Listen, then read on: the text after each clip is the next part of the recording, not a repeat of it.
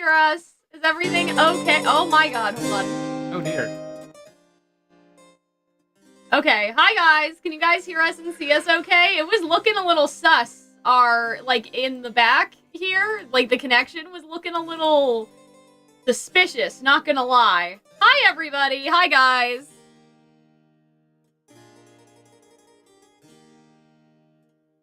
Howdy ho. Yeah, what's going on? Hold on, I'm just checking something. Is there something going wrong in the back? Well, it was, but it seems like it's okay. That's good. I'm sad, Cal. Why? Because there's, like, this has been the shortest season of RWBY. It's done already. It's, like, we won't have these little streams on the weekends anymore. Like, the routine has been interrupted, and it went by so fast. Yeah, that's true. It was like yesterday. Like, there was no hiatus, right? There was no one-week hiatus. There was no, like, break. There was no 12 or 14 or 16 or however many episodes it was last season. Just, it went by all so fast. Yeah, can you guys hear Hunter okay? Is it concerned about...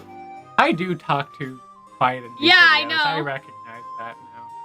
After having watched one recently. Yeah, oh, see, look, our thing is going down. Hello? Is our connection okay? Is it just OBS? Like, are we losing friend? No, we're even fuzzy in the capture. See, that's what I don't understand. Oh, dear. Uh-oh. Uh-oh. Oh, tiddlywinks. Uh-oh.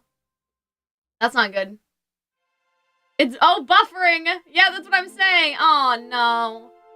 Okay, it's okay now. If it happens again, we may need to quit and start. Oh, it's happening? Yeah. We may need to quit and start over. We may need to be back. I'm not sure. I'll leave it for a second. We're, like, directly hardwired, though. That's the weird thing. That shouldn't be happening. Anyway. Yeah, this isn't like a Wi-Fi issue. Right? I mean, it shouldn't be a Wi-Fi issue. Your video slowed a little, but it's not fuzzy. Yeah, okay. Okay. Yeah, the connection was a little sus.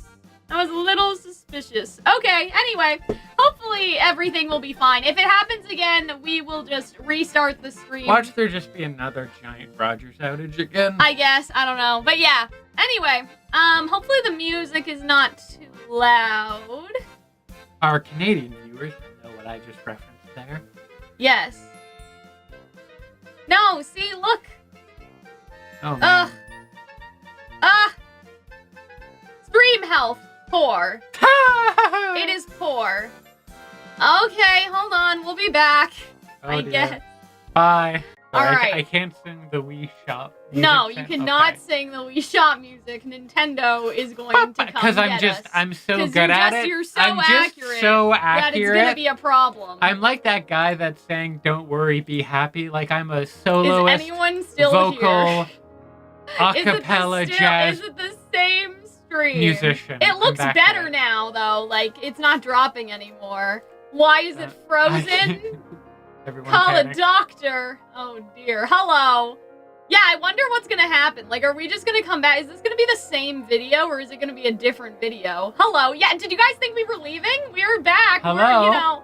Hi. We were gonna come back. Technical issues. We weren't gonna leave you. Had to plug It's the same stream. I didn't change anything. I just sat here. Okay, good. Yeah, so hopefully it all gets back in the same video thing. Hi. That'll be weird. Testing. Can you when live? we upload the VOD on YouTube and there's just 10 minutes should be automatic, but it should cut that. It shouldn't keep that. Hi, everyone. Let's all say hi to each other again, just because, yeah, same stream. Okay, good. I'm glad that YouTube has the capacity to do that now, because, it didn't quite used to and everything.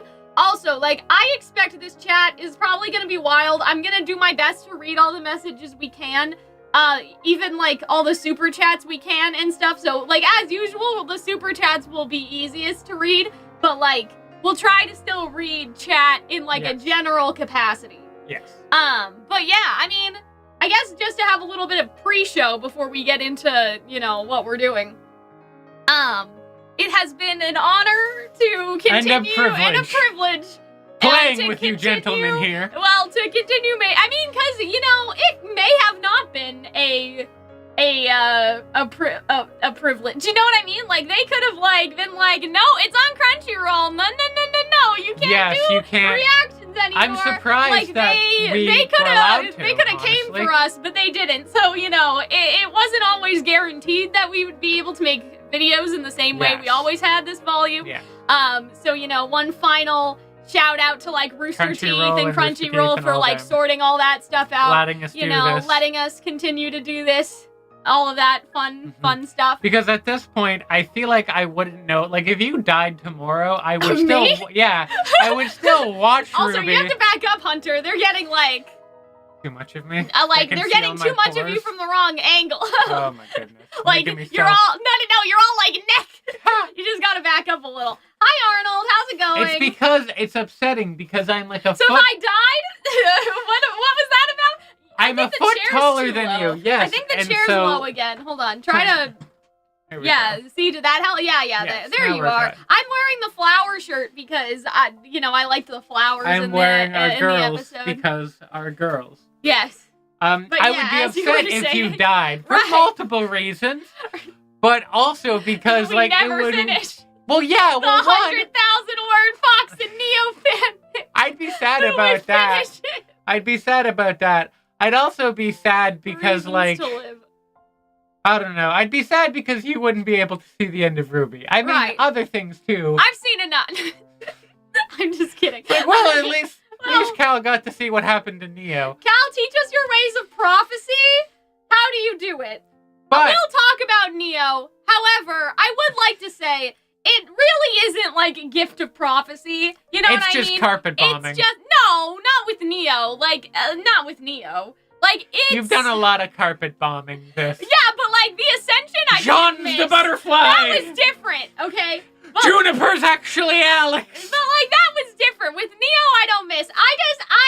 Listen, okay, guys? What you guys have to understand is that, like, I would love for someone... I can't do it, but I want someone to make a compilation of all the times you missed. Right. Like, that's fine. No. The humble Cal. What did I miss compilation. with Neo? I didn't miss anything. I'm sure you could. Roman I came just back, can't. you got the Roman holiday pictures.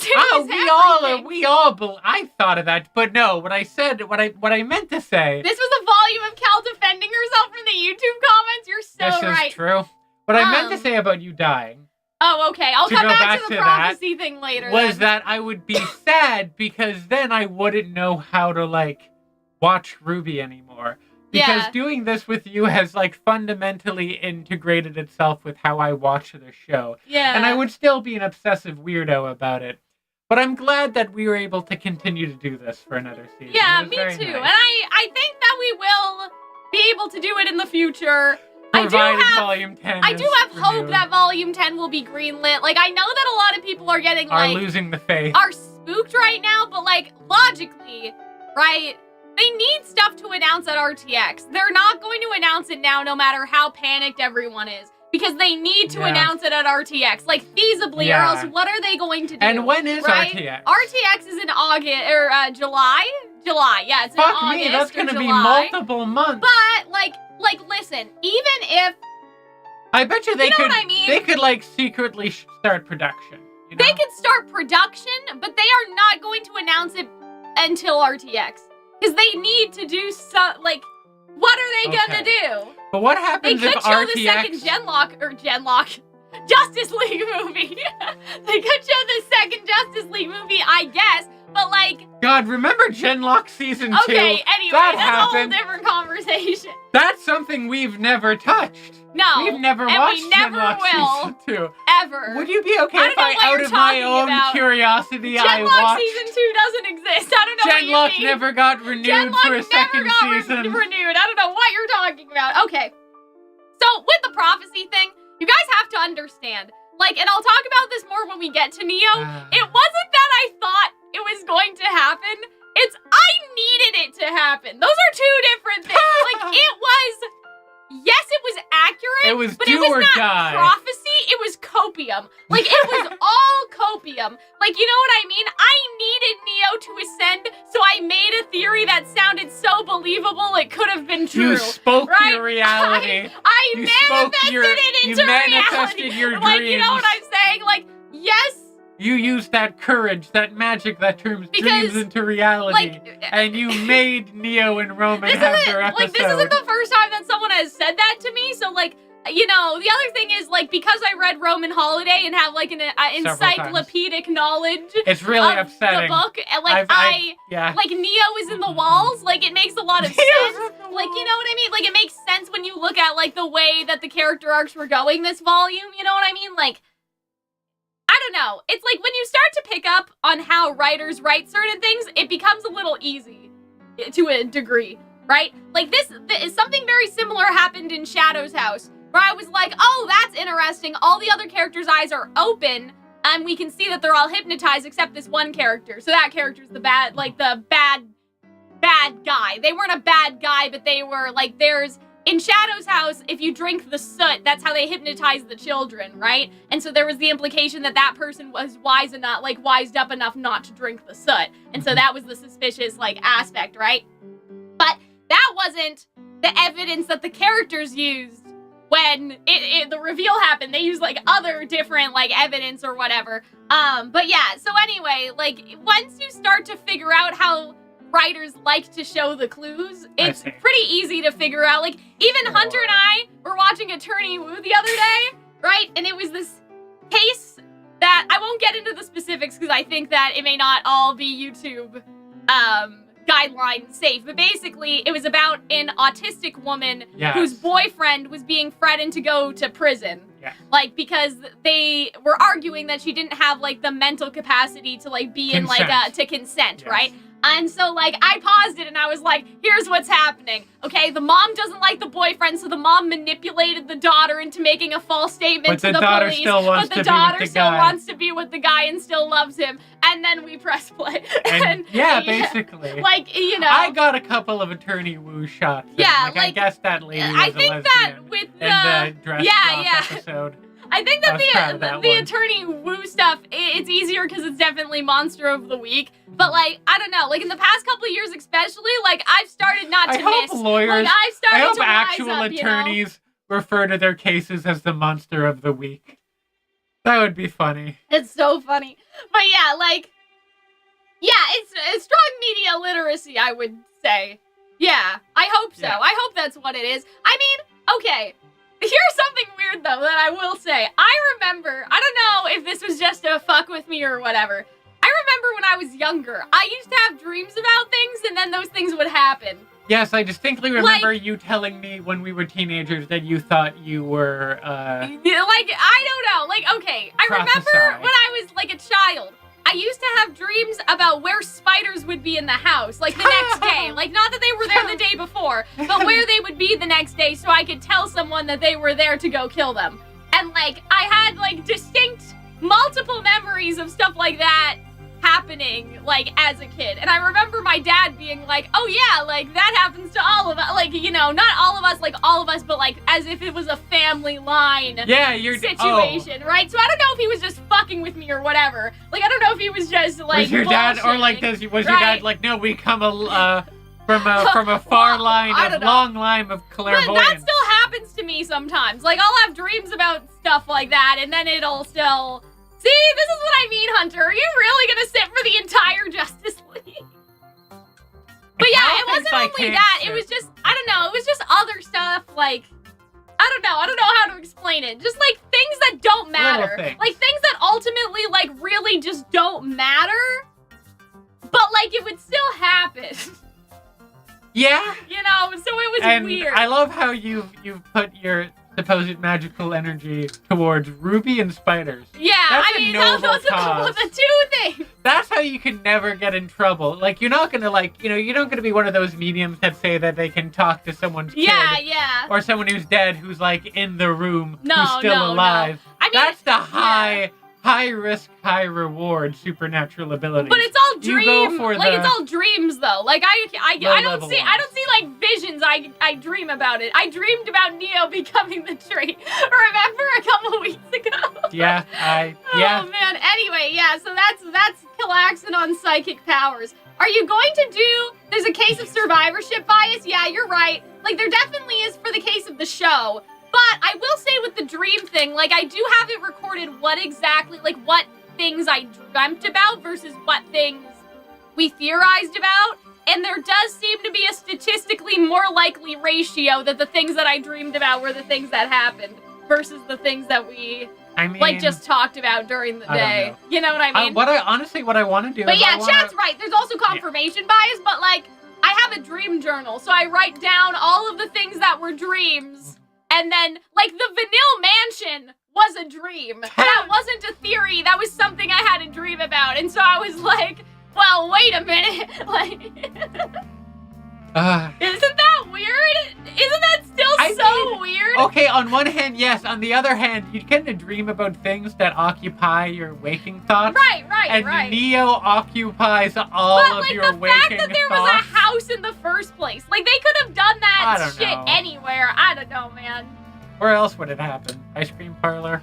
I mean, some people thought it was going to be in the ice cream land. We never saw that place. Van. You know what I mean? We never saw the ice cream territory. I feel like the ice cream land is... I feel like you have ice cream land less to, like, go there. Right, more for it to be like, look at how kooky this place is. There's an ice cream land. Anyway, so remember on the Shark Justice Boy League... and Lava Girl? There was an ice cream land in Shark Boy and Lava Girl. And they didn't spend a lot of time in Shark Boy and Lava Girl because they understood it's a fundamentally like fraught and frivolous thing to do with your characters. So, okay, on the Justice League, we are going to do a reaction. I don't know if I will feel like I want to edit it on YouTube. Maybe we'll edit a version for YouTube if I feel like it. But, like, the priority is that Hunter and I are going to watch it and we're going to upload it for patrons.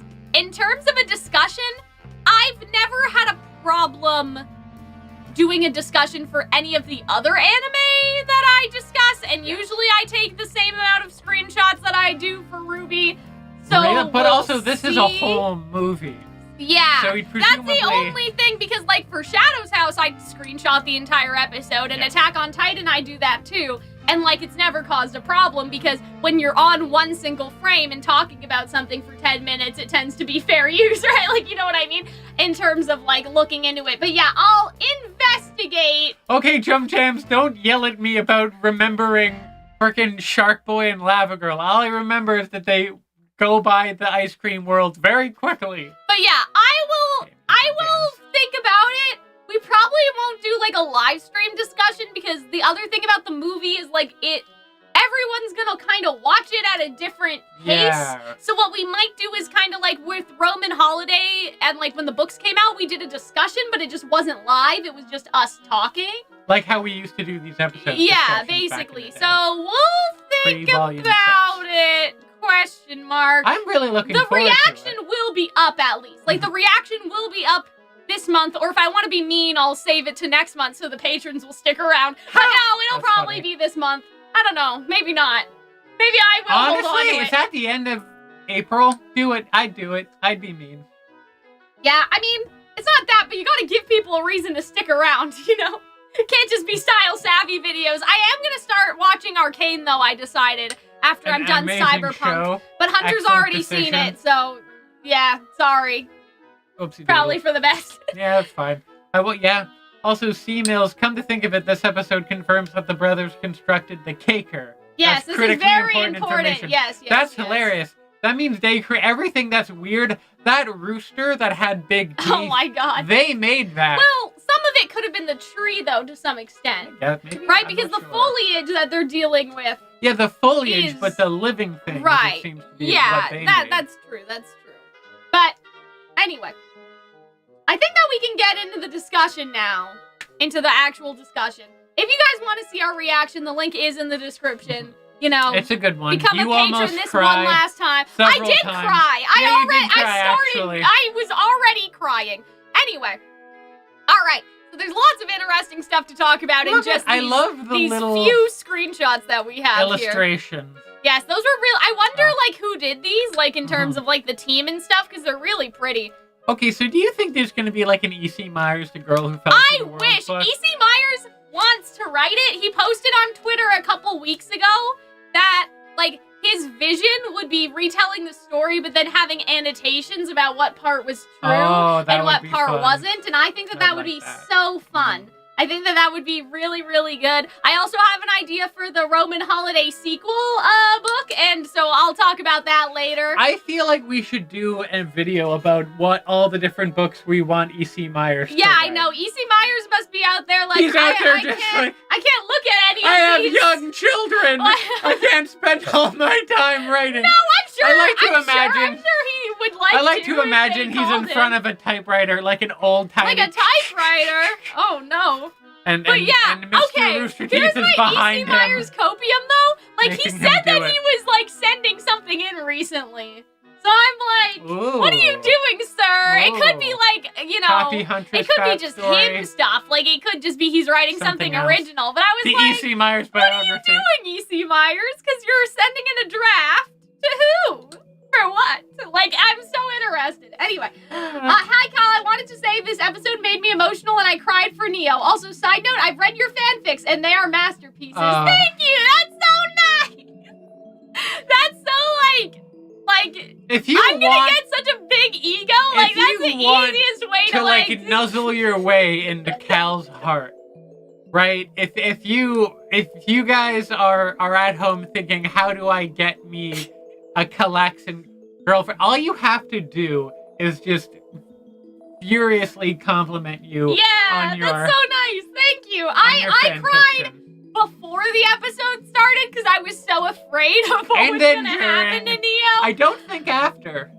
Wait, You know what? no, It not might have really been after. after. It No, was before I the don't think episode after. started. But yeah, I think I'm so. happy with the the turn of events that we ended up with right now.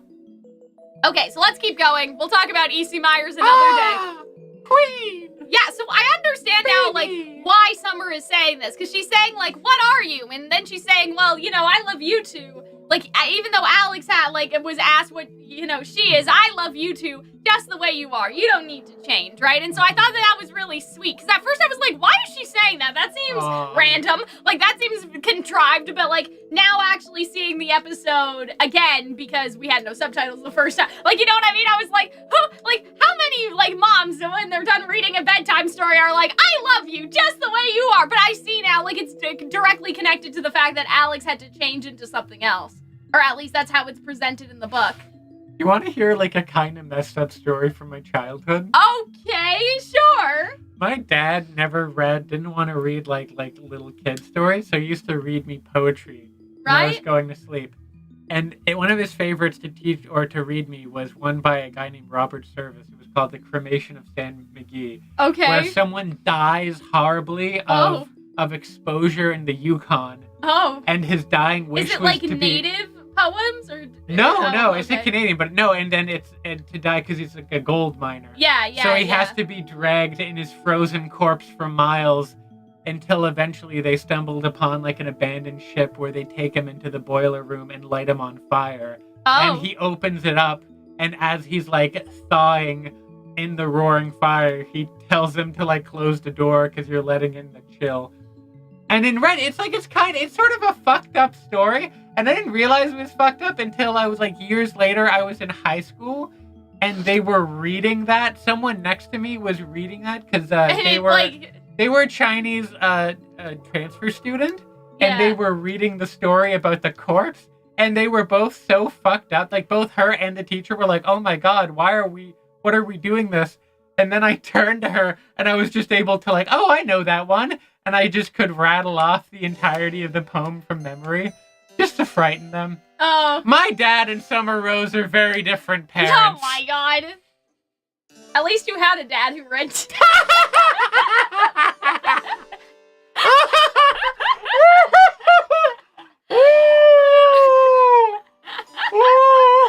Anyway. Are the fanfics under the same name as your channel? Yes, they are. Yeah, it's Calxiyn. It's always Calxiyn. Calxiyn is everywhere. Yes. Moving on. Moving on, anyway. Oh, Summer man. Rose Summer is is wonderful. so pretty. And I'm glad we're just collecting all of the RWBY milfs.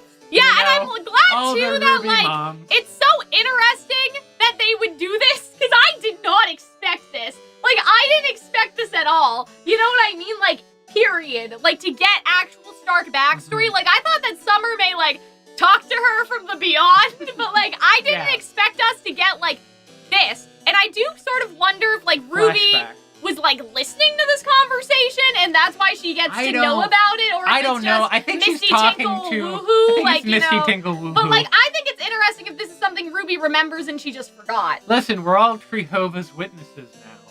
But you know what I mean? Like, I think that's the tree can give you whatever you want. It's more interesting if RWBY, if this is RWBY's memory, she just overheard, like, she was eavesdropping. Yeah. To me, you know? She's so wonderful. Like, I know we knew what she looked like, but seeing her in her whole glory now, and her under the moonlight, she's just so perfect. And I love, like, how much they did with her in just these, like, couple minutes. Like, you see that she's hesitant, and, like, I love her Taiyang catches little her bun in 4K. On the back of her hair, it's a rose. It's such an amazing design. I'm gonna say something, okay? Is it gonna be controversial? Controversial, but so true. I don't know how Taiyang just thinking I don't know how he pulled these bitches. I'm sorry. Summer and Raven are the most beautiful women in all of Remnant. Taiyang is like, he's fine. He must have. He's fine. He's not ugly. Like, I don't think he's ugly. He's pretty. But, like, he's cute. fine. I'm just saying, but I don't understand. Do you know what I mean? He seems like a nice guy. We don't know enough about Taiyang for me to understand how he pulled both of the bitches. Like, not just one. Because, you know, with Summer, it's like, oh, like, this is kind of like, I'm sorry to say this, but it's kind of like RWBY and Jean. Like, Jean's kind of dorky and RWBY is whatever. Like, perfect. God's perfect like, creature. I get that, but, like, the tree is perfect. Taiyang and Raven is like Jean and Blake. Right? And you wonder how. He must. You wonder how. You just wonder. His dick must be magical. He must have some kind of, like... That's what his semblance is! Oh my god, he must be really funny. But see, like, would Raven care about that? But that's what I'm saying. Like, Jean and RWBY, I'm like, okay, that's kind of like Ty and Summer, fine. The other option is, like, he must have... and, like, I don't know, I can't think of anyone with, like, secret untapped darkness other than Blake. Like, I can't think of anyone super edgy like Raven.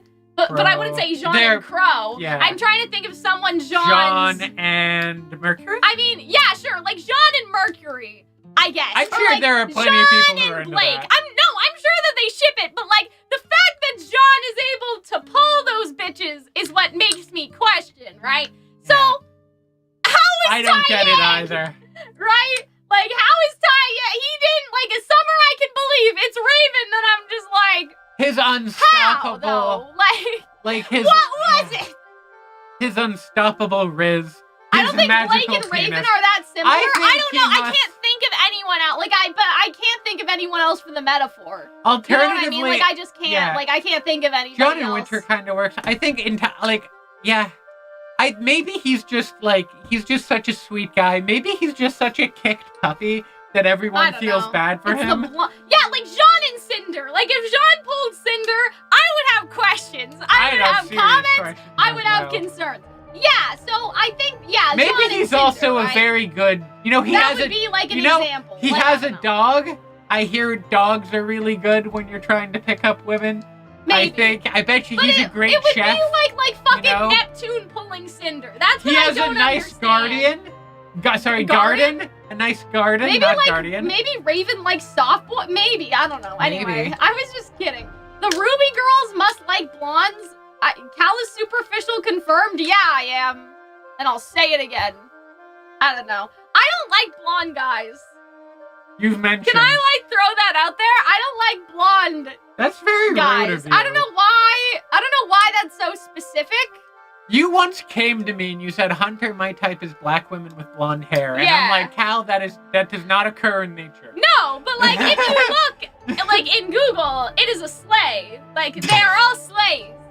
Like, if that's the correct usage of that word. I don't know. But like, I saw this on Twitter because there's this Twitter trend. I'm just saying, like, if your I've never seen a person that looks good wearing this, and then you're supposed to, like, you know what I mean? It's like, and then you're supposed to reply. Right? Like, oh, I've never seen, like, someone who looks like this look good wearing this. Like, I've never seen that. Show me pictures of that. And it's like, it's all beautiful.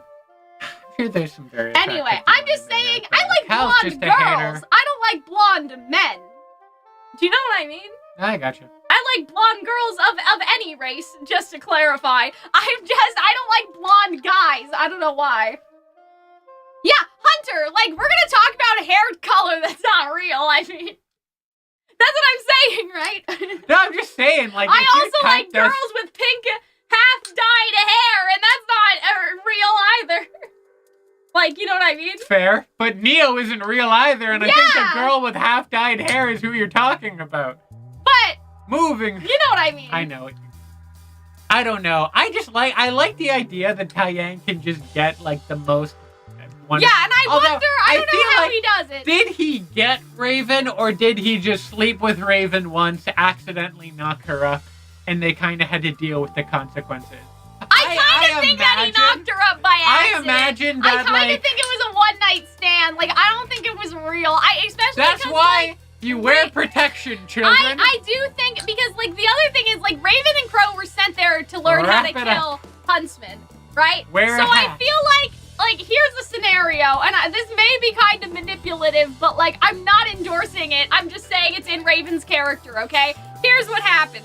Ty caught Raven doing something that alluded to the fact that her and Crow were sent there to kill people. And in Sure. order to distract Taiyang from what he saw, she came onto him and they fucked. I But like she to imagine never really that both liked Crow. Taiyang. She was just trying to make sure, like, you know what I mean? Like, she was just trying to be like Taiyang is like, what did I just see? And she's just like, kiss me, forget about it. Like, I like to something imagine that both Crow and Raven tried to do it, but Raven was the one who was successful. But you know what I mean? I think that I it came gotcha. from I think it came from a slightly more manipulative Baby mama place drama. compared to romantic. Does that make sense? Like, I'm not sorry, that, Miss like, I Taiyang. don't think that Raven was in love with Ty, is what I'm saying. You know what I mean? I think that, like, I just really think it'd be funny if they played Miss Jackson by you have to Outkast. stop. When But do you know what I'm saying? Yang I don't think met Raven Raven. ever loved him. I don't think Raven ever loved him at all. I think that there's something This is about okay. that.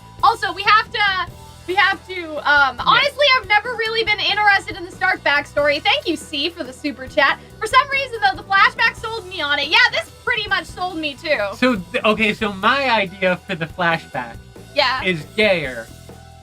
So, on brand Oh, for so me. that Raven figured out that she was So, gay. no, so this Oh. is how I imagine. I imagine that Raven and Summer liked each other. Mhm. And I think you kind of see that Raven really, likes... Oh, yeah. This was She it, looks like, her up and down like, there was... like a prime it was piece so of meat. obvious. Like, it was so, like... It was very obvious that Summer and Raven were Like, a there's thing. a little, like, To there's, me, I there's think a it little was sassiness obvious. there, and I think that they had some kind of fledgling love when they were teenagers at Beacon. Right. But the whole, like, you mean you didn't come here to be a huntsman? You really don't want to do this noble thing? Because I think Raven's very cynical, whereas Summer's very idealistic. And I think that eventually it is revealed. Raven is still going with Summer to do something. Let me finish. Okay. Eventually, Raven, it's revealed that to Summer that Raven wasn't totally on the level, and she kind of gets heartbroken. The two have a falling out, and in that time, Taiyang, who does have a crush for Raven, Mhm. that Raven doesn't look back, kind of approaches her and tries to, like, calm her and console her. And I mean, any port in a storm, right? Everyone needs a good, like, revenge I lay. guess. So Raven I don't sleeps think with that Yang. makes sense, though. Taiyang. Raven sleeps. Raven shouldn't sleep with Yang. Raven sleeps with Taiyang. See, I don't think that that's Just true. as a mistake, but she Because- gets pregnant. Because Summer and Raven are still working together right now. Yeah, but they don't like each other anymore. But that's not true. And I think that they seem very everything- friendly with each other No, to an extent. no, they Like, don't. other than that you're one to talk, like, that wasn't even, No, like, that she was looks a little very snarky. angry. Like, no, But she Raven looks like... didn't look angry. Well, and Ra- Summer well, 'cause I also think- wasn't angry. She because- chose to go with Raven by No, choice. because Raven still likes Cinder. Raven still wants to Summer! Sorry, Summer. Raven, wow, I need to, like, Are did you I not okay? sleep okay? Oh my goodness, I can't get my name I straight. think you're wrong, though. I think that they have to be friendly with each other, or else why would Summer take Raven on the mission? Because I think it was Summer's idea. But why would she go to Raven? But she needs Raven, and I think Raven's willing to do it because Raven wants to get back into Summer's good graces, but Summer is kind of over Raven because she believes she's a bad mom that betrayed Taiyang and I don't Yang. think so. That's how I interpret it. I don't think so. We don't know, but that's how I see it. They still, like, even though... Raven, exactly, Jum Jams. Raven's a simp. No, like, even though there's the you're one to talk, it seems like they're still seems very friends. grumpy. I don't think so. I don't think they're I don't think she's grumpy. I don't think they like each other I didn't get very that much. at all, that she's grumpy. She also doesn't admit to doing this mission, so it's almost just like, it kind of implies like the ill will between the three of them. Well, you know? no, I think that it's not about Between her and Raven that Taiyang. Ty's not admitting it. I think it's about whatever the fuck she's going to do is dangerous. You know what I mean? I don't know. I just don't think, like, they have a complicated history. I really but like I don't think that the complicated love I don't triangle. think it was that Taiyang was the rebound. Between board shorts, Xiaolong, and two of the most beautiful women in all of RWBY. I'm just saying, I think that it was the opposite. That she only realized she liked Summer after she already, like, fucked some stuff up with Taiyang. You know what I mean? Like, I see it sort of that way, that she didn't know that she was in love with Summer until afterward, and that's why, like, Summer doesn't understand why Raven left the family. Like, part of why Raven left, it wasn't just about not being a good mom. It was, but it was also that, like, I don't know, compulsory heteronormity, like, you know what I mean? Or whatever. Like, she realized after. I like the idea, but I mean, like, my that she was version... in love with Summer, and that she was just pretending, like, she was just spending time with Taiyang to be around Summer more, and it backfired in the worst, set of my dominoes version possible. of that could still be like Raven didn't really love Taiyang, doesn't really like men, it just happened to one time. Yeah. But what I'm saying is different than what you're saying. Different. It's like they didn't have a falling out over, more. like, Raven was actually sent to kill people, like, at that time. Like, this would have been after, I think. I mean, it doesn't have to be a falling out from that, but I imagine I just like the idea of the Raven, and Summer, but then... Well, yeah, Summer breaks it off with Raven, but then Raven falls in Ty's arm and then accidentally gets knocked I just up, don't even think though that's it's a the order mistake. of operations. I think that Raven and Ty got together first for God knows what fucking reason. And then Raven was like, actually, I don't think I like this guy at all. And, like, she realized she was in love with Summer, but, like, I'll agree to by disagree. the time that happened, like, the damage had already been I'll agree done to disagree, but I don't think Summer and Raven like each other. Or I think Raven likes Summer, but Summer doesn't like Raven as much. I mean, I think that Summer doesn't like her I almost said Raven now. there. Everybody loves Raven. I think that Summer's angry at her now for leaving the kids, but I think that Summer probably liked her back then. And maybe she didn't notice. Yeah, no, they but did, but then they break up like and then each it other. kind They're of just crumbles a apart. little grumpy with one another at the moment. I don't know. Because I got the vibe that they were also kind of having, like, a friendly banter. Like, it was a bluntness, but it wasn't necessarily malicious. You know what I mean? Like, oh, you're one to talk. Like, that came off to me. She seems more angry, in the though. realm. That came off to me more in the realm of, like, how Fox kind of, like, yeah, you do need praise, Coco, right? Like that sort of, like, just a vacuo bluntness compared to, like, actually being mean. Raven's not from Vacuo. I know. Summer, we don't know. She could be. Summer? Yeah. But I'm just saying, like, vacuo bluntness in terms of, like, the attitude. You know what I mean? Anyway, I guess we'll talk about, we can micro-analyze their facial expressions when we get there, but yeah. Two autistic people micro-analyze facial expressions to determine what someone needs in a television show.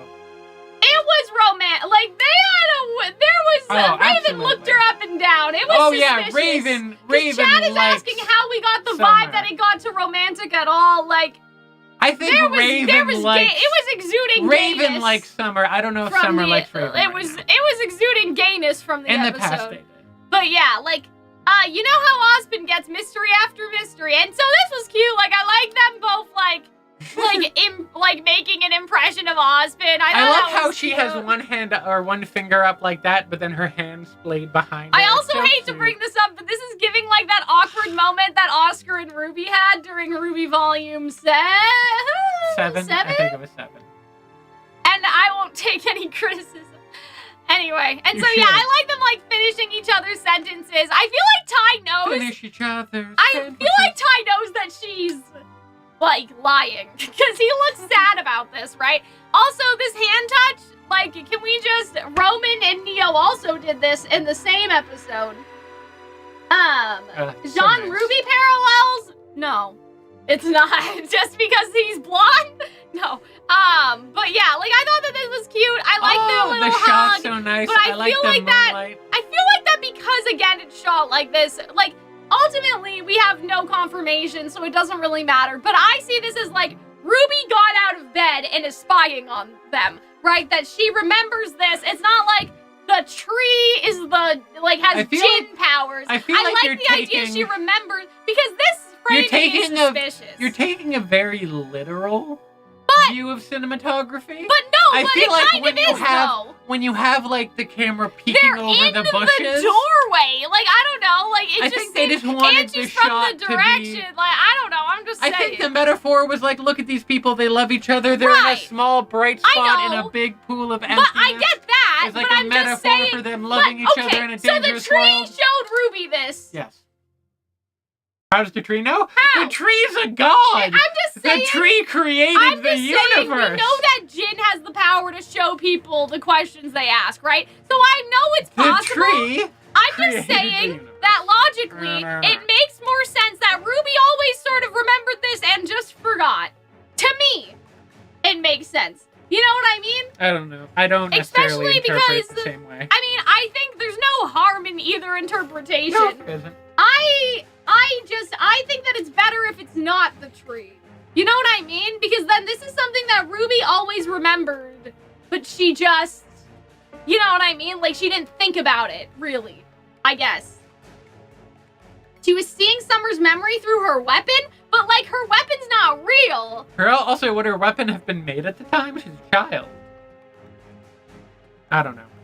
But yeah, I think, like, I don't know. I'm It's- just saying, the tree I is- think like it the could tree be, is a because god. like, I don't know, I'm just saying. Also, her weapon, it looks so cool. Also, like, is it just like slung on? It's not on her back, like it's on No, her it's waist. not her waist. I kind of like that. It looks like she's holding like a. She's like a Memory, gunslinger. but how would she be there for the Raven Summer combo? There's another shot where it looks like someone's looking at them from the bushes. So basically, I'm saying that it's like from the window. You know what I mean? Like Ruby is looking out the window and she can hear them, kind of. Like, yeah, okay, the blacksmith could show her, but like, I like the idea that it's like, it's personal. It's not like Tree Ex Machina showing Team STRQ backstory. Also, Like, this is something that Ruby could have feasibly been here for in terms of, like, if it's outside of her house. But she's asleep. But she could have woken up. Kids wake up all the fucking time, I right? don't know. I love how Summer looks here. She's so pretty. She's so perfect. She's like an amazing... She's like my favorite character design in the longest time. But yeah, I like how they kept the white hood, Yeah, too. Like, it really that's- makes her that's stand out iconic. against her outfit. I See, also- like, yeah. okay, so if you guys are gonna tell me that it's a stretch, Cal, I don't care. It doesn't matter. I also It doesn't really matter. I didn't finish this stuff, She but I wouldn't like... be surprised. She is surprised. She just remembered. Like, she just remembered She it. kind of like... She kind of gives me like Maria Calavera, the Grim Reaper vibes, how she's sort of like walking in the dark with her hood and like her weapon Yeah. at her side. She has very big like Old West stranger comes into town. Yeah. It's very cool. And it's also, she looks so pretty with the moon behind her. It's What's such the a great overhead shot. shot? I mean, if you guys want to be pedantic about it, their house could be 2 stories high. Like, Ruby looked out the window from her room and was like, nah, and then, like, I don't know, went to get another vantage Well, point why to would see where Raven they were appear going. right outside their cottage? Convenient, she has to teleport to Summer, right? That's true, So- but like, wouldn't you want it to be I think a the little bit overhead afterwards? shot may have also been Raven flying in and then jumping Perhaps. down. But yeah, like, I think, y'all have to trust Cal's vision. I mean, they don't. Like, your child not sneaking out of bed and out of the house without someone noticing you. I mean, Ruby literally left and Isn't Taiyang Taiyang didn't up? notice. Like, Yeah. Ruby left in volume 3, The end of volume and 3. Taiyang seemed panicked as if he didn't know it was gonna happen. Like, you know what I mean? Anyway, that's just Maybe the reason why Taiyang was able to get both Summer, Rose, and Raven Brandwin is just he's just such a lovable himbo. Yeah, like, anyway, You know? I'm not saying that she went outside. I'm saying she just snuck out of bed to a different floor. You know? Sure. Like, a different vantage point. But, like, I like that. anyway, what I'm saying is, it doesn't matter. I just like that interpretation because it's like, this is something that Ruby always knew, but she kind of locked away because she never wanted to acknowledge her mother lied. It's only when the tree triggers her to actually think about it that she's able to, like, finally acknowledge, because it's cognitive dissonance in a sense, right? Like, she doesn't want to acknowledge this fact about her mother. So I like the idea that she always remembered overhearing this conversation from the window of the house, but that she never wanted to acknowledge it because it destroyed the vision of who her mom was that she remembered. That's an right? And so I like that. That's why I like that interpretation versus the tree magic. But it doesn't really matter either way. But yeah, like, if you guys are gonna say there's nothing gay about she, like, Raven looks here, her up she's and down. Like, she's giving, like, Yang, too, like, in the facial expression. And, like, she's, like, a little awkward. They're so related. right? I love Raven so much. She's And, like, so I thought that perfect. this was, like, such a good way to see, like, Summer's personality, because people thought that she was, like, really sweet, but, like... But no. But, like, also, she's able to... See, this is what I'm talking about, like, the you're one to talk, like, the hand on the But hip, she's never it's giving smiled sassy. one time. Like, she's not smiling here Well, or she's before going that. to her death, Hunter. Well, she doesn't know that. She's not smiling.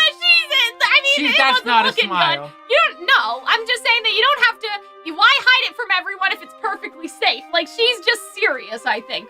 Yeah, but I also think that she's not, like... I think she would be I don't goofy think if she's doing something joking. with I just think that Taiyang. she's doing blunt. Like, she's being blunt with her. Because I think that she still has issues with Raven, but is Oh, working she has with Raven. issues. I'm and just doesn't saying that, like, particularly like I her don't right see now. this as this being malicious. I just see this as it being, like, Fox. I guess so. Like, I don't know. I you don't know what I interpret mean? it that way. yeah. Also, Crow said she was a bit of a brat, exactly. So I feel like that, like, I don't know. It's kind of like Tsundere Summer, sort of. Like, it's not like I actually like you. I like how they de-age the models. Like, Taiyang doesn't have his lines under his eyes and doesn't have his facial hair, and, like, young Raven without her, like... Yeah, she gave Ruby the symbol in case she didn't come back. So no wonder she's grumpy. It's not about, I don't even think it's about Raven. It's about Maybe that she's she going does to that her every death. time. I don't know. Every time? Yeah. Maybe. no. I don't think so. But also, does she not have the thing on her chest? No, this she time? put it on the book. Okay. Right? That's true. So, fair like, enough. bitches knew that she wasn't coming back. I mean, I don't know. It's Or that there was dangerous at least every a time. risk. Not every Also, time, Look though. at how pretty. I mean, they're professionals. She's so But yeah, I perfect. think she was just being blunt. Like, I don't think that she was being, like, mean, if that makes sense. I think that she, I guess we went back in the Yeah, screen she did cap. put it on the thing. You're right. Yeah. But yeah, I just kind of get that she's just being, like, yeah, I mean, it's about, like, what Crow was like, oh, Did like, you she skip was kind her of a brat. superhero pose? I love how she just jumps out of the tree. I had to go back. Oh, it's so wonderful. Why does she shoulder check Raven? Why does Because she's jumped. Why does she Crow doesn't like her. Why does Coco slap Fox on the ass? Like, some of the teammates are just more usually aggressive. I am not Like, I don't you know interpret what I mean? it like that. Like, I sort of meant she it doesn't like smile. yeah, like, you know what I but mean? Like, she's not smiling. She's not doing anything that would lessen well, we that. can't see her face. Yeah, but she's not smiling before that. It almost just looks like she's just in a fraught I relationship. guess with I her. just see You're it. really pulling at strings here. No, I think, I'm just saying I just see it differently. Does it matter? Like, I think that she's irritated at Raven for what happened with Ty, but I don't get think the that vibe that bum their thing- relationship has been I think that bum significantly thing different before is- this. I think that I sort of wonder if Summer was always kind of that person, and that's why Raven likes her, because Summer never took any shit from her. Maybe. Like, Summer never was nice to her, and that's what she likes about Summer, probably. But she Summer also could bakes always put cookies. Raven in her place. Sure. That's how I sort of see it, more so. Like, yes, I think that you guys are right that she's upset about Raven for abandoning Yang and, like, all of that stuff. Like, I think she's definitely upset, but I don't necessarily read the interaction as, like a result, like, the shoulder check as a result of Summer being angry, like that's out of something she would usually do, because I Crow, don't know. how Crow describes I think Summer it's hostile. is kind of like, I maybe guess. she was always a little bratty and a little, like, you know what I mean? Like a little... Maybe, but that's not what I'm aggressive. getting here. Like, maybe she's bratty other times, but that's not what I'm getting here. But I'm getting I think, like a isn't little that bit more of interesting like, for their difficulty. relationship, though, if nothing has really changed, because Summer was always that person that would, like, Maybe. call Raven out on her shit? I guess we like, don't I feel know like enough that, about that's- them. Yeah, I mean, we would have to see, I guess, how their interactions happen at other times. I just interpret it as, like, Summer never let Raven get away with any bullshit at any time. Like, she was never sweet and tender to Raven, kind of, period. Like, she was always sort of, like, I kind of like the knows idea that how... Raven was up to some bullshit and always called her out on said bullshit. Like, you know what I mean? I also I'm curious if this is before or after Raven kind of like totally abandons Oz. Well, it when must she be learns before. about the nature of their... I think it's before, because why would she be helping? Unless it's not, you're not helping Ozpin, you're helping. But that's the thing, is Summer. that, like... Maybe this is the mission. This is probably the mission that made Raven lose faith in Maybe this Austin. is the mission where she learns. Maybe they have a run-in with Salem in some capacity, and they learn about the truth Yeah. of Ozpin's actions. I also was wondering who is Raven cutting that portal to, and I'm like, maybe the original. We should talk about the rest of the dialogue, though. Okay. Well. Like, it's, you're better at that life, better than I was. And so that's interesting, because it's also that, like, Raven thinks that Summer would be a better mom, which I think is interesting, that there may have been, like, some mom-related panic that, like, Raven didn't think that she could be enough, like, for Yang, or, you know, I mean, I guess Ruby came later, but just enough in general. And so I think that that's sort of interesting, like, that, I don't know, because it's not a good reason, but it's definitely a different reason than, like, I just don't feel like it. Like, you know what I mean? Thinking you're not good enough is not the same as, like, you know, like, I'd rather not, actually. I'd rather go murder in the woods. Like, it's not like, you know, like Disney dad syndrome where I just want to do all the fun stuff, right? Like, it seems that Raven had kind of some sort of maybe moral crisis where she realized that she's not the best person to be raising a child with good values, because she was not raised She's just like, not a you know what domestic I mean? person. I don't and she even think can't it's raise that. a kid. It's like, how can you raise a child when your parents raised you to go murder people? Right? No, but I'm kind of being serious. when like, you're kind of like a nomadic warlord. it's not even nomadic. It's that, like, she has no idea, because her parents never did any of that, right? Like, her parents raised them to be murderers, not to be children, right? Her and Crow. Maybe she was like a child soldier. It would be interesting to see. Well, yeah, that she probably bit of was, right? And so I'm just saying, her. like, Postpartum depression. it doesn't, it's not that it justifies Raven in any capacity, but I think a lot of people before this episode, they were sort of under the impression of, like, Raven just didn't feel like it. Like, Raven just didn't want to. I feel like, dude, right? it's not that, like, she just wake up one day. It's like how you don't feel like going out to dinner one night. Yeah, it's like, like, no, you it's know like, what I I think mean? bone Like, I think- deep, she has a great deal I of think that anxiety people and worry sort about of got being the a mother. impression of, like, Raven just doesn't feel like raising a kid. But this, I think, is a bit more of a sympathetic It's more deeper than thing, that. Yeah. where it's like that she didn't think that she was capable, which is different. And then she took over the tribe, so, like, that's a whole other situation. They're all her right? children. Yeah. Like, and that's, like, the tribe thing, too. But I think it's all connected. Like, I think the idea that she had to go back because her parents died and took care of the tribe is inherently connected to the idea of, like, why she couldn't... You know what I mean? Like, of why, like, it connected to the idea of why she couldn't be a good mom. Because, like, if her parents take care of the tribe, it's like, okay, well, you can go do whatever you want. But the minute that you're left with the responsibility, it's almost a reminder of what you were raised for in the first place. Like, I don't know. Like, it just brings that back, I think. I think that she thought she may have been a bad influence on Yang. Yeah, that's kind of what I'm saying, right? I don't know why people got bad vibes from the interaction, like Summer's going on a mission that's really dangerous. Yeah, that's sort of what I'm saying, too. Like, I think that she's like, if Raven didn't say, you're just gonna leave them, I don't think that Summer would have reacted in, like, you know what I mean? I think that she only says that because Raven is like, really, bitch? Like, you're really gonna say that right now? Right? I Like, don't know. think, I interpret it differently. I think it's, like, I think that if Raven never made that comment, they would have had a different conversation. A little different. Perhaps.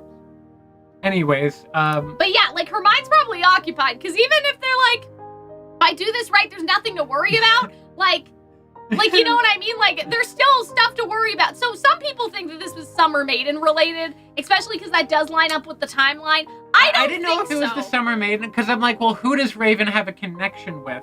Because that's who she has to teleport to.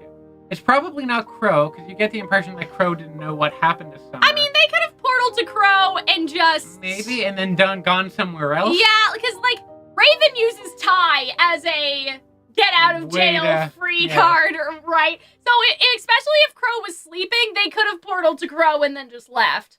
You know what I mean? Especially, too, because, like, Crow was still... Was Crow drinking at this point? Do we have any confirmation on when Crow started drinking? I think Crow had always imagine that Crow is like a drunk fuckboy who has like one-night stands with waitresses in bars and then passes out, right? It's fully possible that they could have teleported to Crow and he didn't notice. Okay. To me, I don't know. I'm just saying. My other option, and people are bringing it up, is that I thought it could have been like the original Spring Maiden. Oh yeah, the Spring Maiden. That Raven eventually took her powers from, which could be interesting because, like, you know, she died on a mission for Ozpin or something along those lines. Ozpin probably would want her to be involved in something against Salem. Those missions would likely involve maidens. Maybe next volume, hopefully we get it. We see what happens next. We see, like, the actual mission. Maybe we see the death of the original Spring Maiden that was only alluded to earlier I don't think it's Spring Maiden related. I think it would be kind of stupid if it was Maiden related. Because, like, why would it be Maiden related? Maybe like the Maiden was like another powerful player in it. Because the Maiden powers went to Raven after Raven killed the Spring Maiden. Well, we don't quite, we don't know what happens for certain. All we know is that she died and she thought of Raven. That doesn't necessarily mean that Raven killed her. So,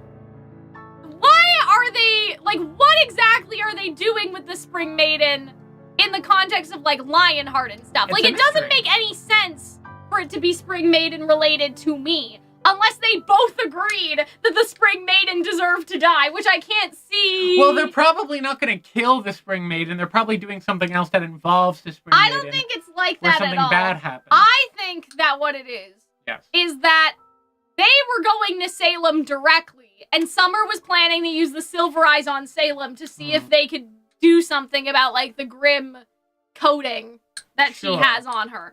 And when that went badly, Raven realized that Salem couldn't be defeated, and that's why she leaves Ozpin and basically loses all faith, because they go with the intent of degrimifying Salem, and it doesn't work.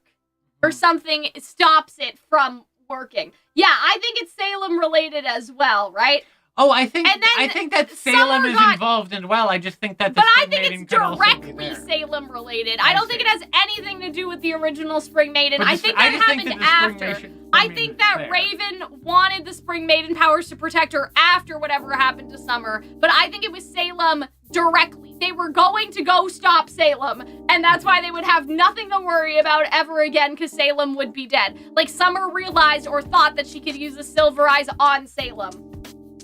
But yeah, like, because some people are thinking that Summer is the Spring Maiden, and when Summer died, the Spring Maiden powers went to Raven that way. But, like, Lionheart never contradicts the idea that the Spring Maiden was young and inexperienced and not Summer, right? Like, you know what I mean? Like, we never I don't think the Spring Maiden is Summer. Some people think that the Spring Maiden is Summer, and I don't think that that's right either. I think that it's more likely that the Spring Maiden thing happened after, that Raven wanted that as the best way to protect herself. I just think that it would be interesting because it's something of a mystery of the show. Yeah, and then Salem knows about Summer, like, that's just true. Like your mother, right? Yeah. Like, so I think that, like, I'm axing the Spring Maiden from the table. I don't want that to be involved because that just... Not everything needs to be connected like that. I think it'd be fun because it is something of a kind of mystery, so it'd be fun to explore that. Raven learned about the Spring Maiden from Lionheart. Yes. tried to train her and ended up killing her. Like, that's not a mystery. We just don't know who it was. Well, like, no, because we don't know that she killed her. We just know that Raven got the power. Right, but I don't After she couldn't hack it. But I don't think that's and maybe this is her not mystery. hacking it. But I don't I'm not think saying that's a that's- summer-related mystery. Oh, it's not. I mean, it's summer related because Summer might have been there. I'm just saying it would be fun to see more of that backstory. It would. No, I don't think it's necessary, though. We heard everything we need to, in my opinion. I mean, I'm okay with seeing more of it. But I'm also I just very don't think it's fascinated by necessary. Raven and her backstory, and I'd like to see more. Because of we it. already heard the idea that. Listen, We already heard you what happened to the Spring You Maiden. can imagine every single spare moment of No, Neo's I life. know, but I I'm can just access saying, over like, every spare moment of Raven Branwen's life. We already know what happened to the Spring Maiden. Vaguely.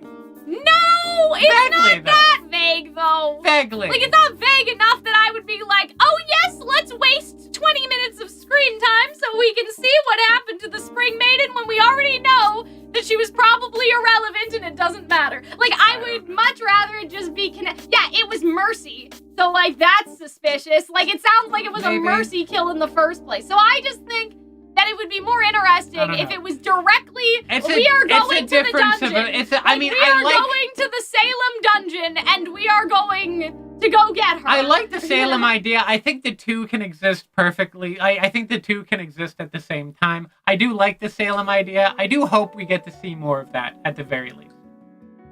I think it would be cool. Like, the Summer Maiden was also part of the mission? The Spring Maiden was also part of the mission? I mean, like...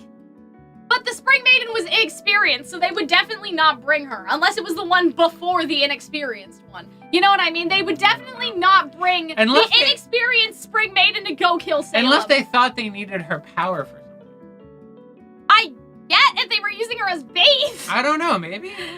But yeah, like, I don't... Is that out of character for Raven? No, to use her as bait? No. Like, bait to bait out Salem? Yes. But Salem never...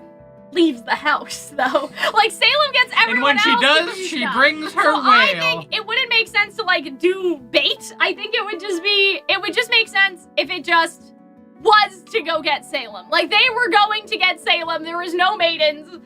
No maidens involved. And then Raven sought the maiden powers as a result of Summer dying. As, like, protection and panic. Perhaps. Yeah. And so the chat's still arguing about the aloofness of their interaction. It would be interesting if Summer's death and Raven being involved in the mission that killed Summer was the thing that made her, like, give up on Ozpin. Oh yeah, that's why. That's why I think it has to be more. Like, it just needs to be more Hunter. Yes. Like, the stakes need to be higher. I know. Like, I guess I just like the idea. Spring Maiden being involved to me does not raise the stakes. Right? I love Raven so much. And I guess I just want more of her, and this is me wanting more of her. Maidenless. But someone brought up I have to pee, so I'm gonna make this very difficult Can you get thing. some water after if you go to the outside? You have two glasses in a bottle. It's done. Oh my goodness. It's done. I'm looking at two. Anyways, very hydrated. This is empty, and this is empty. My goodness, I'm surprised you didn't plan ahead more. I did. But someone made a point in the chat, and this is gonna be like Hunter being overly pedantic, like the time travel or the age inappropriate John thing. But so say Raven, and hear me out here. Say Raven gets knocked up. At some point, she would have wanted to have Yang, right? Oh, you're reading about the. Because does abortion exist in Remnant? Could she fetus deletus if she really needed to? I don't know. Because, I feel like if that would cause problems. It would make sense for Raven to have an abortion, though, right? But, I don't think Taiyang would be okay with that. Man, I know that do you think that a man No. I'm just saying that she could have felt pressured because it would have caused irreparable damage in the relationship. I'm not saying that Ty's opinion matters. I'm saying it may have mattered to her because that would have broken up the team in some capacity. But she was already gonna leave anyway because she's seemingly... Yes! So, I guess it's one of two but things. It's delaying the inevitable. She probably thought, but when the baby comes, I'll feel better. And that wasn't the case. The baby. And it wasn't the case. Didn't love the baby that much. Well, she saved the baby once from being skewered by Neo. I think that, you know what I mean? I just saying. That, like, Like, did she go to, like, knew that she was pregnant, that would have probably caused irreparable damage. So she probably thought, I'll just stick it out. Maybe I'll be okay with it. Like, maybe I will like being a mom. And she just didn't. Right? Because, like, because in the back of my head, it's just, like, that must have, like, she must have, like, thought, like, she must have been, like, kidding herself into, like, oh, I'll be okay once we have the kid. Yeah. I can't do this because if I leave it, everyone will hate me. But also, that abortion question, like, I don't know. I mean, that makes sense. I don't want to get into the logistics, but if Ty found out before, like... Well, Raven would be the first person to figure out she was but, like, I don't know. Pregnant. I'm just saying. Do they not have the morning after pill in Remnant? I don't know. Could she not, like, before Taiyang even knew? Taiyang seems the type of person to keep a really close eye on his partner's menstrual cycle, so maybe he did notice, but, like... I don't know. I feel like Raven, being the kind of lone wolf she is, the second she saw that, she would have been like, oh man, fuck this. Whipped off to get like a quick I think that she back alley struggled. abortion. I feel like she just struggled to like I feel like that she thought that she would want it because it's better than like how like it's a better life for her than the tribe and everything. Like, Hunter, this isn't South I feel Park. like that she just wanted like I feel like she did at one point. She didn't want Taiyang, but she wanted what Taiyang represented, which was security and being family, a normal person and being normal and home. But then when Yang actually, right, like when Yang actually happened, like it wasn't like she just didn't bond with Yang, right? I think that that's kind of what happened. I don't think, I don't think it's that serious. I just think it's because, again, it raises the question it's an interesting question. I just think that I like to think of all different types of, like... That's the first question I like to ask when I watch a fictitious universe. Wanted the life to be normal. Like, she wanted life to be normal. You know what I mean? And it wasn't, like, it didn't work out. Like, there was no normal. Like, yeah. Can you go pee now? Yeah, I'll go pee. You deal with the, But yeah, I think the easiest answer is that she did want Yang at some point. She just, Oh, also, Raven Watch. I feel like right. Because I only noticed because there's a piece of confetti stuck to the ceiling. I popped the Raven Watch popper. Maybe because Ty I thought and Raven this were counted. happy because, Ty was the stay-at-home wife. Well, that's interesting. Yeah, but like, let's be honest with this, right? Instincts just went out the window. Raven wears the strap in this relationship. Raven would have wore the pants and make the decisions. She wanted the domestic life, but then she figured out that it wasn't for her. Or she tried to. It wasn't I think working. she always kind of knew that, but she tried to kid herself into thinking. Exactly. And see, that has some very heteronormative undertones. So I'm just saying, I am a summer Raven truther. I am also a summer Raven truther.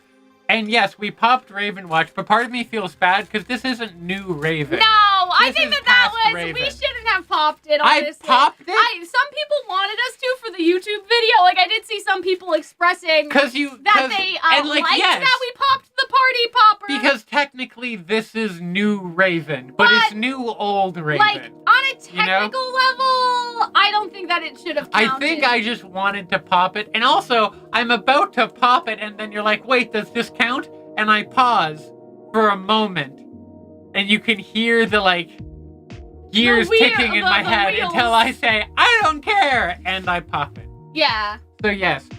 So, we're gonna reinvigorate Raven Watch. This doesn't count. We need new Raven. We need old, fine wine, probably, like, Raven Brown. Those poppers are old anyway, so we may as well have just... because we don't have any more. No, we have two more. Oh, do we? No, we have one more. Oh, okay. That was the last one. And we saved the Bumblebee Kiss one for prosperity. That's important. Anyway. But I'll buy a couple more, and then it can be like, when we see, like, Neo come back, or when we see... stuff like that. Team Coffee, and when we see Raven for real this time, and whatever else. Yeah. Okay, I'm off. Okay, get some water, please. Can I keep going? Yeah, go ahead. So RWBY reacting to the lie part, I think was really interesting. I think that, like, what was most interesting about this in particular is sort of, they didn't say it outright, but I guess the deconstruction of the idea that Summer was perfect, and that's what Ruby really needed to hear, that, like, she doesn't need to be like her mom, because at the end of the day, her mom was not perfect. You know, like, her mom also had faults that she didn't know about, and that's what helped her realize, like, she had been putting Summer on this pedestal to be perfect like Summer was. But Summer wasn't perfect either, and I think that that's why, like, she lied, she left with Raven. Why would she? Who knows why people keep the secrets they do. Maybe you're not the only one who has felt the weight of others' expectations, like Alex, like your mother. And I thought that that was really good. Oh, we went back again just to talk about the scene, I guess, because this is, like, the screenshots were from our reaction. Anyway, but I think that it's interesting, the idea that, like, Ruby is realizing, like, if my mom wasn't perfect, maybe I don't need to be either. Because at first she's saying, are you trying to tell me it's useless then? Like, that I shouldn't try because my mom tried and she failed? And the blacksmith is like, is that what I'm telling you? So Ruby realizes that it's actually, and I thought this was crazy too, like the glass shattering, but I also feel like that's like the illusion shattering, you know, like reality. Even Summer held secrets, even Summer made mistakes, Summer wasn't perfect. And so Ruby takes that in the pessimistic way. Like, does that mean I just need to become someone else? But the blacksmith is like, is that what I'm telling you? And it's not. It's more so that, like, even the heroes that you think were perfect heroes were not perfect, so you don't need to be perfect either. I'm not sure if Summer would try to purify Salem using her silver eyes, though, because from Summer's POV, wouldn't Oz have already tried that at some point? I mean, maybe, but, like, it's also that silver-eyed warriors were, like, murdered for a long time, right? So it's fully possible that Ozpin did not try that. Like, Ozpin never had a silver-eyed warrior he trusted enough to try. So I feel like that could be the explanation, is that even though Summer would have thought that maybe Ozpin thought about it, he didn't. I guess he didn't think about, like, you know what I mean? He thought about it, but he never had anyone he trusted enough to go there. Because it's hard to convince people to go on a death mission for you. And silver-eyed warriors are also, like, rare enough as it is, right? Like, we don't really know what happened to the silver-eyed warriors. We know that Salem got to all of them eventually, right? But, like, in the sense of Ozpin trying to do this before, it's fully possible that he never got the chance. You know what I mean? I think that it's fully possible that Ozpin just never got the chance to send any silver-eyed warriors to Salem at all. I thought Ozpin could just make as many silver-eyed child soldiers as he wanted. I don't think so. My interpretation of the silver eye thing is that it is random. Like, it's genetic, but it's random, like, in the sense of, like, I know this doesn't work because Taiyang doesn't have silver eyes, but you either need to be a silver-eyed warrior to have a silver-eyed child, or it's, like, the two recessive genes. You know what I mean? And yeah, it's also, like, Ozpin didn't tell them to do this, right? So she could have just been, like, she could have thought of it herself, and, like, they just thought that Ozpin was incompetent or too careful, or maybe Ozpin already told them no, and she was like, well, I'll do it anyway. You know, something like that. But I think, I don't know how to explain this, but in the RWBY book, in Before the Dawn, there is a scene where Sun sees the tree, and it's implied that it's the tree, like this tree, and Sun sees the tree, and we never fucking found out, like, how? Like, you know what I mean? Tripped how and fell and saw... busted my ass to get no. those. We never know how, right? Like, they got the tree, like, we don't know why Sun saw the tree, we still don't know, but here's my theory, and this is sort of like, I don't think that it's about Ozpin at all. I think that the tree causes the silver-eyed warriors from here. Just like how the tree causes people to get their semblance. Like, the tree, in order to maintain balance, and stop the Grim, like, from fully wiping out humanity, did the silver-eye creation powers. Because now we know that everything comes from the tree. even the god of light came from the tree. And what Maria says is that the Silver Eyes are like god of light-esque, right? She thinks they're god of light related. But what if the thing is that it's not god of light related? It is the power from the tree of creation, because she says later in a different scene that all it takes is love and a bit of patience. And that's what the Silver Eyes are supposed to be. They're supposed to be activated by love, not necessarily activated just by Grimm, right? So I sort of wonder, like, I know what you guys are saying in terms of, like, the idea that it came from Ozpin because Ozpin had those two children. However, it would beg the question why his children with Salem don't have any silver eyes, right? Like, you know, there's that as well. And, like, other things, like, just other things, like, other things, you know, TM, right? And so I feel like that the answer is that if the Blacksmith gives people their purposes, she also puts silver-eyed warriors into the general ecosystem in order to maintain some level of balance, right? Because she says that balance isn't an equal one-to-one. It's an ecosystem that constantly needs to be adjusted. So at the beginning, silver-eyed warriors were more common because humans didn't have any fighting training, right? Yes. That's something we find out in the fairy tale book, that back in the day, like, there were no academies. It was harder to fight. It was, like, semblances were a bit more rare, right? So as maybe silver-eyed warriors died, semblances and the academies became, like, lifted upward. But maybe it came from, you know what I mean? Like, it may have come from the tree and not Ozpin at all. Is Sun gonna be super important to the next big battle then? I don't think so. I think they were just trying to give that man lore. Like, I think they were just trying to, like, give him deliver the lore.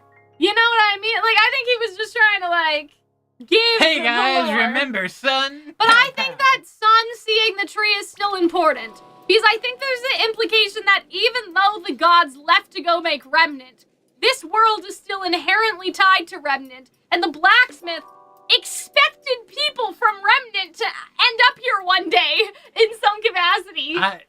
Because she was like, the door was, the tree made the door for them and any of their creations. So it's like they expected them to get, like, for this, that it could happen, you know?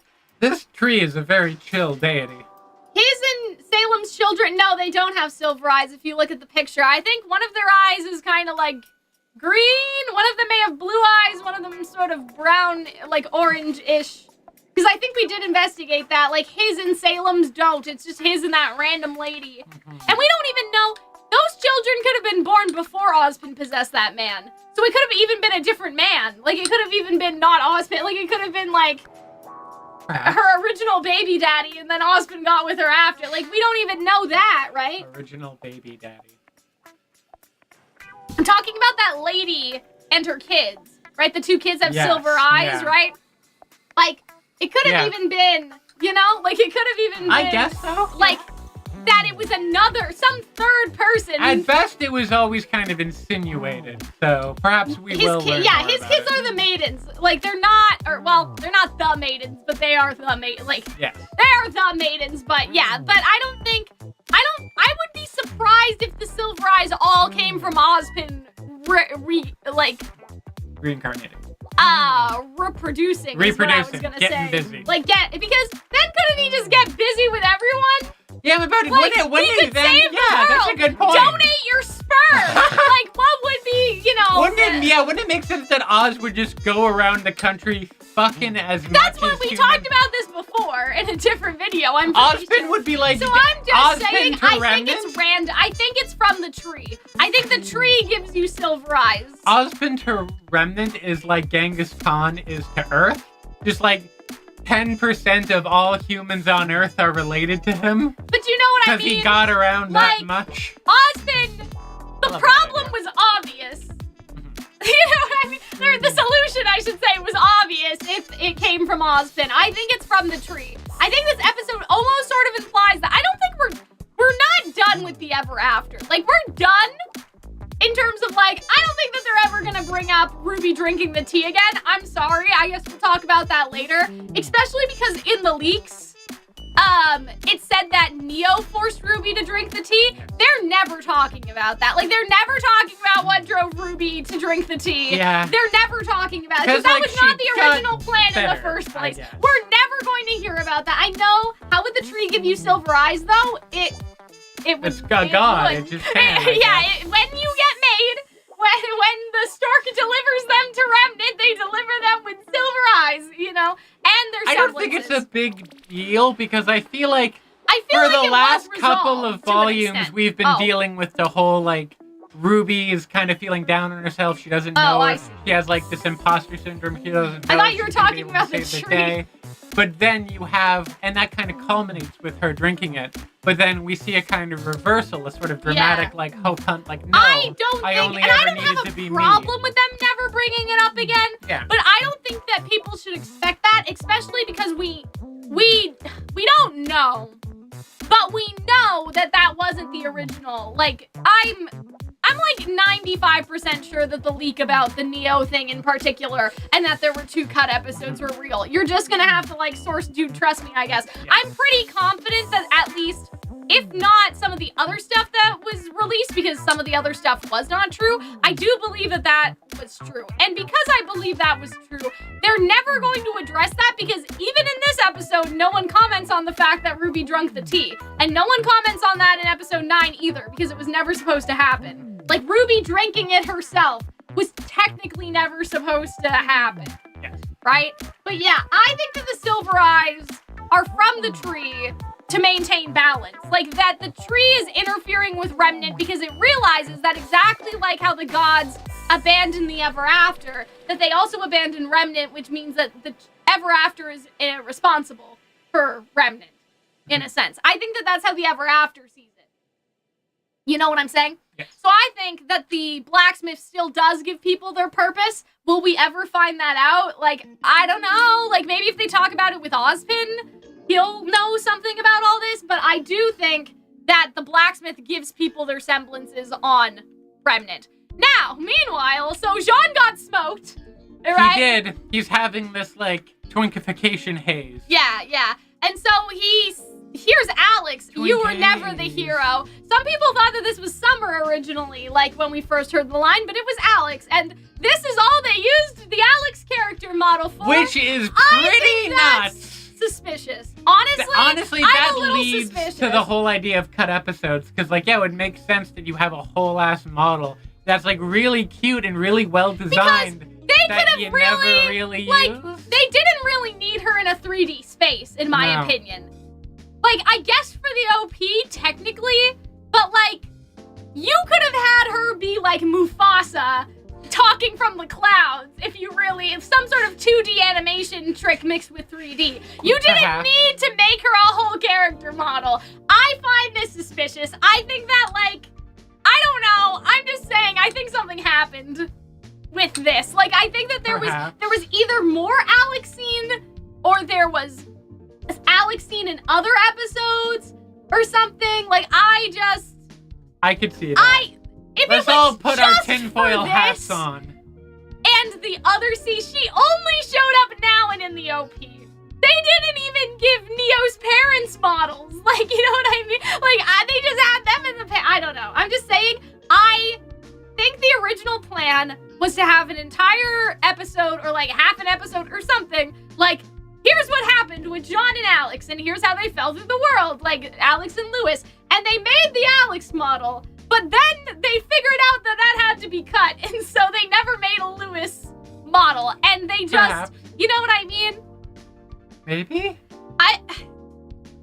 No. Anyway, I was thinking about something, but yeah, anyway. I think it's weird that they made a whole Alex model. It is odd. Especially, yeah, I don't know. It is odd that they didn't really use her, which is a shame because she's so cute. Look at her. Like, I wish they did more. Because, like, they could have definitely just had her coming from the clouds. Like, they didn't really need to make something. Although, like I do this. find it interesting how, although you very rarely, you only see her one time in this one scene, Alex is still kind of omnipresent through the rest of the season. Oh, yeah, she is. So it's still I would bet you money that the 2D animation sequence was 3D once. And then it became not I don't know, maybe 3D anymore. Perhaps. Like the story that John is telling in the mirror or something. Yeah. Or even the situation with the cat, because with the Jean 2D... has always done that, But with the Jean 2D animation, you can argue that because it's not factual, it's from John's memory. But with the Maybe. cat sequence, I think that should have been a flashback because that was real. The only Perhaps. time when RWBY has Yeah. ever used 2D has been when the story has not been real. Right? Like, the story about the gods wasn't entirely true that Crow told. Like, and that was in kind of shadows, and that was the last time I remember them doing that. I don't know, I think they just didn't kind make of... they didn't make new models, though, for that RWBY scene. Those are from the Justice League movie. Right? Like, the younger Team RWBY, it's from the Justice League, and I'm pretty sure they also had some of those from the trailers in Volume 5. Yes. So I don't think that... I think it's even before the Justice League now. I will correct myself. They had those models since For a Volume while. 5. They made them for Volume 5, so they didn't make them for just that one RWBY scene. It was the cat's memory, though? Yeah, like, you could say that. I understand that it's the cat's memory, too. I mean, I just like think the that scene. with the cat, it was technically real. Like, it was a factual, a thing of what happened. So I'm just speculating. I'm suspicious. Yang's story to Blake was 2D, but, like, that was a memory, and that was also I kind also of think sus. that this whole season takes place in a storybook, kind of. Yeah. So It's not thematically, entirely it out makes of place, sense but you understand that what I they do mean, the Hunter? 2D Because they could have storyboarding. easily I had don't know. that this is the truth now. Alex and the cat actually, like, you know, but maybe it's because they didn't have There's Lewis. the herb scene. I do think that there was probably some Alex scenes cut where she was animated, if they indeed did cut 2 episodes, but I do think they always intended to have those 2D Oh animated no, scenes. I think they did, but not for the cat. Like, that's the one where I'm like, I don't think the one for the cat was. I think that they were going to make Lewis for that. I don't know. Perhaps. I mean, I don't know. I don't know, maybe we get to see Old Man Lewis one day. Yeah, like the herb scene where the models appear, guys. Like, those were from Volume 5, don't you remember?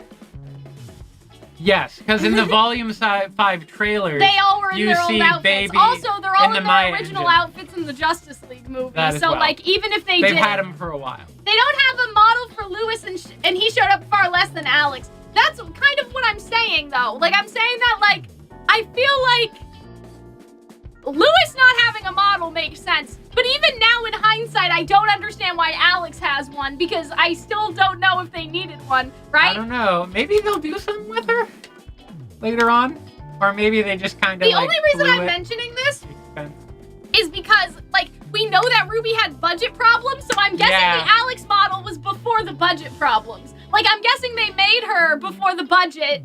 Like, you know what I'm Perhaps. saying? I just feel like that they made, this is my crack, I guess. I feel like that they made Alex before the budget issues, and they were planning on making Lewis. But then they figured out that, like, no, let's not We do don't that. have any money. Yeah, and so, like, then they just used Alex because they made her, and it doesn't save any money to cut her. Also, I know the smoke effects, I guess, like, I mean, the smoke effects being 2D, guys, you guys know that's not what I'm talking about. Like, you know what I mean? I'm talking about, like, when the show uses it as a storytelling device. The World of Remnants are 2D. Some of the stuff in the World of Remnants is also fake. So, like, it's not is there some intentionally stuff that's fake. not canon anymore? What Yeah! stuff? Not really. I have to think about it, but, like, yeah, there are some stuff in the World of Remnants that aren't true. Like what? I can't think about it, but I know that there are because people have clocked it. But I can't remember exactly what the things. Yeah. I mean, they Alex's stopped model doing them a caused while the ago. budget problems. Yeah, like, yeah, they That'd be had funny. money problems. You guys don't know about the money problem? It was leaked on the 4chan that there were money problems, like, for the volume, because there were 2 cut episodes. And the way that some of the animators and writers have also talked about RWBY kind of gives the impression that they had problems. Especially because, yeah, like, I'm not gonna say, I don't want to say Trust 4chan. who. I mean, I guess I can say who. It's public. Aaron tweeted after the episode, like, animation is very expensive. Budget constraints exist. And, like, that's not subtle at all, right? For Aaron to tweet, like, yes, budget. Like, you know what I mean? Like, you know, I don't want to, the reason why I was like, oh, should I say this or not was because I didn't want to get them in trouble. But they also said it on Twitter, publicly. They also don't work for our team. And they also don't work there anymore. So, like, it's not just the fortune thing. There has been leak verification to a certain degree. From various people inside RWBY. Yeah, and so... That we get because we're big, fancy pants, small fish in an even smaller pond. Well, no, I mean, like, some of it's also just been on Twitter.com. That's true. To some extent, right? Like, you know what I mean? Like, it's not even has anything to do with us in you can read between the lines. You can read between the lines on some of the tweets, basically.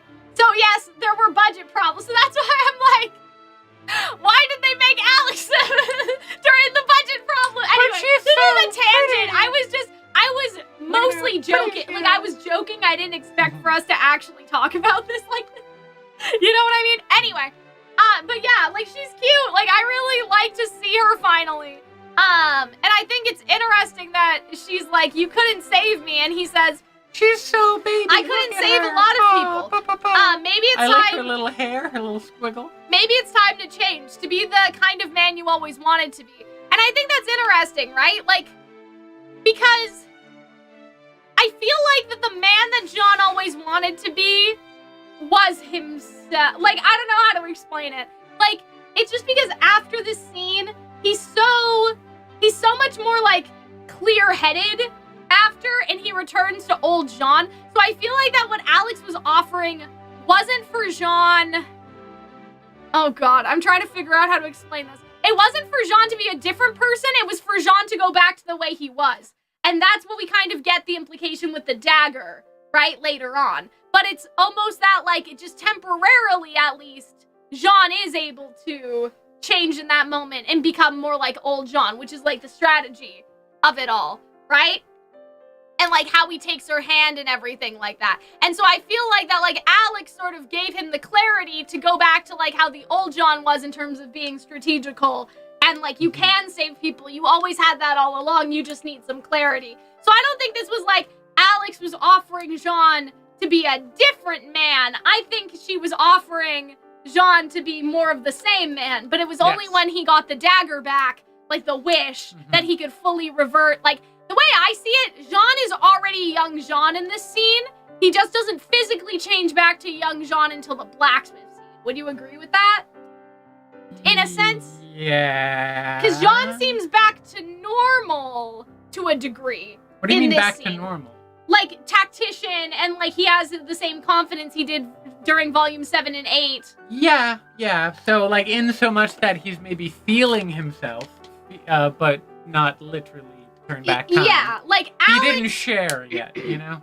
He didn't turn back time. He didn't find a way. Well, I'm saying, like, Alex changed Jean back to normal, just not his appearance. Yeah. Is the interpretation I got from that. Because he's back to, like, being, like, I don't know, how he was before. No wood statue, though. I mean, there wasn't a wood statue, but, like, there wasn't that for Weiss, Blake, and Yang, which is why I'm saying that, because he didn't actually change. He just decided to be himself. Yes. Like, Jean is enough. Like, Jean was always the man that could save people. He just has to become... He doesn't need to be grizzly and older. Yeah. He's always that person. You know what I mean? Because in the smoke conversation at Herb's place, right, there's no wooden statue or anything. It's just that all of the girls are reinforced on, like... All the girls are reinforced on who they already are. So I see the scene with Alex as Alex reinforcing Jean. Like, you just need to become the man that you were back then again. Yeah. Like in Volume 7, I guess you could say. It's almost just like I guess he always imagines himself as, like, in the future he would be an adult and powerful and a proper huntress. But it's like, no, you are a huntress when you... A huntsman. Sorry, you are a huntsman. Trans John. Trans John. Bye for bye, trans John. That would be really funny. That would be really funny if, like, the blacksmith bippity boppity booed Jean and she's a woman now. I would enjoy that thoroughly. Anyway.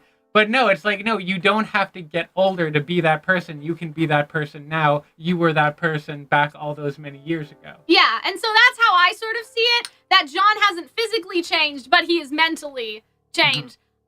Like Neo scenes, these were great. Cat on cat violence. Yeah, Hunter kept saying that. But yeah, I love, like, the fight scene was really good. I don't know what Blake did here. I don't know if this was a clone or just a smear frame, but I thought it was cool. I love how, like, the smile. It's so creepy. Because I didn't even, like, don't even remember seeing this. Yeah. Like, you know what I mean? Just because, like, so much, I was, like, hiding. Like, I was afraid. But yeah, like, the That's fight an scene amazing was really good. screenshot, that, like, creepy Cheshire. I love how, like, even though this is not a Neo versus Team RWBY fight, Yeah. like, Not technically, Neo is no. still as acrobatic as she was before. The only thing I'm wondering is why they're all coming at her one-on-one. Because, like, I guess Yang and Blake, I guess Yang and Weiss were preparing for a team attack, so I guess that's okay. I'll let it slide. Blake was the distraction. But also, I love how they've been doing their team attacks again, like earlier in the chest like fight. Freezer Burn was in the really chest good. fight, they do Bumblebee, and here they do Freezer Burn, and it's so much fun. I can't tell if Neo did a backflip. Yeah, I guess she did. She backflipped. I was like, did she just land on her ass right there? But yeah, like, I feel like so creepy. this was so good. I thought that this was really cool. I love how Jean just, like, this Throws a poor whole tree, man. How did he cut? Like, did he just slice it? Was he sawing there I don't with his know. sword? Maybe dust? Right? Probably dust. Uh-oh, we're at the end of our slideshow. Oh dear. But yeah, I like the interpretation that Jean, like, it's not like he, like, ascended. He got just, what happened with Team RWBY happened to him, except minus the Ruby is the point. Now I have to pee, but I don't want you to talk about Neo without me. I can talk about something unrelated? I guess you could. Sure. Like about how maybe abortions don't exist Oh in RWBY, but my vasectomies God. probably do? What should you guys talk about with Hunter? Talk about something else. I think RWBY vasectomies is a perfectly reasonable and legitimate topic for I haven't read conversation. the YouTube guidelines on all that. So. Vasectomies? I feel like if we can't talk about vasectomies, then what's even the point? Cal wouldn't want me talking about. And then the frickin' things don't even work. What the hell? Did you have to do the clicky? I guess we have to do the clicky. She's so unhinged. It's so wonderful. I also love how, and I haven't seen anybody edit this out yet, but like because when the Curious Cat takes over RWBY, and not RWBY, Neo, and Neo gets those big arms, if you look at like Neo's biceps, they're huge now. And even the parts that are still like Neo colored and not bright teal. I really like the idea of just super buff Neo. Just with like giant, like regular. Do you remember that episode of SpongeBob where SpongeBob like gets those inflatable muscle arms? Like that, but for Neo. I really want someone to draw that. It's so wonderful. Okay, seems like you. I was talking about Neo's arms and how He nice didn't they look. ascend, he just got enlightened. Yes. Exactly. Alright. Let's get back to it over here then. Okay. I also like how now, like, smoking leaves Yeah. are official part of, like, RWBY strategy and canon. Yes. Everyone inhaling. Anchor arms. I think it is weird how he called him the caterpillar. Like, I thought that was his, Yeah. like, instead of the herbalist. I don't know if that means anything. Probably doesn't, but I don't know. I just thought it was interesting. But yeah, like, I love how, like, look at this. Like, the cat's so smug face. about it, too. Cat like, face Neo is so great. some of these facial expressions. I was also they thinking just kill about me. how Why does Neo look like a Tumblr sexy man right here? I was saying that you said we couldn't do it right away, but I really wanted to make a video in which I make an official argument for Neo, or for the Curious Cat specifically, to join the Tumblr sexy I'm man just rank. saying, like, that Because that's face, so Tumblr that is giving sexy very man. Onsler. Yeah, one slur.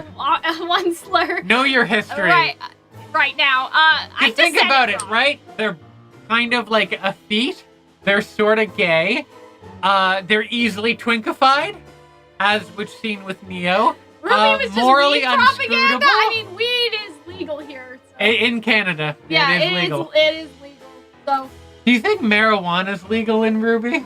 there probably If isn't any. vasectomies I don't know. yeah, that's a good point. I mean, alcohol well, exists. in my fanfic, I have Mercury's no. makes a joke about Neo doing like Lines. No, or whatever. cocaine. Or like, yeah. Yeah, and also you do that in the most I've never seen or touched drugs my entire life Yeah, way. I may change Whereas, like, that. you want to smoke, I think like, I should change that have a to shot, like... do have a line, and it's like, that's not how people say. Yeah. I'll probably change it to like You as an undercover a lesser drug cop. or something, like Molly or something. I'll probably change Molly it to is something meth. Oh, okay. Or ecstasy? Pot? Ecstasy is meth too. I don't know. Molly and ecstasy are the What same are the thing. difference? It's Just just different just words? one's synthetic and the other one's like I don't know if we should talk natural. about this. I'm just saying, like, it's the most like cop like drug sting operation. Hello, may I have some Anyway, crack I'll probably change cocaine, it. I'll probably please? change it to weed in the fan. But like, yeah, alcohol exists. Like intoxicating substance exists. Yeah, that's Tobacco true. exists. That's true. People smoke. Right. Just saying. Interesting. I never thought about this. The real time manipulation drug was just cannabis. Never really considered this before. That's the real time. Like, suddenly you have a whole day in front of you. Anyway. The time manipulation. I think the reason why the leaves aren't affecting the cat, I think it's because the cat can't ascend. The cat hasn't completed their purpose yet. Like, there's no question. Like, they have no self-doubt, so it doesn't work. Versus, like that they're used to it. Like, I don't think that's why. I think it has no effect because there's no question. Like, there's no question about it. And I love this. Also, yeah, like, the curious cat, like, just inhales I know, and that was doesn't so cough, funny. which is so wild. It's just Okay. I'm Is used that a to it. function of Neo or is that a function of the cat, do you think? Because, like, I think when that Neo cat swallows the smokes. cat whole, like, people have been making, like, Interesting you know, throat goat like, jokes no about it. wonder Roman liked her so much, like... So throat goat. Yeah, jokes, but, yeah. like, so do we think this is a function of Neo or a function of the cat, though?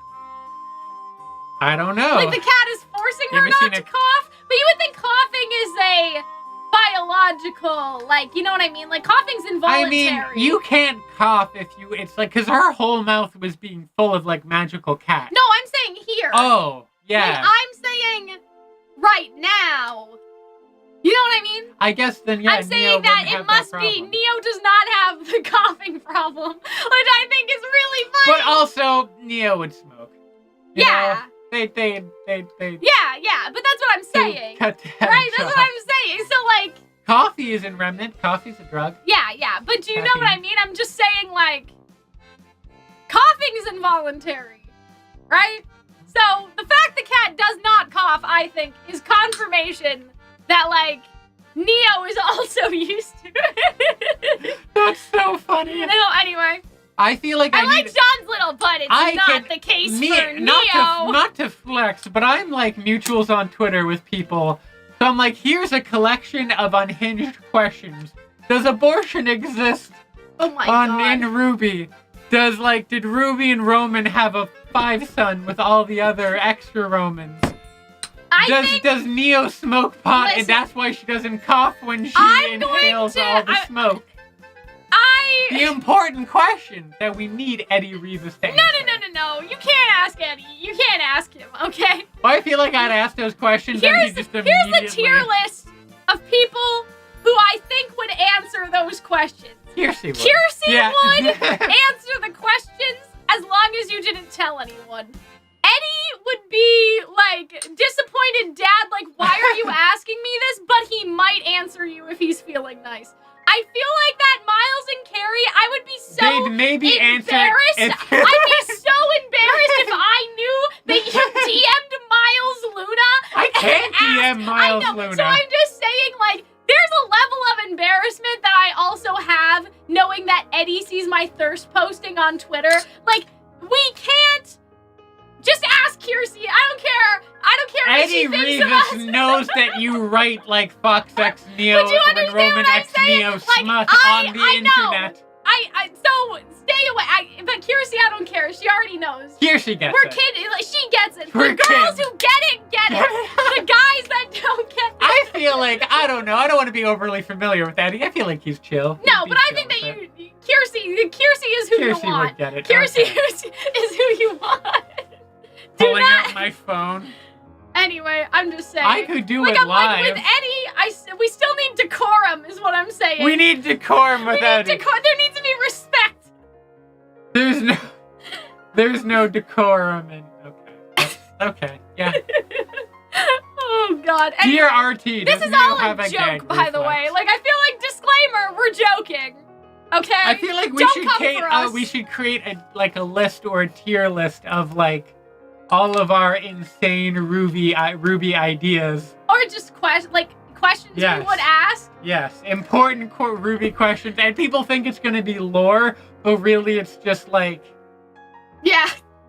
random stuff. Like, why is it that there's a freeway in Beacon that we Like see in once, Vale? in Vale that we see once, but we The never see highway? anyone drive a car ever again? It's like, I really enjoy that because it's like not a very, it's like a walkable community. Yeah. I like that.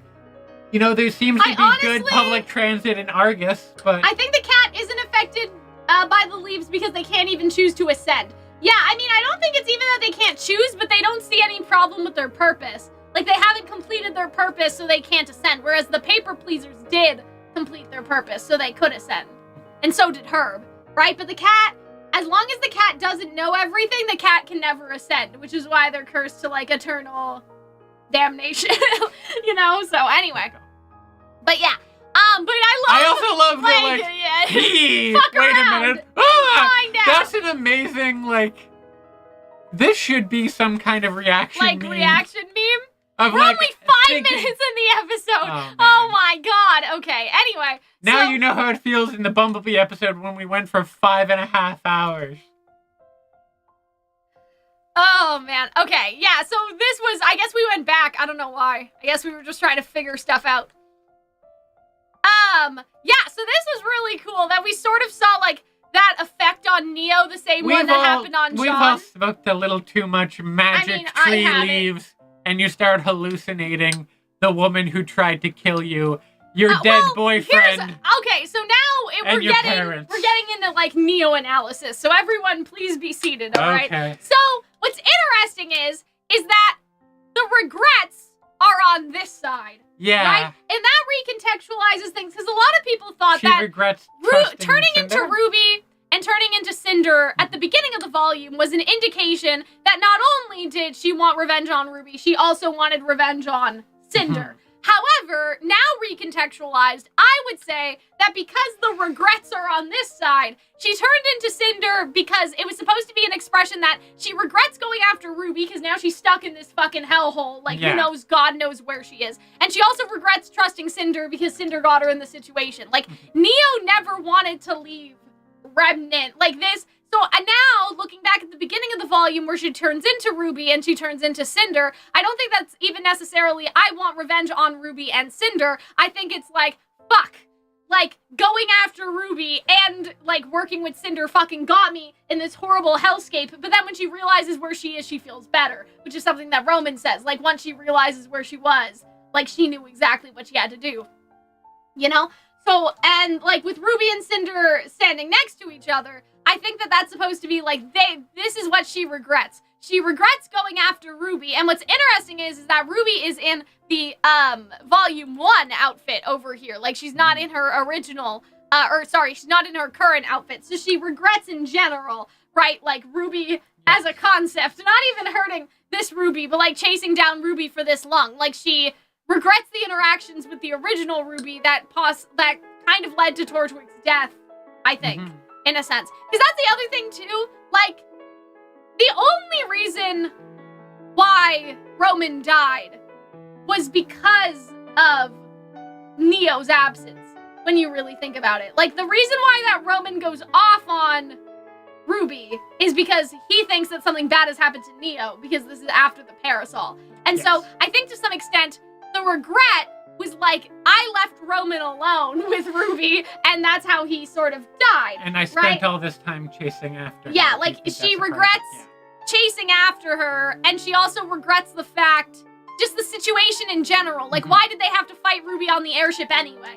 Why did we ever have to get involved with Cinder? Right? When you really think about it, the only only reason why Roman and Neo go outside to fight RWBY is because Neo sends a picture of RWBY being up there. You know what I mean? And, like, I guess they had to stop RWBY, but, like, what could she do? They were in the airship. If they stayed in the airship, maybe she would have broken a window. I don't know. That seems kinda... But, like, if they stayed inside, the idea that, like, RWBY would come in there and get him, it's possible, but it's still a little unlikely, just because, like, how is she gonna get in there? She's gonna break a window and sneak into the ship. Like, they could have dealt with it inside. So I think that, to some extent, like, part of what Neo's regretting is also kind of, like, taunting, like, oh, guess who? Like, let's go take care of her together. Like, taking the thrill in terms of going upstairs to beat up RWBY when they probably could have stayed inside of the airship. And I don't know if RWBY would have found a way in. Maybe she would have, but... Perhaps. Like, but... Since the airship's in the sky, and it's closed, and you know what I mean? Like, maybe she would have gotten in, but still, if they had just stayed inside that day, maybe she wouldn't. It was Neo alerting Roman to RWBY's presence in the first place that was also, like, a contributing factor. But, she regrets ever meeting RWBY, and she regrets, like, everything to do with RWBY every step of the way, right? Like, not being able to stop RWBY from opening her parasol, because when you think about it, that was stupid.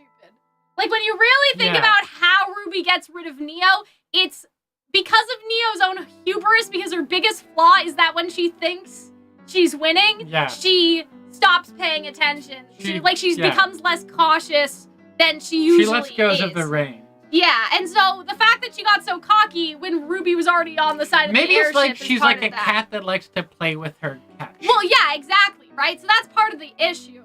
She's maybe not as efficient as she should be because she just enjoys fucking with people. Because they had her, right? Yeah, they did. She was dangling off the side of the airplane. Should have just shot her, like, right. really. Yeah, and so it's because Neo was playing around. Yeah. So I think that's what all of that symbolizes to me, RWBY being there. With Cinder, it's pretty obvious. People are like, okay, I'm not going to say... People think it's Spice Cream? No. Because I've seen Spice Cream. That's not what I was going to say. What I was going to say is that people are really annoying about Neo teaming up with Cinder. And I'm not going to name any names, but you guys may know there are certain RWBY tubers that are annoying about it. And what I mean by the idea that they're annoying is like, oh, well, you know, it doesn't make any sense. Why did Neo team up with Cinder in the first place? But like, the RWBY tubers like actually Mickey Mouse. It doesn't seem like anyone remembers that she tried to kill Cinder. The show's shitting on Monty's vision. No. Like, she tried to kill Cinder. Have you read the Shane letter? Oh. She tried to kill Cinder, but Stop Cinder had the maiden powers. Right? The whole point is that Cinder had the maiden powers, so she couldn't kill Cinder anymore. You know? Like, people are like, oh, it was so dumb for Neo to team up with Cinder to kill RWBY instead of just killing Cinder. But, like, does no one remember that she couldn't? Yeah. You know what I mean? That was the whole point, was that she couldn't. That Cinder had maiden powers. Right? I don't know. And, like, could you kill her while she's sleeping? I guess, but I feel like Cinder would not sleep around Neo. That's the other thing, too, right? Like, Cinder, first of all, came from an abusive situation. There's no way that she's, like, a heavy sleeper at all. Like, she hears everything. Right? Yeah. Cinder, I'm saying. That makes sense. But, like, on top of that, there's no way that Cinder would have, you know what I mean, slept around Neo at all. Like, at any time. Like, she waited till this bitch was gone if she was going to rest. That's what I think anyway. Yeah, I could see that. I interpret it as, like, she's upset that she spent all this time chasing but, like, Neo or it was still stupid. RWBY. Like, it was stupid to team up with Cinder, but it made sense at the time. Like, it still makes sense why she did it. She's just regretting the fact that she did it. Because Cinder, yeah, I mean, it makes sense at the time, but also, and I mean, it could be, like, the more recent team up with Cinder after Volume 6. Yeah, because she already had everything she wanted. But it could also be the teaming up, like the fact that Roman ended up working with Cinder all the way back in Volume I see what 1 you're saying. and 2 and 3. I think... So it can work in both sense. I think that Neo... There's 3 points for Neo to regret working with Cinder.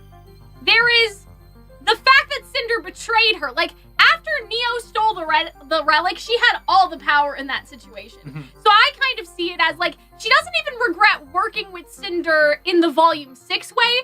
She regrets, like, giving Cinder the relic of knowledge in the very first place. Like, that's the thing. right? But then going all the way back to that, yeah, like she also regrets the fact that like she teamed up with Cinder after Cinder revealed the maiden powers. Because it could have been just as easy for Neo to go mind her own business and try to kill RWBY without Cinder. But she let herself get manipulated by Cinder. But yeah, the original point of contact is the fact that Cinder worked with her and Roman in the very first place. However, like, I'm pretty sure that Cinder threatens Roman. Like, you know what I mean? She threatens Adam, and Adam kind of is like, okay. Right? Like, you know what I mean? Adam's like, no. And then Cinder comes back with the maiden powers and fucks up his men. And he's like, sure. Right? So I'm pretty sure that because, like, if Adam can't say no to Cinder, Roman has no semblance, no, like, fighting prowess, really. I mean, he's good, but he's not, like... He's not that good. Nothing to write home about, you know? He's not winning any fights. Really. So, like, even Roman sort of implies that, like, if you can't beat him, like, we got no fucking choice, really. Like, they, you know... Them's the brace. She gave me an offer I couldn't refuse. I literally could not refuse, right? And so, I feel like that, like, yeah, like, there are a bunch... Like, they could have ran away to Vacuo or something. And that was probably the origin point of regretting Cinder in general. However... never mind. I was like, oh, but why didn't they use Cinder's original model? They couldn't. It's not here. So they had to use this outfit. I was thinking about, like, whether or not the outfit was symbolic at all, but, like, it probably isn't. It's probably just the whatever they have. I would have loved to see, because we never got, like, an upscaled version of Cinder's old outfit. I would have loved to see that. I think the outfit is symbolic for RWBY, but I think for Cinder it's just, like... Yeah. That's all we got. But the question becomes... Are these their character models?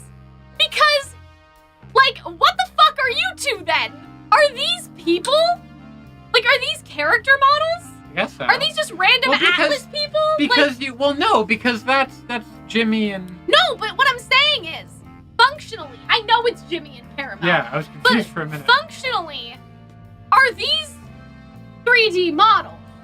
Adam could have killed Cinder if he wanted. You're capping. I think You're capping. He definitely could not. No, he could not have. No, Cinder would, like... Adam couldn't beat Yang and Blake. Why would she go team up with Cinder after Roman's dead if she threatened Roman to team up with her? Because she wasn't going there to team up with Cinder. She was going there to kill Cinder. And then she accidentally got, you know... Yeah. Like, maiden-powered... Like, even before Cinder, like, got the maiden powers, I know that they're Cinder her parents, destroyed but Adam. Are they models? Or 2D? Like, that's what I'm asking. 2D. Are they models or 2D? You guys think that I don't know that they're her parents? I'm going to come to your house. Anyway, what my question was... I think it's 3D because they look kind of flat here. My question is whether it's flat or not. That's what I'm confused about. You have a different shot of, like, a kind of aerial shot down, and you see a different angle of them, and they look more 3D in that shot. Can we ask Aaron? Would Aaron know? Maybe. You can ask them. I'll see if they reply.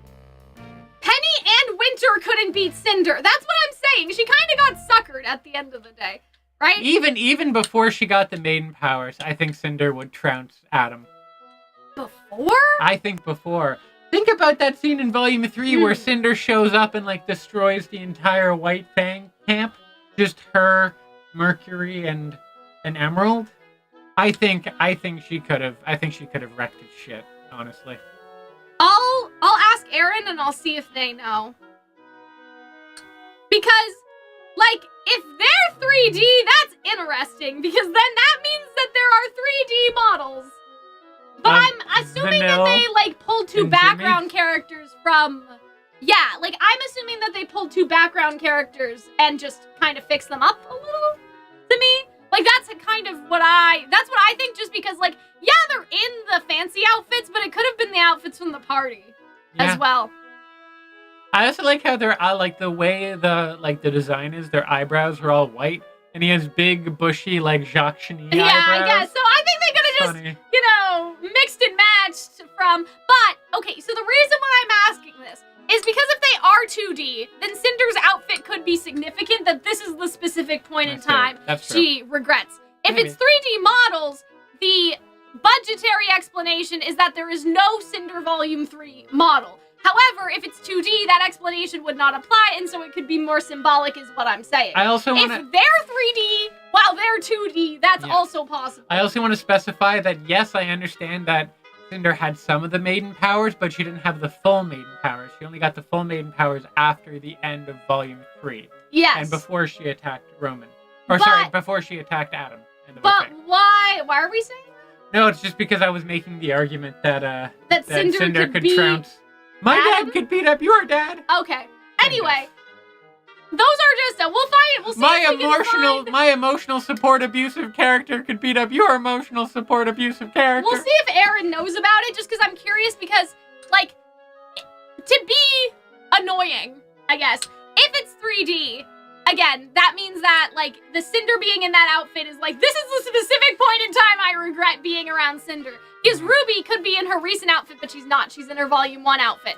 I don't know, because right now it looks 2D, but there's a different shot. They could have also just done two different 2D drawings with Cinder in her original outfit if that's what they wanted. That's true. Do you understand what I'm saying? I guess so. So that's the nuance I'm trying to figure out is like, if they're 2D, Cinder could have been 2D too if they wanted to have original Cinder be present. But if it's all 3D, because that's easier, like, it does look like they're 3D models with some sort of, like, effect on, like, placed on them. You know what I mean? So, in that case, it makes sense why Cinder is defaulted into whatever outfit that they have modeled for her, whereas these two are just randos from the, like, Atlas arc that have been dressed, you know? And I think that is I think they're all 3D. I think that's the explanation. They are Atlas randos that you could probably find if you looked hard enough. But yeah.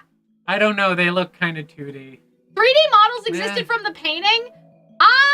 Oh, that's true. They did look pretty 3D in the paintings. You're right. Yeah, you're right. But I heard something about that. You did now. I'm just trying... Was it the voices that come to you in the night? No. Don't be silly, Hunter. They didn't say that. I think this shouldn't be a big deal to talk about. I have no idea what you're talking about. Okay, so I heard that the trick that they used to do this was that the legs were a random Atlas 3D model, but the rest of Jimmy and Caramel were painted, because the problem was that Roman had to interact with them, but they didn't want to make a full model of them, therefore they used Atlas legs and put Jimmy and Caramel drawn on top, basically. Like, and so... But also when he kicks them, you don't see their top. Yeah, so when they kick the foot... Their top is out of the frame of the painting. It's just a random Atlas man. I'm pretty sure that we can say that. Yeah, it's just a random guy. So that actually would say that there's no 3D models for Jimmy and Caramel because they didn't have them for that. Yeah, they just used the leg. So I'm just wondering. Yeah, so so there was some cool behind the scenes stuff with that. That, like, when Roman kicked it, the leg moved, but they didn't want to make a whole model for them, so it just got painted on top. It's like a torso-less body. Yeah, and so I'm wondering about this. I don't know, I just think that stuff's cool. Like, I like behind the scenes stuff. It's like seeing, like, how they fit the cat into Neo's mouth. Like, it's just something that I'm curious about, right? So, yeah, so I wonder if these are, like, it's either 2D and it's just very convincing, or they're like Atlas randos, right? Because, like, yeah, like, when you look at them from this perspective, like, it's kind of it's hard to tell, right? It's because they look more 2D there, but they look it's harder to tell here. Yeah, I don't know. Yeah, so in terms of, like, when Roman kicks the leg, I heard that was not, like, there was no Jimmy model. There's no secret Jimmy model. Yeah, just a torso-less legs. That's funny. Yeah, I thought it was funny too. Anyway, yeah. So this is interesting. These are the regrets, but these are the feelings, which I think is interesting because, like, Neo does not regret killing her parents, and I'm glad that that's the case. That maybe she had better ones. Yeah, now at this point. I think so. I don't think it's just wishing that she had better ones, but it's also. It's not that she wishes she didn't kill them. I think she just wishes that things could have been different between them and they weren't. Not that she had different parents, but she wished she could have, like, they could have changed. And they never did. You know what I mean? Like, I think that's sort of the vibe. Does that make sense? I know there's not really any difference, but it's like, I wish I had new parents versus I wish that the parent I already had was better. And I think that maybe she wishes that they were just better. Yeah. Yeah. And it could be even feelings like because doesn't have to be positive feelings. Right, the whole ascension thing just could be is kind of regret. self-doubt, right? Yeah. And so maybe it's sort of like, if we saw a full scene with this, I don't think that there ever was one. I think it was supposed to just, but like theoretically, if we got a scene where Neo smoked in the caterpillar area, I would imagine... Yeah, smoked in the cat. I love how that makes perfect sense to me in context. Out of context, it'd be the strangest thing you could possibly say. What I would imagine is her parents would be like, see, Neo, we knew that you could have never cut out, like, you never were cut out for being on your own. Like, you know what I mean? I imagine that they probably would have, like, condescended her, like, in the Ascension room, right? Yes. Like, kind of how, like Weiss is like, you know, to her past self, why not become a nobody? Like, I think that her parents probably were like, see, you weren't cut out for this. Why not be trivia again? Like, I'm sure that that's kind of the implication I get by her parents being there, is the feelings that she has about her parents. She's wondering if they were right about everything. Yeah. And I think that that's probably what's fucking with her. Also, Roman, I don't think I need to explain the Roman feelings. There are lots of feelings about Roman, about loving Roman, about losing Roman, about not being able to protect Roman, about whether or not Roman should have been able to protect himself, and all of those different things, right? About pegging Roman. About how we fucked Roman during episodes 3 to 7, and now we're finding out he's not real. Are you upset they didn't have a Neo-Roman kiss? Am I upset? Like, I'm not upset. I kind of thought that they might pull that, you know? I thought that they might do that, but they didn't. I'm not upset, but I think they should have done it. Does that make sense? Yeah. Like, I'm not gonna go to my grave angry or anything. Like, I'm not like, you know, like, like they should have, like, I'm not gonna, like, I don't know. Did they ever, wait, I have a question. Did they ever change the opening of... No. To see who the characters in the back were? No. Huh. That's annoying. Anyways. But yeah, like, I'm not upset, but I do think they just should have went for it. Like, but maybe the implication was that, like, Neo kissing the illusion is kind of weird. Like, maybe that was maybe what they... Oh, and her fucking five Romans? Canon, Hunter! I'm saying Neo kissing the illusion, maybe they thought it was too weird. I don't think that's weird. I think that's fine. Maybe. But I'm just saying, maybe they thought it was too weird, right? I think also, like, it really seems like they want to hold on to keeping it vague. Because... Yeah. I don't know why. I don't know why they give a shit, honestly. Like, but I think that they... It's romantic. I don't know. You know, like, I feel like that for some reason, they want to keep it vague. I don't know why, though. Like, I don't know why. I guess it's just because, like...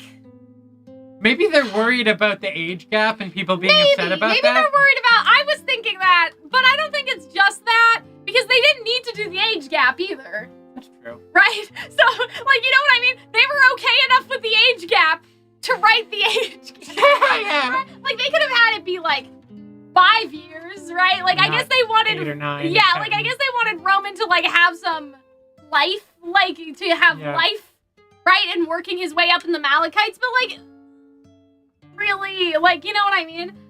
It's not weird. You're wrong. You're a hater. It's not weird. Roman and Neo is not weird. What was I gonna say? I'm glad Neo didn't kiss the illusion. Yeah, like, that's kind of what I'm like. Maybe it was I would more have been just okay with that. That it's weird. Because then it would be like, less she's kissing an illusion. It'd be more like, oh, she's saying goodbye to this, like, fake version of... I think they should have kissed, but I'm not mad that they didn't kiss. Does that make sense? That's fair. Because I do also think... If you want to see Roman and Neo kiss a lot more, look at the official Calxiyn RWBY fanfic. You know what I mean? What's it called? What's a hero to a villain? Yeah. But, I don't know. It's not that the illusion is weird. I just think that it would take something away from her letting go if she kissed him goodbye. Perhaps. Because he's not real. So she's kissing an illusion. Like, but maybe she's kissing her need to try to lie to herself and keep him alive in a fake way goodbye. Maybe. That would kind of be sweet. But But yeah, I think that, like, I don't know. We'll always have that mansion. I would have loved to see and them 5 kiss. different rooms. Like, like, she time. needs to understand the illusion's not real. So her kissing the illusion is contradicting. Yeah, that. but it would be like she would kiss the illusion as it goes away, as it disappears That's in even her arm. weirder. I don't know. I think that's sweet. I don't think that's I don't think it's bad at all. weird in terms of like weird. I'm just saying I think that would probably, like, the reason why they wanted to do this, I think, is because they wanted to show her actually letting go. Maybe. Like, I also kissing like how your illusions is not letting go. But they right? have the little hand-holding face No, thing. it's still romantic. So it's Like, it's romantic. 100% romantic. I'm just saying, like, kissing your illusions goodbye Listen, is it's not a letting nice, go. quick peck. It's not like they're gonna throw themselves on the ground and shove each other's I tongues would in their have mouths. wanted them to kiss though. Like, Yeah. I would have wanted them to. I was surprised that they didn't. I do think though the hand thing is enough because we literally see Summer do that in the episode. Yeah. So, like, I think it's enough. But yeah, like, it's a fond memory. Saying goodbye to a fond memory. Yeah, and like, that's how Summer said goodbye to Ty. She didn't kiss him. That's true. So it could also be a representation of, like, I don't want to, like, I don't know. I don't want to have the emotional attachment again to this person, so I'm going to say, like, a little goodbye. Like a, you know what I mean? Yeah, Because she didn't kiss Ty goodbye, and she probably could have. They have a child together. That's she true. could have kissed him. Like, you know what I mean?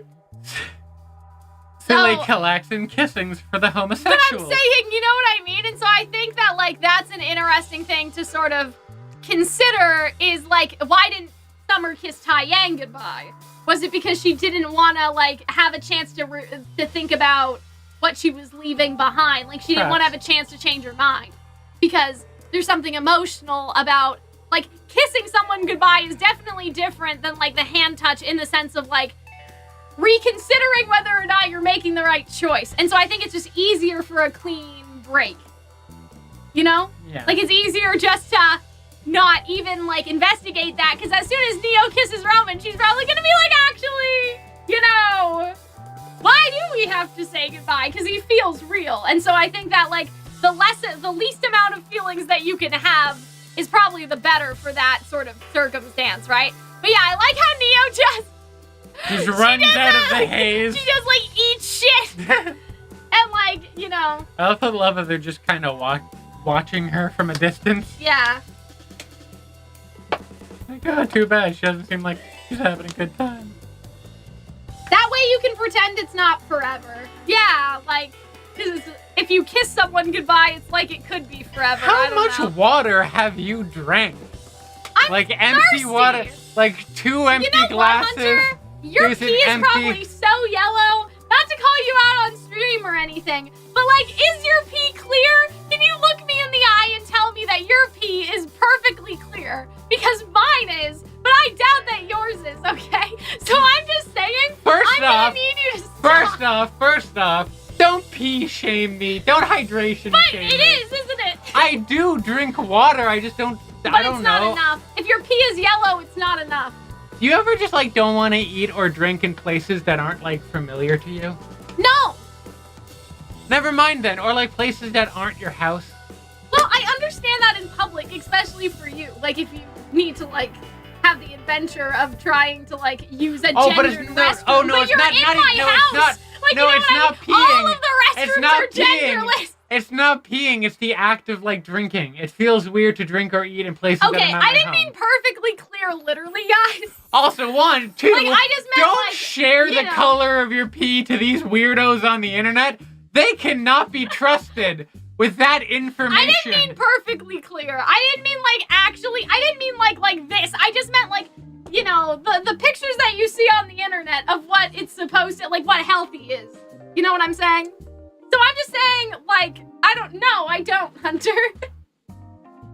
Like, I will pee when I need to pee. I will drink when I need to drink. If I go to your house and I will drink the same amount of water, I will demand the same amount of water that I drink at home. You know what I mean? Okay. Moving forward. Sorry, it's Drinking water doesn't make you less thirsty. I know, but I'm still, I'm thirsty like my voice hurts, so I need to drink. Like, it's not about that. Why are you Googling that? Everyone Do you guys wants take to see care your of pee. yourselves? Oh my god. You I guys feel like have to, like, you guys have are to take not care the of most yourself. healthiest person in the world. No, but I'm just But saying. for some reason, you become goddamn Jenny Craig. You become like the most judgmental person when you're I'm like, just you saying bitches do not. Like, the reason why Do I'm not bringing drink this up enough is water. because this happened in school. Like, we learned about this in class. This was actually part of our class. Like, this is how you should chew your bites. This is how many times you should chew your food. You go to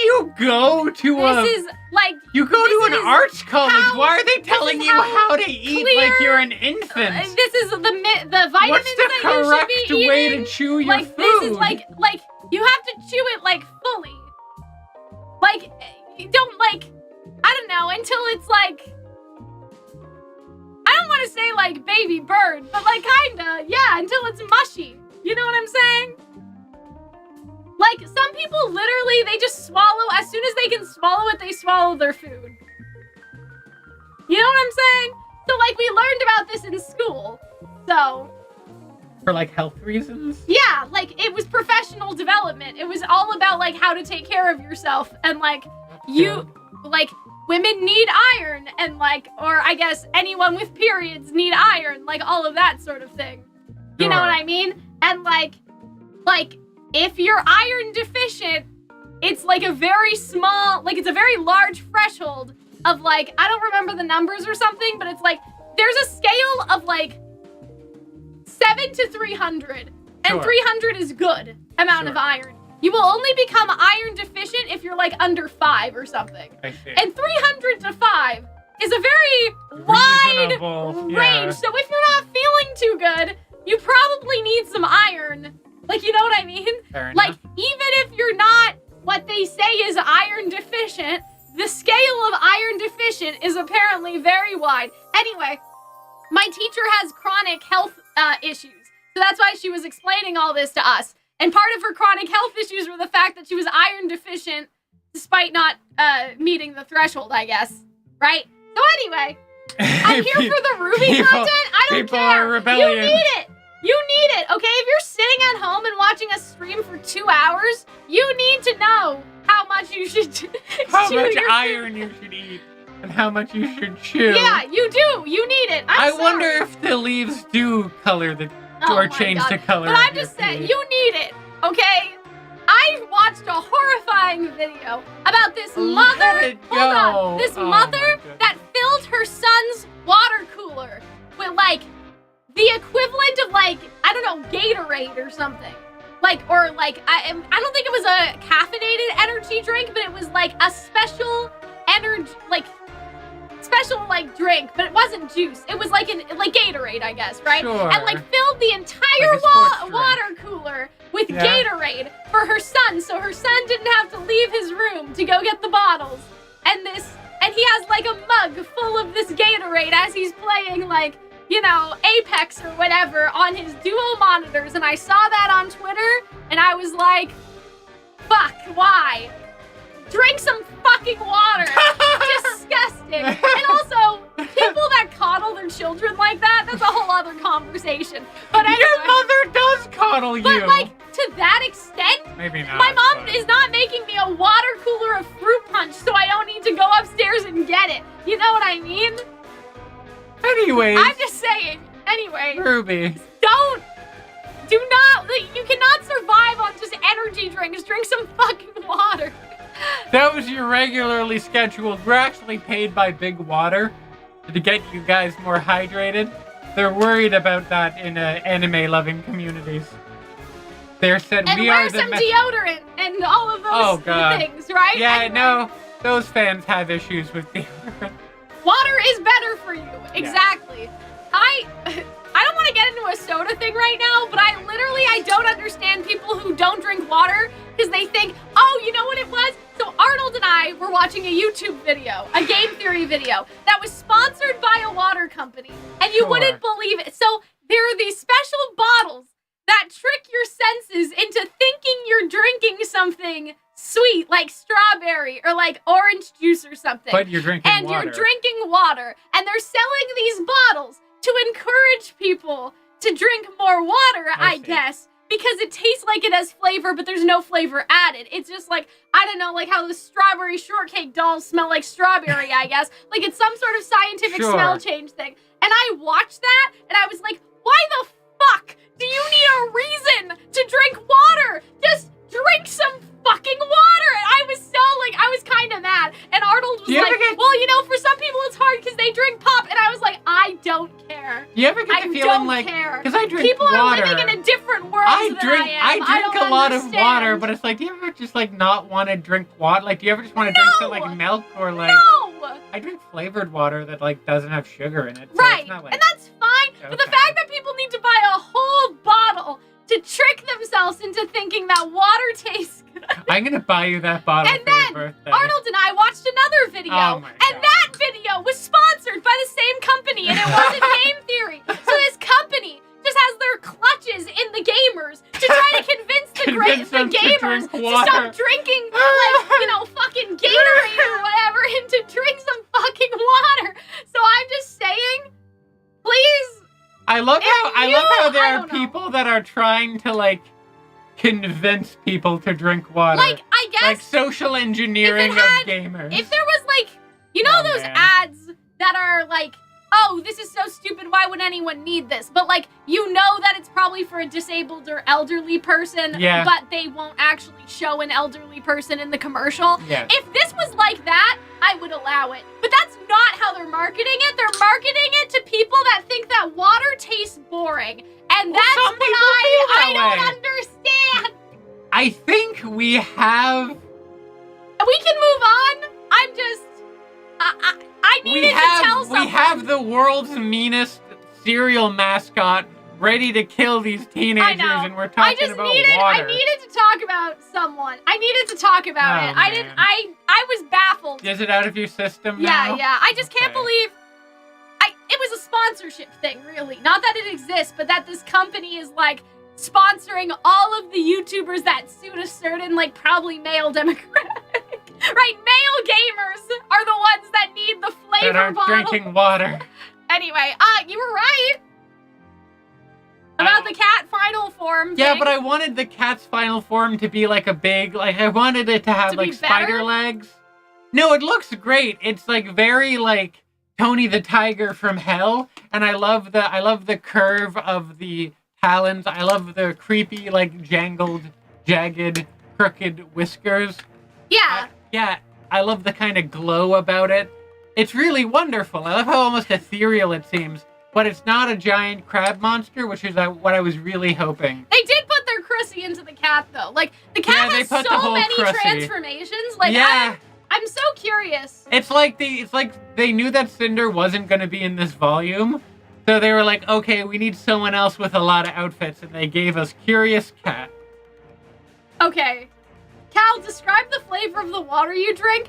I don't want to be this person, but I can taste the difference. Like, especially if you're a singer, some bottled water is more oily and, like, lubricating compared to other companies. Not oily, like, in a bad way. Water is lubricating? Well, yeah, like for the throat, right? Don't use water as lubricant. It doesn't work. Like for your voice. I know what you mean. It was a double entendre. Like, yeah, so, like, some water is more oily, and some water is more hard, and some water is more soft. So, yes, I can tell you the flavor and sometimes water is so hard, we call it ice. Yeah, like, well, no, that's not what I meant. I meant, like, you know, how much your filter gets out compared to the water that's at the school, right, or whatever, like, yeah. I don't know, man, you're talking about lubrication and you're talking about your pee. Water tastes People are gonna have a day with this one. If you can't tell the difference between the water... Everyone lubricate your throat slabs. Filled with plastic? I mean, I don't know, I don't drink bottled water. I don't have any. I don't usually drink bottled water either. It's just that, like, it's better to, like, you know what I mean? We gotta... It was there. It was there, so we got it. Anyway. We need your giant pink bottle. I know, I don't know where it is. Again. If your water's oily, it may be polluted, but it's not... oily, like, it's not like that, guys. Like, it's just about... And the tangent. It's... I don't know. It's how the water company treats it, I guess. Like, it's... You are right, but hearing it in these terms are wild. Yeah, like, it's not, like, literally oily like sludge. It just tastes different. It doesn't have oil in it. It just... No, there's no oil in the water. It has a similar effect that, like, an oil would have, and that it kind of lubricates your throat exactly. to help you sing. Anyway. Okay. That was a nightmarish metaphor. Your time is running out. On to someone who probably knows something about lubrication, the blacksmith. Yes. You must choose. Choose for yourself who, one who could leave your burdens behind, or choose who will be enough to bear them. Yeah, so this is incorrect. I may tell the OP just so they know. But yeah, it was, choose who will be enough to bear, like, the burden, was the idea. But yeah, I like that we hear Summer's voice. Like, that was the mother's promise, that she would always love RWBY just the way she was. But yeah, this fight scene was really cool. Like, I feel like that, like, the action sequence was really tight, as usual. I mean, I'm not, like, a fight scene person, per se, but, like, I think that was really, like, I think the fight scene was really, really good this episode. I didn't lose it, guys. It's in the house somewhere. I'm too lazy to go investigate where it is. But yeah, like, I like how she's sort of solemnly looking past the weapons, right? Because I don't think the Summer Rose glow happens yet. Like, or I guess, sorry, the Crescent Rose. But yeah, I like seeing, like, John spits. Yeah. They made John You see, that's a well-lubricated throat there. Yeah, exactly. They made John have a Jonathan Groff and Hamilton moment where, like, he's singing so hard you can see that he's spitting. Like, you know what I mean? Which I think that was crazy. But yeah, John's aura broke right here, right? So also love how Juniper gets involved. He's like, no, don't touch my human. Yeah, but like, I don't know where Neo is, because she's not back here anywhere. I'm not in touch with the furries that much. Right. You know, I'm not in touch with the furry zeitgeist. But I feel like the furries would like this, you know? I don't know. The furries would like this character. Maybe, but like, I don't. Doesn't get your... Well, I think it's you like yours a little more human. It's too animalistic in the sense that it's like a Kingdom Hearts Heartless versus like an anthropomorphic, like, Legacy. Not Legoshi, Like, it's not like Legacy at all. Like, you know what I mean? It's a little too... Like, this is a Kingdom Hearts boss. There are Kingdom Hearts bosses that look like this. I do not want to fuck the Kingdom Hearts Heartless. Like, you know what I mean? I'm just saying. Actually, that's funny because I remember someone did a YouTube video, like a smash or pass of the Heartless. Of the heart. That would kind of be funny. Maybe we should do that. Can we do that of the Grim? Like, what Grim? Smash or pass Grim? Grim edition? The second the Tentacle Grim comes out, we'd have to be very honest with each other. Oh, God. The cat, Cal, guys. can We're we talking about please the cat. smash or pass the Grim? I can arrange that. But yeah, I like how, like, Crescent Rose just, like... And, like, they already go down because the Blacksmith already knows that RWBY's going to choose herself. You know what I mean? Okay. I think it's not that it's the illusion of choice, but here's my thing. Because we know that the paper pleasers, if they don't reach the tree, they want to kill themselves to get there. They can kill themselves through normal means in order to get there. Yes. However, later in the episode, it is implied that Alex did not reascend as anything. She just fucking died, right? So I don't know if they're leaving it open-ended in order because they may not know what they want to do with Neo yet, so they're trying to keep it vague. But I believe, based off of the information that we currently have right now, that humans do not ascend. That they can choose themselves or die. And Alex just died. So it wasn't that Neo killed RWBY. It was that Alex, if the ascension thing is true, Alex just died, right? Whereas she should have ascended into something else, if that's how it works. But the cat in the previous chapter says that the tree doesn't affect humans in the same way.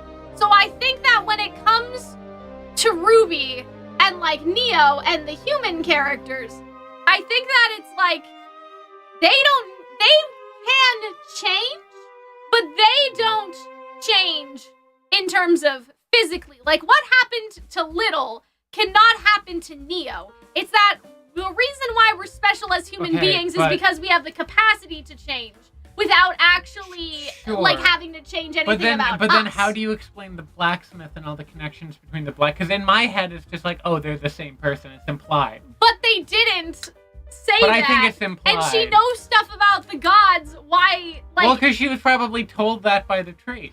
Like, she was told it by the tree? Yeah. But, like, I think... Well, then how else do you explain all the connections? But why wouldn't they have revealed that? For what reason? Cuts? I also feel like... Not everything is cut. They spent... Okay. They spent 10 minutes talking about the fucking gods, and they couldn't explain how Lewis and Alex got there, or that she was the blacksmith. That's a little silly. Because Alex left this for you. She left this for you as a wish. Like, why didn't the blacksmith just tell Jean that she was Alex and this is what she wished for him? That she changed and she was happy being here and it was okay. Like, you know what I mean? I still think that when Alex died, they either didn't decide, like they either didn't make a decision, or it's not Alex. Because if they made the decision, I feel like they would have just told us. I think she became the blacksmith. There's no reason to hide it, though. Like, in terms of the narrative. Well, other than it's just... Well, I think they made it... We're never going to see her again. I know, but I think they made it obvious so they don't need to tell us. But it's not obvious, because she talks about Alex as if she was a different person. Well, she kind of is.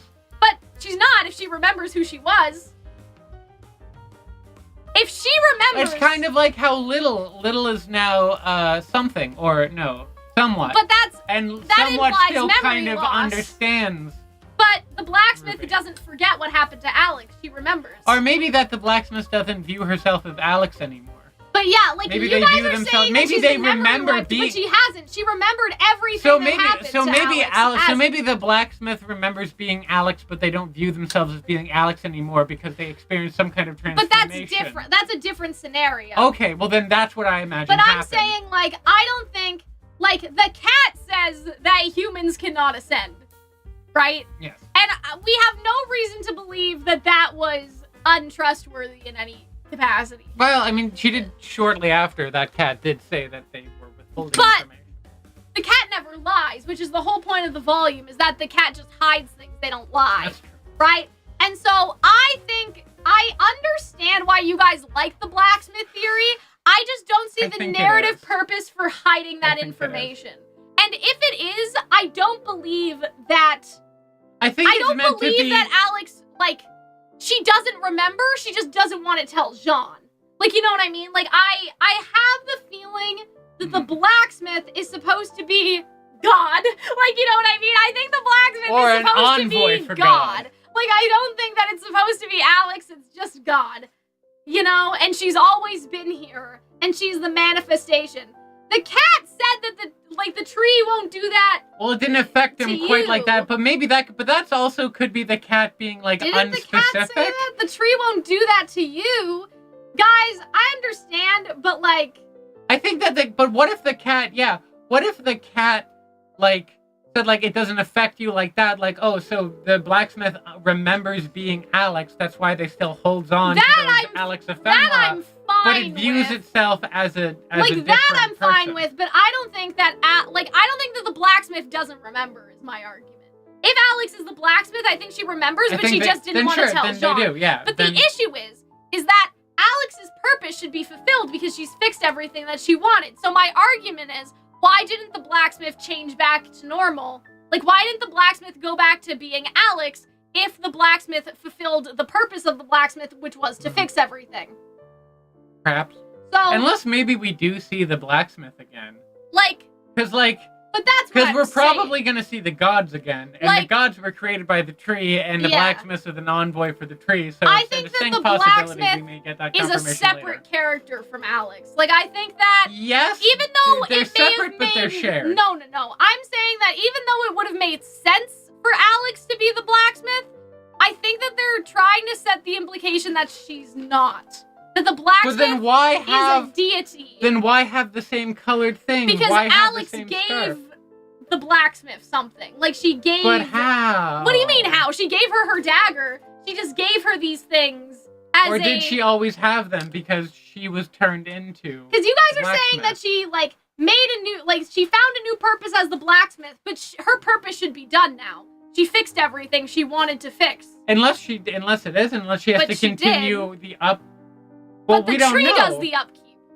Well, she's an envoy for the tree. She helps the tree. That doesn't make any sense, Hunter. Her purpose was to fix everything that she had broken. After fixing Jean, she should have reverted back if she was Alex. That's what I think the problem is, like, with the theory that it's Alex. Right? You know what I mean? Unless she needs to fix Juniper, but Neo could be fixed by the tree by itself. The last thing that Alex wanted to fix was Jean, and Jean was fixed. That means that either Juniper should have reverted back into Alex, or the blacksmith should have went back. Right? Like, I think that, like, the gods were based off of the blacksmith's human form, in a sense. She never fixed the cat, though, but she didn't want to fix the cat. Or did she? That's a good question. If the cat, but she can't. So, I don't know. The cat can't be fixed. I mean, we can talk in circles about it all day, but I do think that... I just think there's no reason for them to hide that information at this point. Unless they want to do with something with it later. Which can you admit that it's a possibility that they'd bring them back? The blacksmith? Yeah, but like, I don't see why revealing it as Alex later would be important. Because I'm not gonna lie, what I thought was gonna happen was, part of me thinks that when Alex fixed Jean, like if she was the blacksmith, she would have turned back to Alex. What I thought would have happened is that because Jean was the last person to jump through the portal, so I thought that Jean was gonna turn to them and say, "Thank you, Alex," and then jump in, like he figured it out. RWBY was the last one. Oh, never mind. Maybe RWBY would say that. Sorry, my bad. Yeah, but the cat can't ascend because the cat's purpose hasn't been completed. I am finding frickin' confetti everywhere. I don't think that she could have fixed the cat. I don't think that there's any reason to hide that at this point. Like, I can't see the reason. Alternatively, the reason could be that you just don't need all the information spoon-fed to you. But to some extent, just be subtle, Hunter, you know? It's not, though. Like, I think it is. It's not. I think it is. It's not, because, like... I think it is. No, it's not. We can scroll back to, like, a week or two ago, and you thought that... I did, but, like, now, the fact that the way they talk about Alex in this episode kind of contradicts the idea that she's the blacksmith. Because the blacksmith doesn't say that Alex ascended. She says that Alex died. Right? Like, if Alex was Juniper, for example, like, they wouldn't say Alex died. They would have said if Alex was Juniper that Alex ascended. Okay. Right? And so that's kind of my argument, is the fact, like, you wouldn't say that Little died. You would have said that Little ascended. Yeah. Right? And so, like, you wouldn't say Alex died. You would have said that Alex ascended. Even if the person we knew as Alex was she dead. didn't say, did she say die, or was it just assumed? Oh, she said die. I'm gonna go get it. Hold on. Okay, that's the whole conversation with Little. Let me see. When Alex's life ended, like... Okay. Her life ended. She died. But maybe that's when the blacksmith's life began, you know? There's still when you bring up reincarnation, the blacksmith you can never implies be that. They were the friendly carpenter, so it's like, I don't think that Little's life ended, though. I wouldn't describe it that way. I guess that's true about the wood. She was just the friendly carpenter was in the story. But we also Lewis wouldn't have known that. But we also don't know anything else about the friendly carpenter. But the fact that they were mentioned in the first place, it may be that the blacksmith became something a bit more industrial because the carpenter part wasn't enough. Maybe. Right, but like, the fact that the blacksmith as the carpenter seems to be mentioned in the story should be an indication to the audience that it wasn't Alex. The carpenter was mentioned. We never meet the carpenter, and it's assumed. Which means Lewis knows who the carpenter is, which he can't know if the carpenter is the blacksmith. Okay, but they never mentioned the blacksmith. Right, but that's what I'm saying. So wouldn't it then make sense that the blacksmith was created after because the story left? The chat is saying that the blacksmith is the carpenter because the carpenter is wood, like carpentry is wood. Like, I mean, it's not just wood, but also carpentry isn't the same thing as whittling, which is what they were doing. But like they were whittling, they weren't doing carpentry. But like so not to get pedantic, but it's a difference. like you know what I mean? But it isn't. Like my grandfather was a carpenter and he whittled as well. Like most people that do carpentry also have the skill to make those sorts of things. Well, no, because that's different. Because one's sculpture, the other thing is like making a nice table. Yeah, but like, what do you not say? The art of making a table. No, my dad was a carpenter. He wasn't like a whittler. He Maybe couldn't, he's just bad. I don't know. I'm sorry. I'm just saying. Like, I'm just saying. Like I understand. I think a friendly whittler, like diddler, would be more of a problem. So I'm just saying. There's a big difference between diddling and whittling. I'm just saying. I can see how that would be a problem. Woodwork is woodwork, Hunter. Okay, but he wasn't the friendly woodworker. He was the friendly carpenter, which is different than. So like carpentry and whittling is underneath the umbrella of. We can agree to disagree. I just think. But I think you guys are right. It's stupid. Like it's stupid that they didn't tell us. I just think you're wrong. I'm saying no, because the idea is stupid. Don't you like things being? It's like with Neo. It's open. You liked it when it was Neo that it's open-ended. This is kind of like we can kind of assume. The fact we don't know how Lewis and Alex fell is stupid. I'm sorry. I will die. The fact we got 10 minutes of God's backstory, I'm sorry, is stupid. Right? So I'm just saying fair. I'm okay with things being But that's up for unrelated. No, it's not. No, but how is the Alex becoming the blacksmith related to us not knowing how they got there in the first place? Because unanswered question up for interpretation only goes so far. Like, you understand what I'm saying? Like, there's only so far I can tolerate up to interpretation. I think that some things are bad to leave up to interpretation. I don't think it's a difference. I do. Well, and I think in this context, though, it is bad because now, like, in terms of theorizing, it's kind of difficult to tell whether or not the blacksmith is supposed to be the god, which I kind of see them as they are god. Like, I see them as god. If we theorize about them being Alex, that's a completely different situation. But the blacksmith describes themselves as being separate from the tree. Right. Well, she doesn't say, or they don't say I made. They say that it's a brothers of light and darkness. They say the tree did. But she says that's a simplistic understanding of what the tree does. I think it's like a Trinity thing, right? Alex, the blacksmith, and the tree are all kind of the same person, but different and separate. What I'm saying is that I see the blacksmith as like not that they tell the tree what to do, but that they are facilitating the tree. Like they assist the tree. However, I see them in a godlike capacity, which is going to become an issue in terms of like, also guys, Lewis is not Theodore.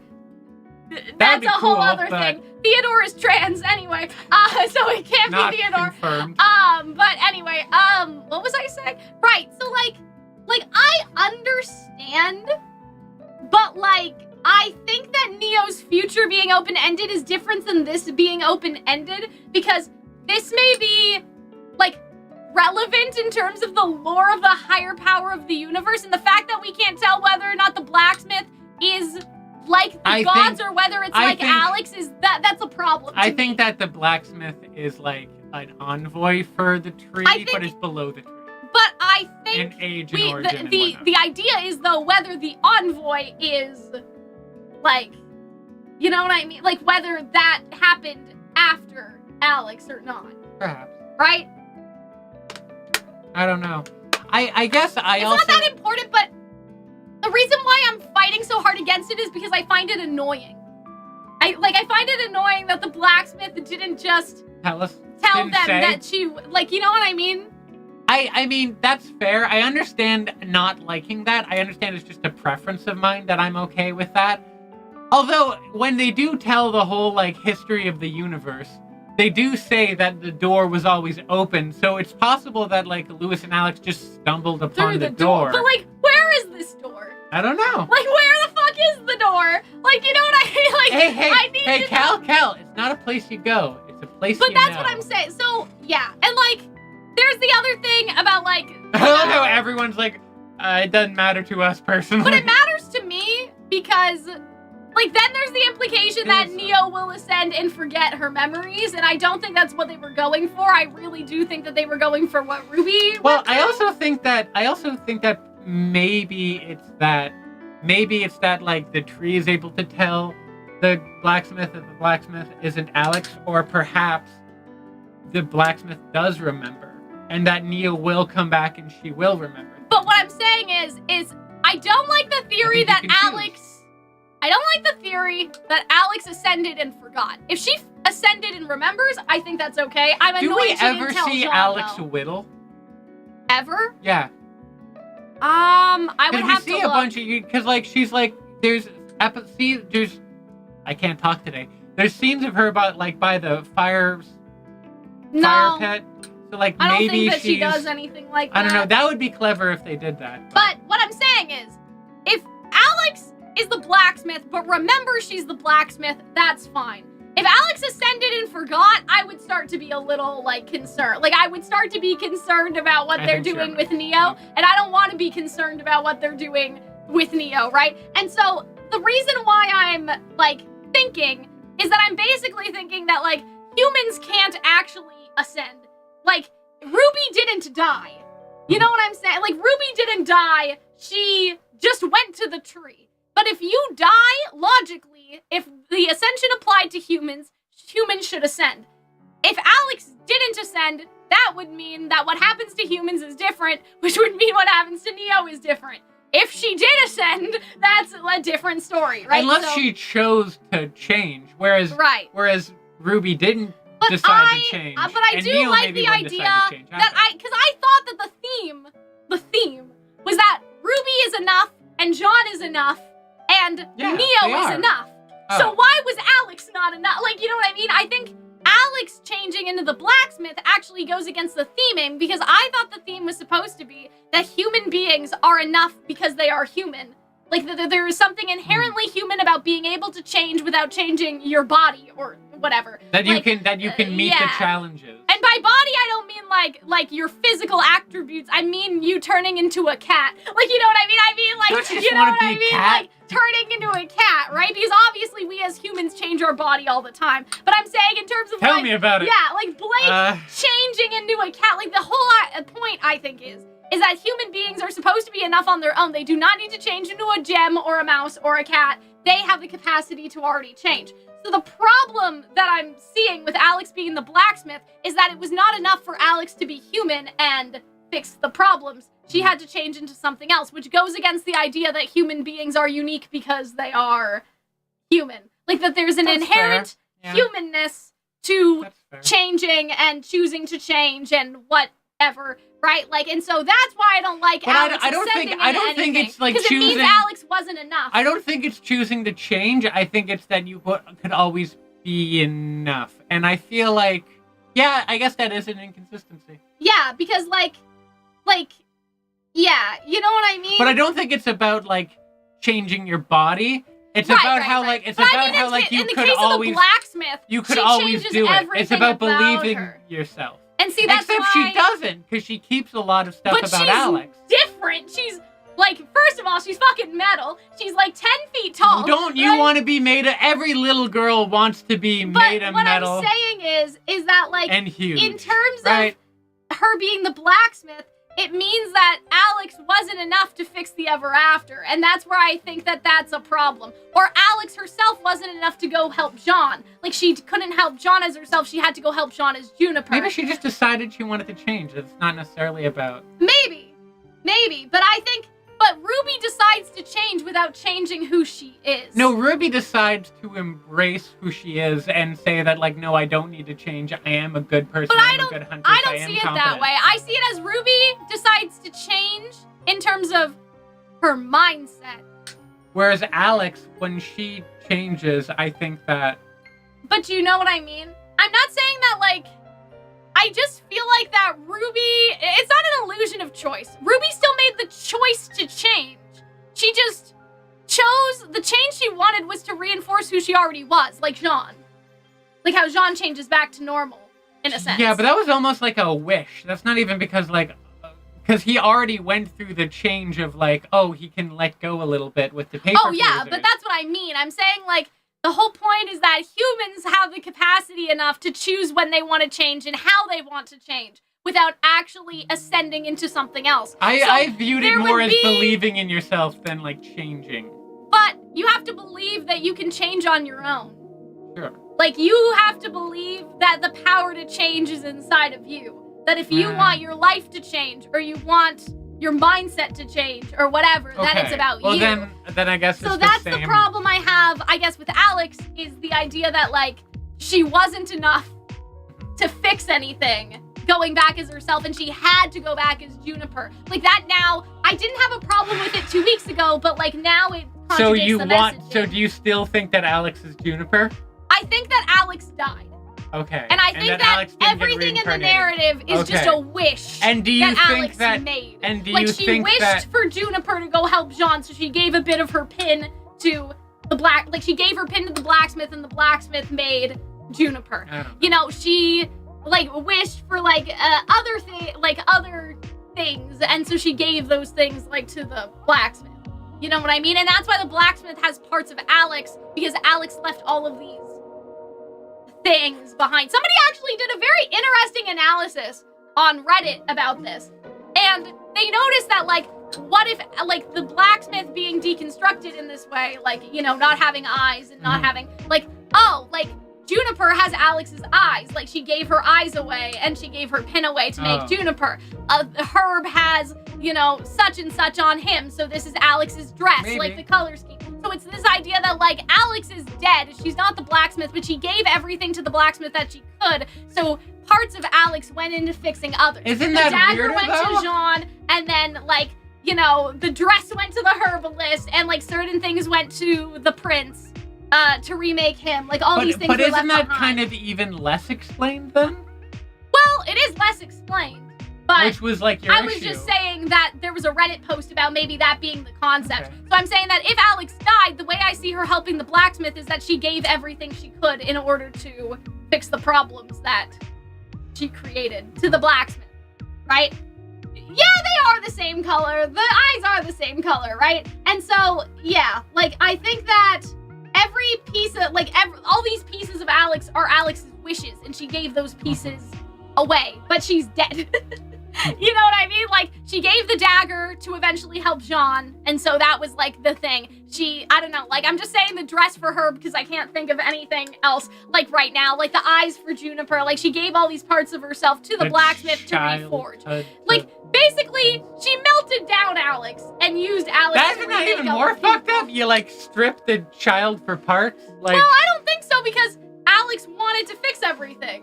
Right? And so in her death, she left all those But you know what else would fix everything? She became the blacksmith. I guess, but that's what I'm saying. I think that's, like, against the theme. It's kind of like how Juniper is against the theme. But is it that against the theme? Because she's, like, what if she still remembers her...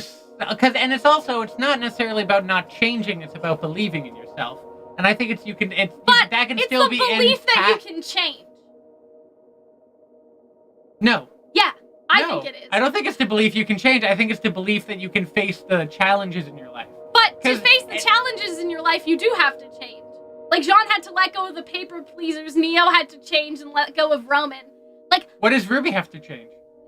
Her mindset that Summer was the perfect just the belief that hero. Well then, like, she has to get rid of that. I think we do agree on things, but we're just imagining it differently. Yeah, but I'm just saying, like, in terms of the theme, to me, it's that, like, human beings do not have to go through ascension because we already have the capacity to change. It is just our own kind of mental barriers that stop us from changing, right? Or deciding to do something different with our lives. So, like, in terms of the blacksmith or Juniper, like, let's just say Alex turning into Juniper, because I feel like it's a lot more clear with that. If Alex turns into Juniper, that basically means that Alex was not good enough, that she was only good enough unless she turned into a giant rabbit to go help Jean, instead of just going back to help Jean. But right? I also like how think RWBY goes back to help I also think them. that, like, yeah, it's just about how, like, well, if you think the change thing, it's just like, well, Alex did change, but she still kind of kept herself because she still had her dagger. She still had, like, her, like, accoutrement. I guess, but it's too, like, especially Juniper, it's so radical of a change that I think it misses the point. Well, I don't think she turns into Juniper. I think she turns into Blacksmith. Even that's what I'm saying. Like, I think that they're too far away from the point. In terms of, like, if it was just older Alex, I feel like that would be different, but the fact that she becomes so unhuman in the, like, human beings are enough. Like, that's the thing Fair that enough. I'm thinking about. I also think it's funny that, like, John got, like, twinkified again, but Yang never asked for her arm back. Well, no, because she didn't want it back. And I that's guess the whole so, point that yeah. I'm making is, like, Yang, like, they don't need to be fixed. That's not That's why true. they're here. So the fact that Alex But needed... John was like, I need to be a The twink fact that again. Alex needed to be fixed by turning into the blacksmith is what I think is sus. I see. Right? Like, you know what I mean? Because then I mean, you're I saying can guess that, like, having oh, issues with we it, fixed But I people. don't view her as, like, her abandoning who she was and destroying her past self, because I think that as the blacksmith, they But still she have is a connection very not to human, the though, person anymore. she was. It's like how they say, like, the blacksmith, all the blacksmith says is that Neo's broken heart needs to be fixed, but not Neo. So, like, that kind of gives the implication that it's like the soul needs to be healed, but not, like, anything in particular. And that's the implication you want to I be like a big more. metal lady? I'm just saying I like the implication more that she wants Also, maybe that would to be, maybe like, that's that what. they heal broken hearts. They don't change, like, that radically. But also, what if that's what kind of like what Alex would look like if she grew up? Because it kind of But- looks like they have almost bred, sort of. I mean, I guess, like- but, like, she's missing a lot of, like, and she doesn't have the rabbit pin anymore. Like, True. she's missing those, like, and, you know, those things about the outfit, but yeah. You guys talking about the arm thing, I think that would be pretty ableist if Yang, like, got her arm back. I don't know. Like, I think that's... I feel like It'd if be you like missed if, an like, arm, if you wouldn't were, you like- want an arm back? That's like, just does what, like, Fox want to see? I don't know. Like, I'm just saying. Like, some Wouldn't you people, wanna see? some people are okay with the way they are. I mean, that's That's true. No, that's part of the book. Is that Fox? Sometimes he thought about what, like, how it would be like to see, but he decided he was, you know, enough, like, as he already was. But the right? notion that everyone's like that is kind of No, treating these no. people as monolithic. Not everybody, but I think Like- that, like, it would be a problem. It would be problematic. People might get pissy with it, Like, but like, Yang is disabled rep and you would poof her arm back, that's going to be suspicious. I don't like, know, you but know what it's I like mean? you still lived as a disabled person. Like you still I guess. had that. I don't think that that would work in terms of this theming, though. Maybe in a different show. Like in Full Metal Alchemist, doesn't the guy get his body back? I believe it does. So, like, that's different, right? But, like, in this, they're talking about, like, fix it. You are enough. How can you be enough I know. if That's you true. get, if you're I fixing get the her point. arm, I get the point. right? Like You know I what I mean? honestly didn't say. Oh yeah, I know. Yeah. I'm saying in terms of what the chat is saying, like, no. Like, I think that would be it would have been questionable because if the theme is you are enough, then, like, Yang is not enough without her arm, right? Like, you know, I think it's strange. Like, I think that would just be strange. I Yeah, think that's it would fair. be very strange, and I'm glad they didn't do it because I think it Oh would yeah, have that been was just weird. that was a weird. That was just that Oh the no, chat I was brought just it up. reading the I chat. hadn't considered that till I saw it in the chat. And yeah, you're right. They would get into shit for that. And I'm you know? like, I'm looking, and I'm like, I wish we had a better shot of, like, her legs. We probably do later, but anyway. oh, look at But Ruby yeah, and I her like big this. robot Like, maybe friend. that girl is enough, like, choosing us. And, like, again, I guess we'll talk about Neo later, but, like, that's kind of how I see things with Neo as well. It's like, Neo's not gonna ascend and, like, lose her memories. She's just going to go through the therapy session and, like, Yeah. it's not the illusion of choice, but it's more like you always end up choosing yourself if you're given the confidence to. Sure. You know? And it's not, I don't know, like, something like that. Because, again, that's what the blacksmith says about Neo, is all that needs to be fixed is her heart. Not necessarily who she is. It's just that she's heartbroken. So I don't think, like, I really resent the idea that, like, Neo will ascend and be a completely different person. I wouldn't want her to become a different person, but like I don't know, she can look different. Well, she but, can like, look she'd be different, the but I same think that person. she should still look the same. Like, you know, I don't know. she If should I get got a sent to the redesign. tree, I would want to come back with Like, cat she ears, can be you know? redesigned, but, like, yeah, like, she can be redesigned, but I don't think that, like, I don't know. You know what I mean? I think it'd be cool what they could do. What if Yang ended up with a third arm because of a poorly worded request hunter? That would be hilarious. Like, Someone should make a comic of I that. think that what would be interesting for Neo's is if she comes out of the tree with the streaks of the cat. Like, to always remember, like, how it felt to, like, totally get maybe body snatched. Like, so she, you know what I mean? So she then would Neo would have, like, the blonde, the pink, the brown, and the blue? Hold on. It would still be half pink and half brown, but then it would have the blue, the purple, and the white streak. That would look a little weird. I don't think so. I think that we could balance it. Like, I'll draw it probably later, I think she should have, like, cat ears. I do think that, like, what if she had a little red in her hair for Roman? Oh, yeah, like orange? Some people talked about that, that would be fun. But, like, I think, yeah, that would be fun. But I don't want her to change entirely. And, like, that's the other thing. Like, people are like, I hope Neo comes back to speak. And I'm like, what if I came to your house? Anyway, because I really resent that, too, that she's gonna come back and speak. Or something. Because like if the whole point is that you are enough as you are, you aren't enough if you can't talk, though. Let's fix that while you're here. Like, that would be really What if she came back with an orange parrot that talked for her? And she called parrot? Yeah, and she called the parrot Why? Roman. I loved it. Like that one character from Pirates of the Caribbean. No. I love that idea. I need you to stop. I think that she should come back with an orange parrot named Roman that talks. We'll talk about Neo later. Yeah. Okay. But didn't we already? No. Oh, We haven't gotten there yet. I feel like We're still on, like, talked Kingdom so Hearts much. RWBY transformation, which this was so cool. Like, this was so, like, Red Metal, Like Rose's yeah. original, like, callback. I love this the was light, so great. like the white in the background and the pouring light, and she gets her thing back. I also like that it's like she got the promise of her mother again. She got that aspiration to be like her. Because the thing is back on her belt, so I thought that was really cool. Like, even though she gave it away, she now actually understands it better. So I think I really like that. And I like how and they yes, all the react. parrot should have a tiny bowler hat.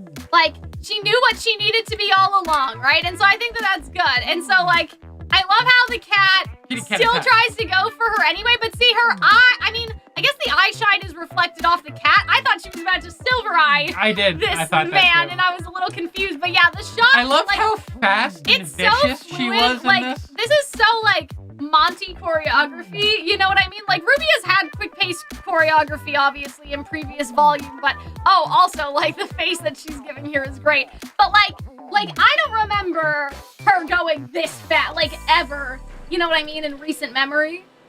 Yes. Hunter? Yes. Yeah? And so, like, I thought this was so cool. Not that I could, but, like, yeah, like, just how ferocious she is. It was really great. And, like, the little smile she has, like, she's regained her confidence again. I thought that was so good. I like, just... Okay, minor nitpick, but I think it would be cooler if she was, like, somehow behind the cat, because then, like, because really she just, like, semblance herself a foot in the air, but she could semblance herself behind her. I guess, but minor. They wanted the 4-point I guess so. square, right? But yeah, like, I love the team attack section. I just thought that this was so good. Like, Yang using her semblance again was good. I like the freezing thing and, like, the nevermore. Like, all these, like, references to other fights, right? But even, like, I wouldn't call this one overly referential, because it does... No, but it's just incorporating all unique. we learned. Yeah. Like, you know what I mean? It's showing everything that we've learned already. And the music is great. It like they like also that scene there where the light goes across her wooden features, and you start hearing that, like, Red Like Roses motif. Like, it was immediately pretty awesome. I was, like, jumping up and down. It was great. So this is time dilation, apparently. Even though people are saying the glyphs look different, I have on good authority that it is time dilation. Did someone tell you? Well, somebody told me that somebody else told them, but the person that told me, like, you know what I mean? I don't know. So, fair enough. I've heard from a reliable source that asked another reliable source that it is time dilation. And so, yeah, I know that they don't look the same, but I don't know if they'll ever confirm this I later, also can't, like, but functionally it just seems like they're bouncing across the glyphs like but they're any other keeping glyph. the cat stuck in time. Oh, I see. Like, in order to get them. I feel like the time glyph, it kind of works similarly like the gravity glyph. Like, you could just say that, like, someone locked someone in the same way. But you know? yeah, apparently it was confirmed that it's time dilation. So, Yeah, and so I thought this was so cool. Like, I love all the colors bouncing Yeah, around. it's very like... That was great. It feels like a... Oh, and that like this scene from was like great. the trailers, I thought that was. It upsets you know, me that like they're the not OP, in I should alphabetical order.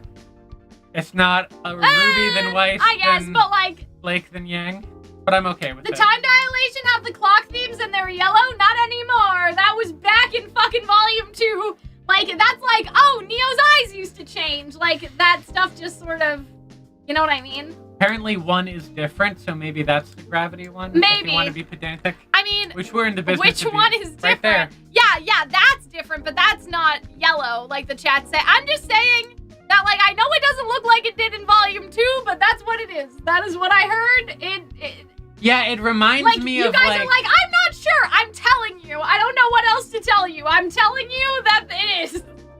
You can choose to believe me. It reminds me of like a finishing move in a fighting game, just how they're juggling in the air and they smack him in the ground. And I love that scene and how cool they all look. And part of me wishes the cat wasn't there so I could like put that as a desktop background. But yeah, I thought that this was great. I thought that this was so cool. Also, Hunter didn't mean alphabetical. You meant in team. Sorry, in order. In team order, not But alphabetical. yeah, and I love the cat's voice acting here of like, no, like you're still broken, because he sounds so mean, but then he also sounds so hopeless. Yeah. Because he knows that it's hopeless. Like the voice acting ate right here. It was so good. I really, really liked it. And I love how like, they all have all of their little lines like she's never been any of those things. That's why we follow her. Like I really like that. I thought that was nice. I love how like RWBY was never smirking incomplete, Yang is, you know? which is very cute. My babies. So yeah, I liked this scene a lot. Like how they were saying like, yes, RWBY went through stuff, but she was never broken for going through that stuff. That's how I read that dialogue, right?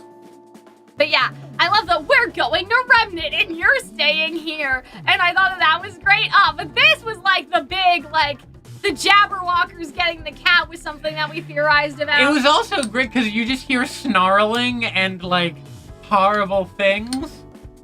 And they look horrified because it is you just watch the cat get like eaten. I'm sorry to tell you, by but a I bunch have to of monsters. go to the bathroom again. You know why? And tell us about the color of your urine because we're all so fascinated.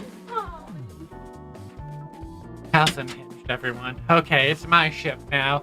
So yes, we watch him, which feels a little like, I understand that it's like Neo doing it, and Neo is kind of fucked up. Like, it makes sense that, like, Neo would sick the Jabberwockers on, the Curious Cat. But it is kind of, like, disturbing. The way she does it, too, where she's just, like, ordering and she's so angry. It is tonally disturbing, because it goes from, like, yeah, rock on, we're a team. Like, RWBY's okay. She's all she ever needed to be. Like, to very victorious. To, like, suddenly very, very grim and horrific. Yeah, I don't know. It seems almost like... I guess I feel bad. I guess part of it's also I feel bad for the cat because we learned that, like, Curious Cat, they had their heart broken and they couldn't fix themselves, even though they knew they were broken. Like, the Curious Cat is kind of a tragic character in that way. And it's so weird to see Neo... I don't know. It's so weird to see Neo... like, kind of given, because later on we see, like, after, she has the Jabberwockers rip them to shred, everyone else is terrified. And as they go to try and grab, Jean, RWBY kind of looks back and it's almost like she has a great deal of sympathy for Neo, but no sympathy for the Curious Cat. Even though, like, they're kind of tragic too. I sort of feel bad for it, you know? So, I don't know what you guys have already talked about, because I was... We're talking about how, like, tonally it was a little difficult to watch the I think, though... And how I kind of feel bad for like, I think the cat's a tragic character, yes. But unfortunately, they did not do enough to make him sympathetic, because he kind of went mwahaha evil by the end. Yeah, I mean, he was mwahaha evil, but it was also fairly You know what I mean? sad. But, like, yeah, I have sympathy, but it doesn't seem anyone else did. But... Having mild difficulty there? Yeah, can you open these? But, like, okay, what I love about this is how, like, horrified Team RWBY looks. I'm sorry, this is called Heavenly Hunks Minis. And I feel like Heavenly Hunk is how you would refer I to don't know. like chibi Roman. I think my aunt got me those in like an Easter basket. I see. So we'll see what they are. Fuck, But yeah, like I love how horrified they look, and then they just look at Neo, and Here's there's your a face Heavenly that Hunks. they think, and there's a face that they make after. What the fuck are these though? I don't know. Birthday cake, apparently. That looks appetizing. Aw, these are cute. They're like cake pops. Okay. Just in a questionable shape. Sure. Lumpy cake pop. Kind of like a Rice Krispie, if I had to compare it to something. So they have the anyways. Moving forward. No, there's no crispy, just... Anyway. So, yeah. But yeah, no, it was kind of like, as much I'm just like, yeah, you know, it understands why Neo would be upset because the cat did, like, possess her. Yeah, there was a violation. There's a violation there. So, like, I understand why Neo would, like, feel the need to rip them apart, but also, I also Jesus feel Christ. like, though, it's not even about that. It's more so, like, just stopping him. And she's like, we're not doing all this bullshit again. Like, you know what I mean? I think she's definitely angry at the cat. But when you consider this, like, Team RWBY Neo truce, because I think it's Team RWBY Neo truce. You know what I mean? I mean, I think they're just like, well, we're not gonna fight you, so it's, yeah, I guess it's like a ceasefire. Yeah. You know?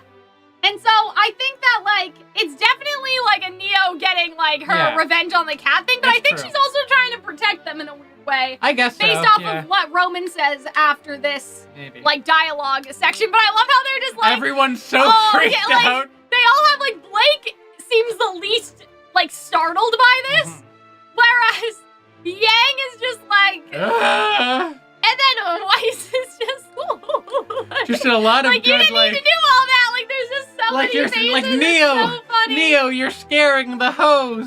Yeah, I mean, I guess Blake does have a bigger reaction right here, but, like, Weiss is just like, is this the Neo that we know? Like, that's kind of the vibe that I get from Weiss, I guess. Like, you know what I mean? Like there's so many emotions. There's, like, disgust.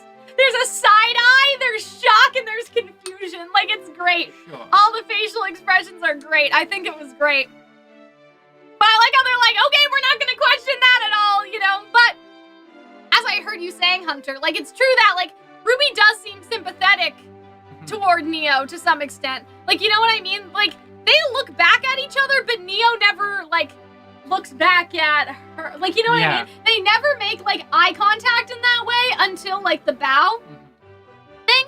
But I just think that's interesting because, like, they never talk about it, and RWBY never apologizes. Not that she has to, but, like, I think that's interesting. Like, you know what I mean? Like, RWBY feels sorry for her, but they don't have this, like, I'm sorry about what happened to Roman. Like, they don't have that conversation because she's not. Like, she's not sorry, you know, RWBY's not sorry about what happened to Roman. But I think that she is sorry about how Neo ended up, which I think is different. Like, I think that she does kind of sympathize to that extent. And that's why she looks back at her. And she could also just be checking her back because she knows that, like, Neo wants to kill her. But there's something, like, sympathetic in how RWBY looks back. Also, according to Aaron in this scene, like, Yang mumbles, I love you to RWBY, which is wonderful. I like that. Yeah, I didn't get the frame with the tears in the eyes, so it must have happened very briefly. Like, Yang has the tears in her eyes. But I also love how it's just like, hello. Oh, man. It's like that. It's like those. We've been talking for a long time. I just realized we've been It's here. only 3 hours. Yeah. We did 5.5. The other time? Yeah. That's still the record. I'm just getting kind of hungry. Oh. And these are not very good. Doing it Like, they're for you? okay, but, like, Not I great. wouldn't eat all of them right now. Like, they're... Want to get, like, something from the cantina thing? Or I don't know. I think should I get the I'm like, we're almost done, but, like, we're not. There's, like, God's lore. But there's not a lot to talk about in terms of the lore. It's just like, here it is. This is it. Get to see cute, like, baby lamb god. Yeah. I can bring the chips. No, Okay. that's okay. Hold on, let me see. I know my mom texted me, like, let me know when you want to eat, and I'm just gonna send her a little sad... Mother, bring me substance. I'll just send her a little sad face and see what she said. Wow. You're a great communicator, Kyle. I know, but, like, it's not like... I don't know what happened up there now. Like, I don't know if she actually cooked and it's up there, or if it's, you know, anything else. Anyway, But yeah, and so I love how Neo like stands here like very, I don't know, just how she's holding the parasol. I really liked how she's like, Yeah. you know, I don't know. She's like watching this Lovin', like, hey guys, do you need a? Well, you know, not that, just but snack? it's more like just. Oh, she's so sad. Yeah, and I like her expression here, and Roman coming in was a big surprise. Like I didn't expect to see him in this People way. are like, wow, Cal's hungry after seeing a cat eaten. Yeah. Oh boy. Coincidental. But yeah, I love I love how Roman comes back in out of nowhere, but I think that Neo's facial expressions are so interesting here, right? And I don't know if we're ever going to see like Neo again. I don't know. However, I will explain how I think that they could be setting it up for us too. Because like I do like the idea that it's vague and we don't know, but it can be vague for like a couple of years. Like, you know what I mean? It doesn't need to be vague forever. It's up to our imagination until the hiatus is over. I think that that's okay. Like, eventually they can answer it, right? Down the line, I think that'll be a Neo watch. I think that there's something very interesting about this, like, on a fundamental, like, no matter, I guess, what you think, if she is going to come back or not, which is that Roman says, to have what they have, what a thing. Right? And, like, he watches her, like, look toward the tree. And so, because Neo is so heavily, like, in nonverbal... Oh, we're back at the cat. We must have rewinded in the, in our video.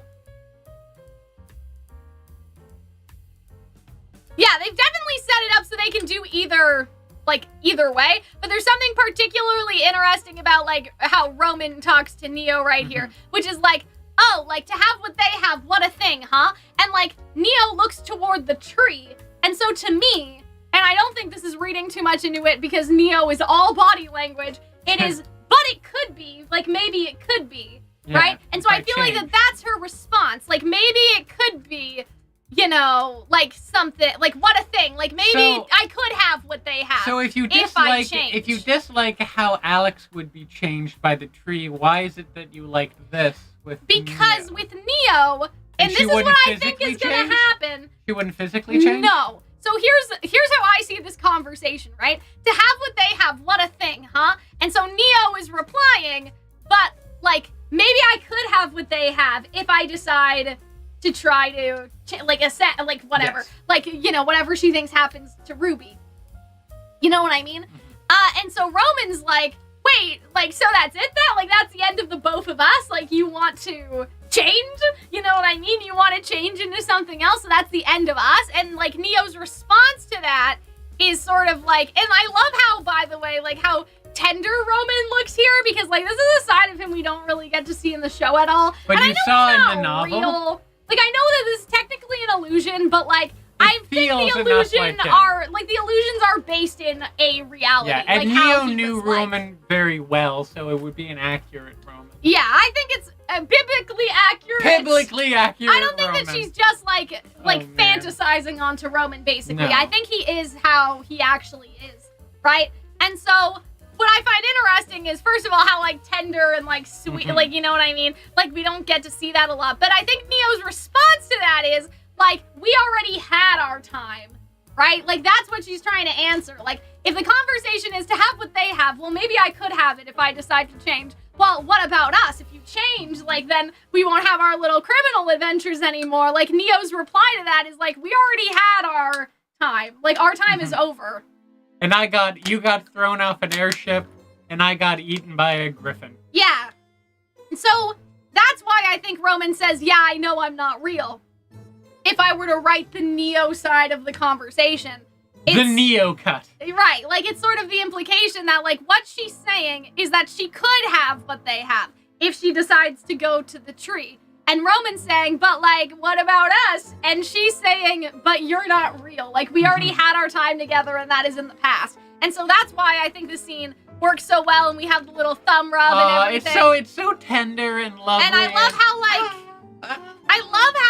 he's self-aware. Like, he is self-aware. Right? And I love that shot of him turning, like, kind of fading on the breeze, you know? Scatter. It's and very so sweet. I really like this scene in general. I'm glad that she didn't die, or you guys would see me on the news.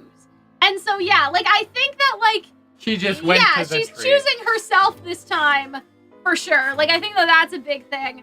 And I also think just in general, like, I'm not saying that she was forced to stick with Roman after Roman Holiday, because they make a point that, like, Roman's like, you can just drop me off wherever you want, I guess. But, like, there is something to be said about the fact that, like, Neo's house burns down. Like, what can she really, like, there is really nowhere for her to go after the end of Roman Holiday. And I'm not saying that she was, like, forced to be with Roman, because I think that's a little strange. But, like, in a functional sense, she didn't really get to choose, right? She just kind of, like, yeah, like, this is life now. There's nothing for me to go back to with my parents and stuff, so, like, why not? Like, it was more of a casual, like, these are my realistic circumstances compared to actually, like, I could either be home and be rich, or I could go with Roman. Like, going with Roman was the defaulted decision. There was no, I can stay home and be rich, right? Whereas I think it would be more obvious if she could have went home and been rich, right? But, like, she didn't. So I think that in a sense, like, Neo never had any choice, really, for how her life went until she met Roman and she chose to, like, track him down and follow him. And that's the point of Roman Holiday, is, like, her parents are trying to control her, and Lady Beat tries to control her, and there are all these people that try to control her, but Roman is the only one that doesn't. Roman right? accepted her At the same time, though, like, Neo never really got a choice about who she wanted to be, because her options were rich person or criminal, and the rich person option was off the table as soon as the Vanilles died, right? So functionally, like, Neo didn't really have a choice between the two different worlds. She was defaulted to be but, the like, criminal now she can have a third thing. She could maybe be a huntress or a hero. And see, that's what I'm gonna get, because I don't want to have too much wishful thinking, right? But, like, honey, if there was anything when has that ever stopped you before? Reinforced the idea of, like, found family and Neo joining a team, it is this scene. Because what the scene is quite literally saying, right, to some extent, is I wish I had what they have. And what are they? They are a team. Right? And there's a suspicious, like, you know, line in Roman Holiday where Roman says, Neo, you could be anything you want, even a huntress, right?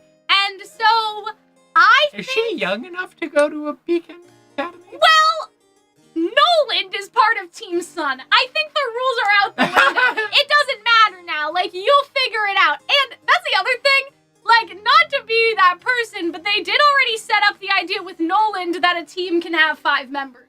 Like, you can just adopt someone. So I'm not saying... So it's gonna be Sun with 3 N or 4 N's? How many N's? They do that in the book. It's Team Sun, with so Noland. 3 S's and 2 N's. Yes. Yeah.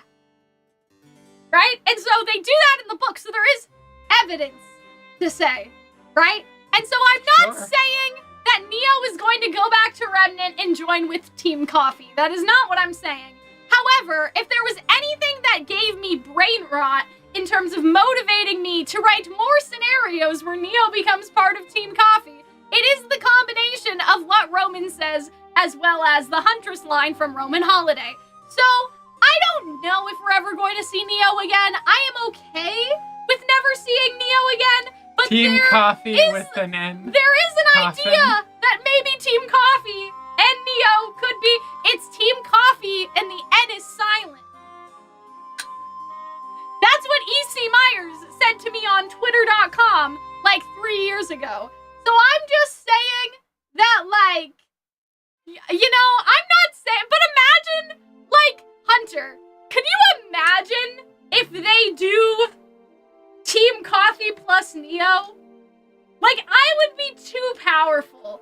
They can't do it because I would be way too strong. Like, I would break the theory stock market. People would accuse the writers of doing it just to please me. Like, they can't do it, but what if that was always the plan and I was just wise to it really, really early? Then they have to do it, because the one thing I hate is when writers write a twist and then they change the twist because the audience figured it out. It could be Team Caffeine. Oh yeah, it's Team Caffeine. That's what the comic that E.C. Myers commented on was like, oh, like I think I or Allie, one of us said, oh, it'll be Team Caffeine.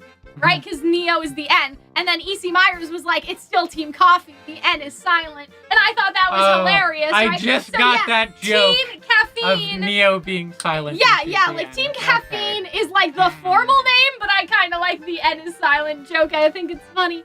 Not Coffin, no. But yeah, Team Caffeine, yeah. And so I'm not saying that it's gonna happen, but like if they already planned for it to happen, they can't change it just because I was annoying about it. Like, you know what I mean? They can't. Like, if it's in the cards... I was annoying about it and I was right. Yeah, exactly. Like, they can't change it now. And so, you know, if Eddie or Kiersey are watching this, because I don't pretend to entertain the notion that Miles and Carrie are, if any of the RWBY writers ever see this video, do not change the plan, because I know that the plan is truly Team Coffee Neo. Anyway, so yeah, like, I don't know. I'm just saying that, like, I really like this scene just because it's very open-ended to what she could be, but it also definitely, like, it gives you the brain rot that all Neo ever wanted was to belong and, like, found family and it's very, stuff and like it's, that, and it's right? warm. It's just like the way, like, these two, like, enemies, like,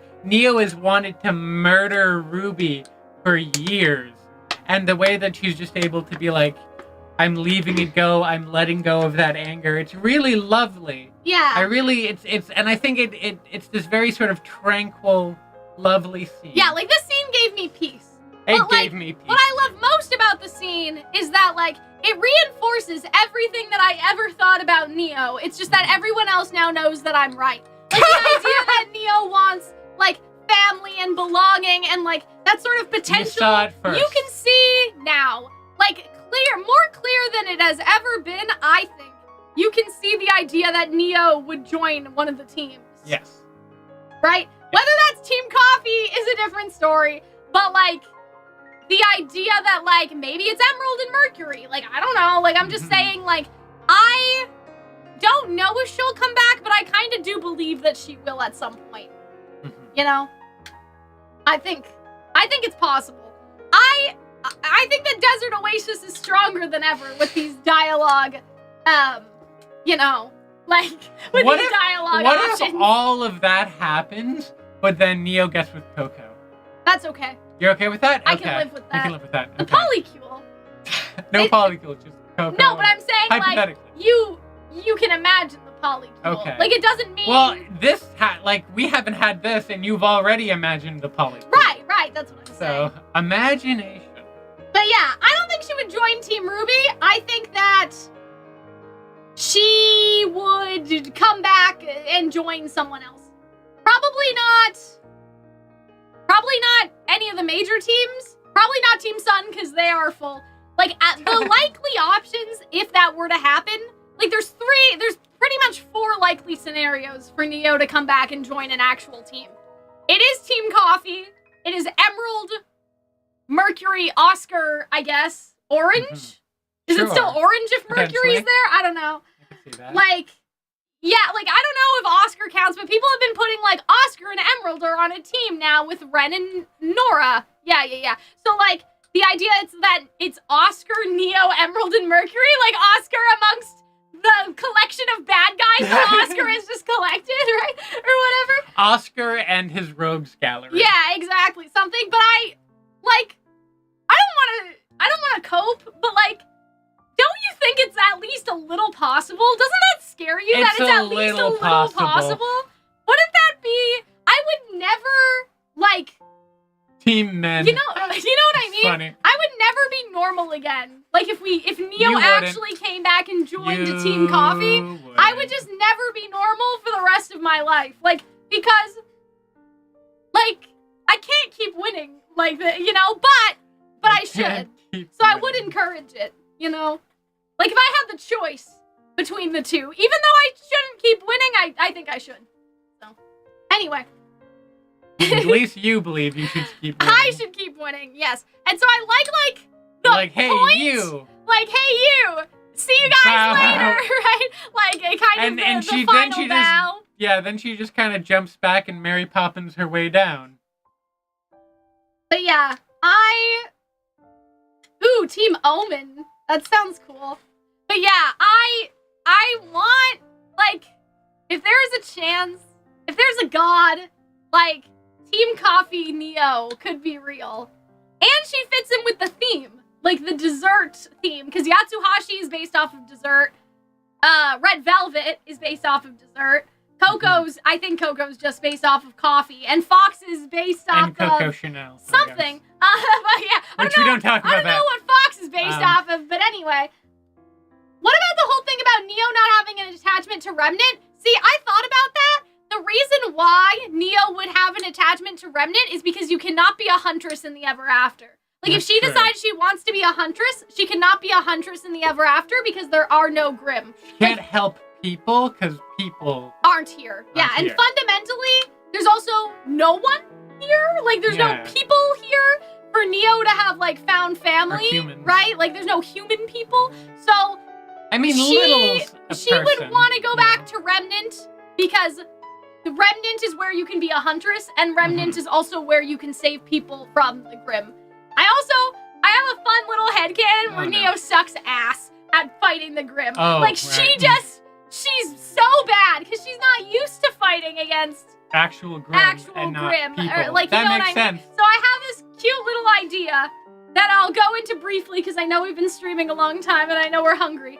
Or at least I'm hungry because I didn't have lunch. But, like, I have this idea, okay, that Neo comes back to the Vacuo fight in some capacity. Like, it doesn't take as long as it should, I guess.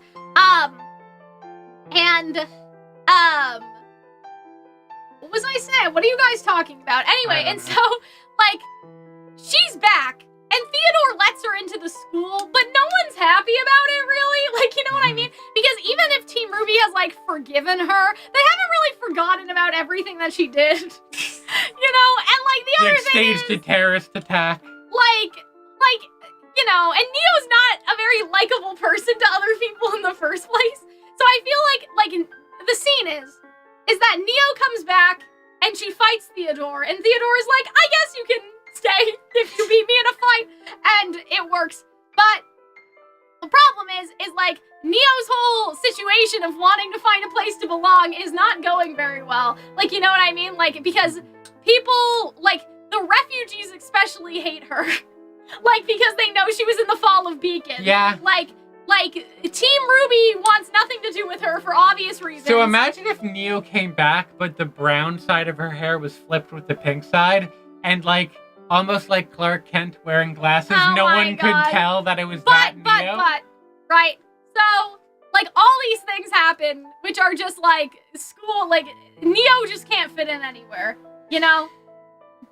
So she does a bunch of, like, patrols and stuff to be helpful, but, like, to have an excuse to not be around other people, she goes on patrol. She's on patrol all the time. She's like, this is what I wanted to do. She's walking with that parasol in the desert. She's like, I wanted to be a huntress. What if she huntress because I wanted to be a fucking huntress, right? What if she went back to Beacon instead to... Well, that's not Team Coffee Hunter. Hold on. Like, and so, anyway. I'm just saying, it would make sense because then, but the fight is in Vacuo. Like, really. I know, but, like, she could help. Like, Beacon's... Hannah Montana, like, Beacon is technically not okay, but, like, there's no one to save there. I guess. I mean, there's still people. There's Glinda. Like, you know, there's no one fundamentally, right? What if, like, what if it's like you guess, what if instead of Neo X Fox or Neo X Coco, it's Neo X Glinda? That's weird. Anyway, Glinda was... I'm just saying, Neo Glinda clearly... was an adult when Neo was a child, Neo clearly has a thing for older people. But, like, that's kinda... I'm just saying, like, Glinda is so old that she is in earlier chapters of Roman Holiday as, like, a reference that Neo looks up to. So I think that's weird. I'm just saying. It's like, you know, Leonardo DiCaprio dating all those young people. Glinda's a celebrity. Neo Glinda Goodwitches didn't meet Leonardo DiCaprio. Yeah, because everyone knows Glinda. That's in the book. Yeah. Okay, anyway, Beacon's under control. Back to the Vacuo situation. So I have this idea where, like, Neo is on patrol, but, like, obviously she's not the only person guarding the city, so Team Coffee's on patrol too, right? And Neo somehow, like, I guess they're all, like, patrolling individually, even though the team is technically together. Like, they're all, you know. Neo X Glinda should be called whipped cream jam jars. It probably is. Whipped cream. Anyway. Oh, that's so funny. Let me cook. Let me finish cooking, Hunter. Right, so, Team Coffee's on patrol, okay? with Neo, but not with Neo.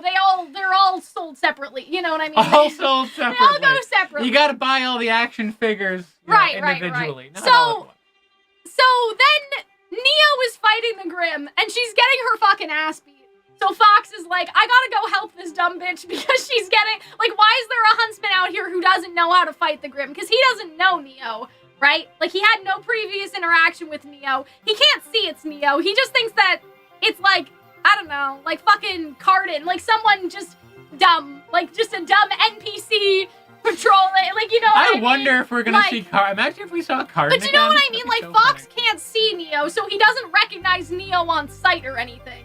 Like, he just runs into Neo, and he's like, who's this dumb first year that, like, can't handle... Like, he basically thinks Neo is Jean. Like, Okay. Volume 1 Jean. Oh. Right? And he's like, who is this dumb bitch who is out here in the desert, not, like, and doesn't know how to kill the fucking Grimm? So Fox goes to rescue her, and she's kind of pissed about it because she sees it as condescending. And he's also like, well, you could at least say thank you, right? And so they get into a little scuffle, and Fox is okay with it. Like, it's not unprovoked. It's like a mutual scuffle. You know what I mean? Sure. It's like Fox is like, okay, sure, like, this'll be fun, whatever, you know? And so they have a little fight. But then there is a sandstorm during the fight. And so they need to go into the sandstorm emergency cave that I read in a different fan fiction that I am taking.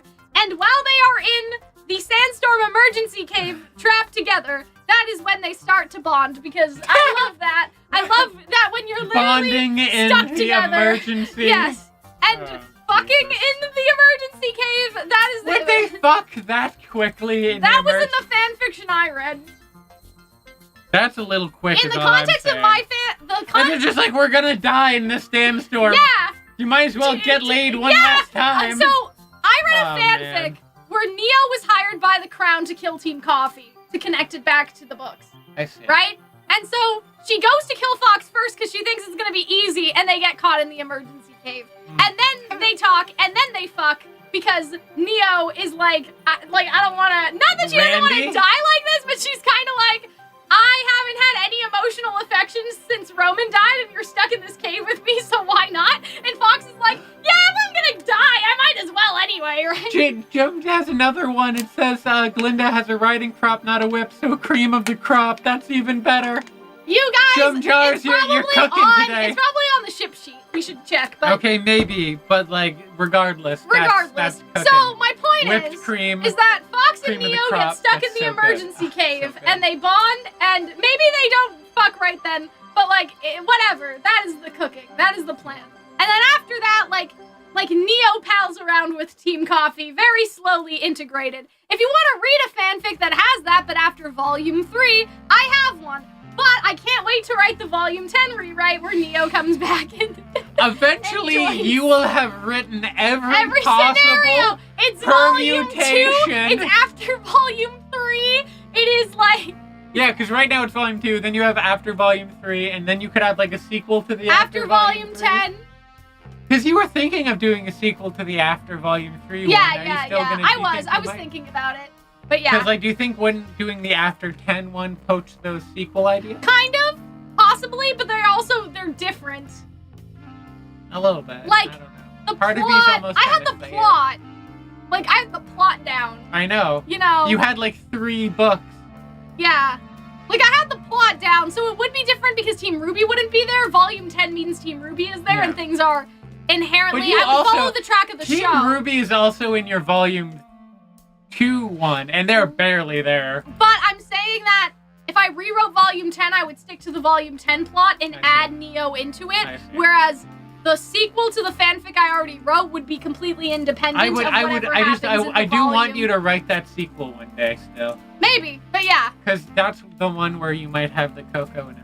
And I liked what happened to her. Yeah, and I and like she that jumps she'll in. find herself one way or another. She and looks so so I like at that. peace, She and looks that's so so at nice. peace.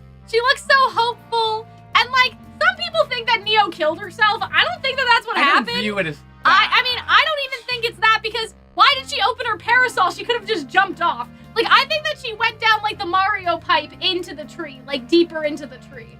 I don't think she's, I don't think like, you know what I mean? I didn't see it that way because there's no logical reason for her to float down safely if she's trying to just jump off the side of the tree, right? Yeah, I imagine it was more like a gentle. I think that she's gently descending into the core of the tree more than anything. I don't think that it was like suicide. Like, yeah, the tree just got her. RWBY Volume 9 was the volume of unfortunate suicide.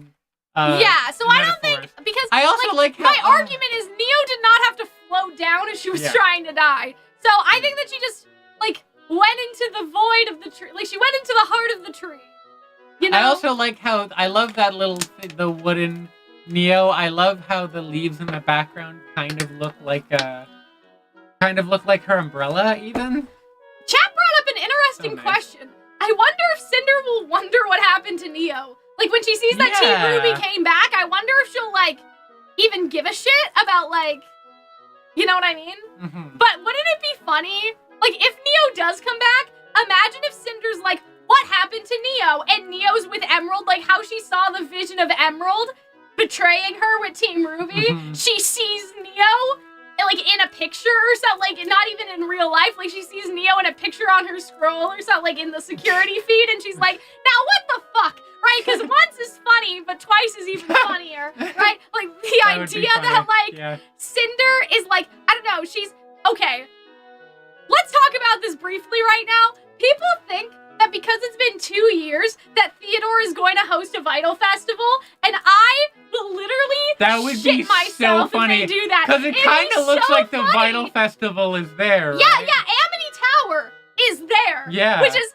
hilarious. Which is so hilarious. And so, like, imagine, like, because he would. That is so Theodore core that they're in the middle of a fucking war and they have the fucking Vital Festival because it's a kingdom unity. It's keeping spirits. He would. So imagine, okay, Cinder is at home watching the Vital Festival again. And that would be so, like, symbolic, too, because that's when Beacon Fell was the Vital Festival. Yeah. But now what if they beat Salem during the Vital Festival? Like, it's just so perfect. They have to do it. Like, they have to. But, like, so imagine, like, Cinder is watching the fight, right? I don't know, maybe Mercury's there, he hasn't been redeemed yet, right? So imagine, like, she already saw Emerald betray her, she sees Neo fighting with Team Coffee for some reason, and that works because Emerald and Mercury were the ones who fought against Team Coffee in the tournament, but now, like, maybe Emerald and Neo are both fighting with Team Coffee instead, so it's, like, a nice little, like, callback to that. So what I'm saying is, it would be so funny, like, if Cinder was just like, what? Like, what the fuck again? Like, they keep collecting Cinder's exes. Like, you know, the Scott Pilgrim, like, yeah, just 7 evil exes. Yeah, like, all 7 evil Cinder exes, right? Theodore is the best character in the show. That's the only way I can describe him. He is so Theodore core. He is so himbo. He's like if Roman and Neo were nice. Like, he is chaotic and... No, Roman is not nearly that chaotic. Well, he is more chaotic. He's like combination of, like, if Roman and Neo's chaotic chaos himbo. were in a himbo. Who loves everybody. Like, wonderful. It's crazy. Neo staying single is my cup of tea. Well, you can go to the tree and drink it, I guess, but it's not mine. Anyway. Holy shit. So, I was just kidding. Anyway, so I love the parasol leaves. This is better than what I could have ever photoshopped, though I will say what I did was pretty close. But yeah. And so Theodore is the best character. He would host the Vital Festival, and I'm very excited, and it would be so thematic. Like, it all ends where it all began. In Vale, but, like, in the Vital, like, you know what I mean? I think it would be nice.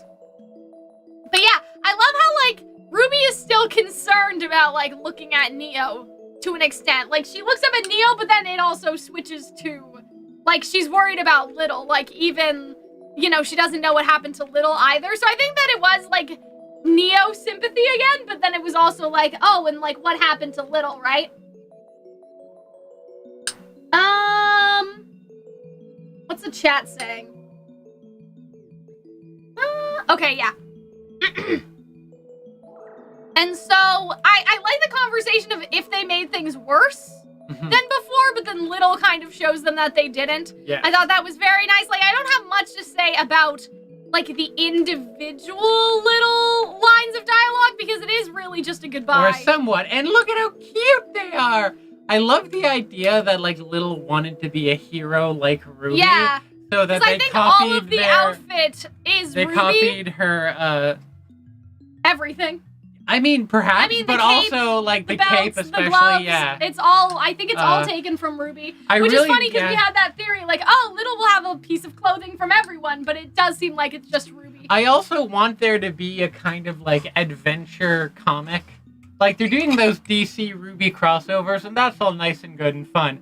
But what I want is, like, I want somewhat in Juniper Adventures and the Ever After. I unfortunately don't know if anyone would read I would. that. I know would. you would, but to justify... Also, I love how, like, dorky Ruby looks. yeah, and I like how just she's like, I don't want to break the world order, so I don't think that we've met. Right, because that's what she's doing. She's Mhm. not going to tell Little that they used to be little, so she's preserving the world order, and I thought that this scene was really sweet. You know what? I haven't thought about it yet. You look like you have your wits about you. What do you think I am? And so I like that. I like how they're like a friend, a guide, adorable. Like, I thought that was some needed Adorable. humor, right? Like, I like how Weiss laughs at the joke. Like, Yang's so proud of herself. Wang, yeah, she's so... Oh, I love man. how we got some Yang puns again. Yeah. And so, he, Little's like, oh, they're somewhat close. I'm not one thing. I'm somewhat of a Little's lot of cloak, things. it's like one of the leaves. The way it's spiked out like that. I didn't notice that. That's super cool. They're just so... I think I screen capped this exact shot of, like, Little being like, I love you this much. But yeah, it's not just world They're order. It's adorable. also just, like, you're different now. But, like, you can still be different and acknowledge the person that was. I think that Ruby's kind of, I don't know, like, I do see it as a Kingdom Hearts world order thing of, like, they're not supposed to know, and maybe that's for a reason.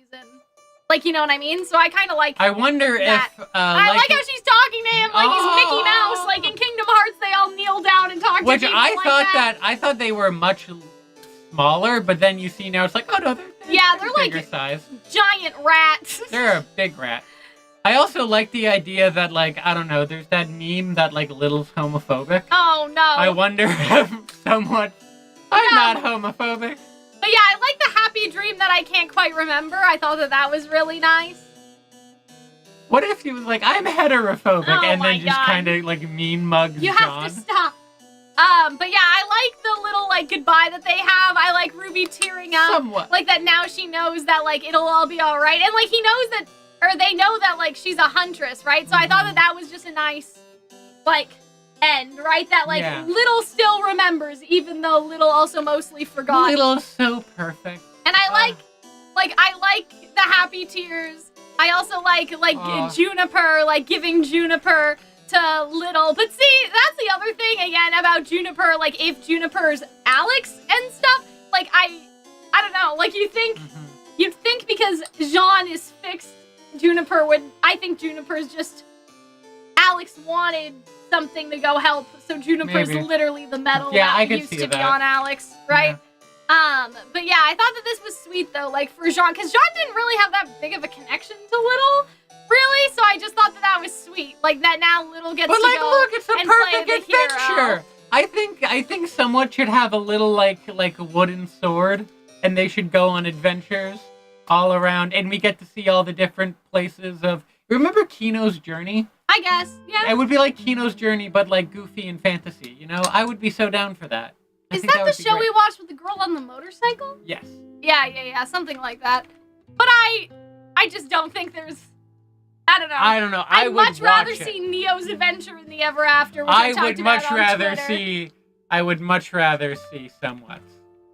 You're wrong for this. But see, like, Jean's crying, Oh, like, it's so after, and that's sad. what I noticed. He's Because, crying like, after giving Juniper He's probably away. been with Juniper for, like, 10 years. Well, yeah, literally. Even longer. Like, that was his only friend.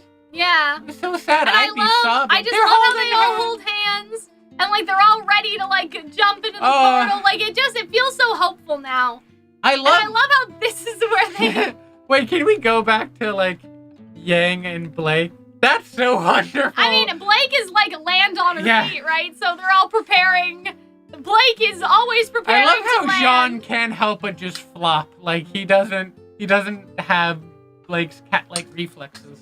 But yeah, like I love that they're all in the void now. Like they're all in the void area. I thought that this was really cool, and I like that this is like the workshop. Yes. Right? And see, so here's the suspicious thing, right? Yes. Hawks is there, but we thought that Hawks died by the Jabberwocky. So it's fully possible that the Jabberwockers didn't kill him. Yeah, because they weren't the real Because they weren't the real Jabberwockers. But that also implies that the cat isn't really dead. Yes. I think like, that is what it does. But how do we know that that's what's like, because like Blacksmith is just like whittling these wooden figures. Does that necessarily mean that they die? Herb is as himself. That's true. So that's sort of strange. And Lil is as themselves as well. But also, Hawk is just how they were in the past, so maybe Hawk didn't actually reincarnate. They did actually die. But like, Herb is the same, except... Yeah, but Herb is still alive. Yeah, but that's what I'm saying. Herb is the same looking. Maybe he's hawking something else now. Maybe there is a change about him that we just can't notice. Perhaps. Right? But what I'm saying is, the teapot lady is there and fixed. Remember, Hunter, that just because they ascend, it doesn't mean that they're, like, significantly different. Like, sometimes they're No, I know that, but how do you know that this is a sign that Hawk was ascended and not just that I'm just wondering. I don't know. I'm curious, though, because everything on the table is, like, you know what I mean? The prince isn't there. The teapot lady was broken, so that's why she's there. Like, it's not all the characters we met along the way. It is only the people that were implied that they needed to be, like, sent to the tree. Well, why is Juniper there then? I mean... Or, like, who are these other people? Why were the gods there? They weren't sent to the tree. Well, they did. They changed, though, throughout their lifetime. Yeah, I guess so. So I think that they did probably repeatedly ascend, in a sense. But yeah, I mean, they change themselves? Juniper being there is interesting, I guess, for what we're talking about. But it makes sense if Juniper was a creation of the Blacksmith, right? Everything that's on the table is a creation of the Blacksmith, but we're noticeably missing, like, the prince. But the Blacksmith didn't make the dragon, the gods, the brothers, but the tree did. But they're just if the Blacksmith is the tree hunter, right? And Envoy, I don't think the teapot lady was killed, but she was broken, so she would have to be fixed, right? She was cracked, right? But yeah, like, I think that if it was just representations of the characters we made along the way, Jinxie should be there, and so should the prince. Is there a better shot where we see? Yeah, I mean, we'll take a look at the table, but I don't think that Jinxie and the others are on there. But yeah, I like how they're like, I've been waiting a long time for you. What did Blake say? Is this the tree? Something like that, right? And so I like that I've been waiting a long time for you. But yeah, Jinxie is there. The weird thing is that it doesn't seem like the prince is. So oh no, the prince is there. Okay, yeah. So everyone is accounted for. But like the paper pleasers aren't there. And like the toy soldiers aren't there. So I still think it would be the implication of everybody that she's had to fix at some point. But she did have to fix the paper pleasers. But why aren't they there?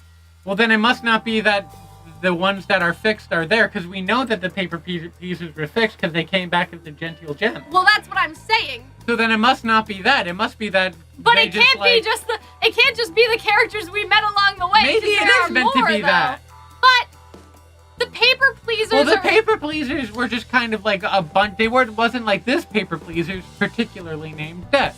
It's like they were a whole race. It's like how we don't have the individual, all the different mice. You only have Lil. Right, but there's not even one there. Yeah, so it's like you don't have the ones that are all similar. But I think it is everyone that has been fixed, Hunter, because... I don't know. Like, or that will need to be fixed again. The paper pleasers. No, but they don't need to be fixed again. They're good now. Okay. But the prince may need to be fixed again. But then the gods need to be fixed again. Would God need to be fixed? I feel like we're being pedantic. I don't... But Hunter, why would they do that? Like, you know what I mean? I think that there's a possibility that, yeah, the cat could be fixed now. That's why we're talking about this, right? It's like... Yeah, because there were other creatures that we never got to see. So I think it has to mean something like why everyone is on the table who is on the table. Guess so. Right? The teapot lady we saw for sure was broken.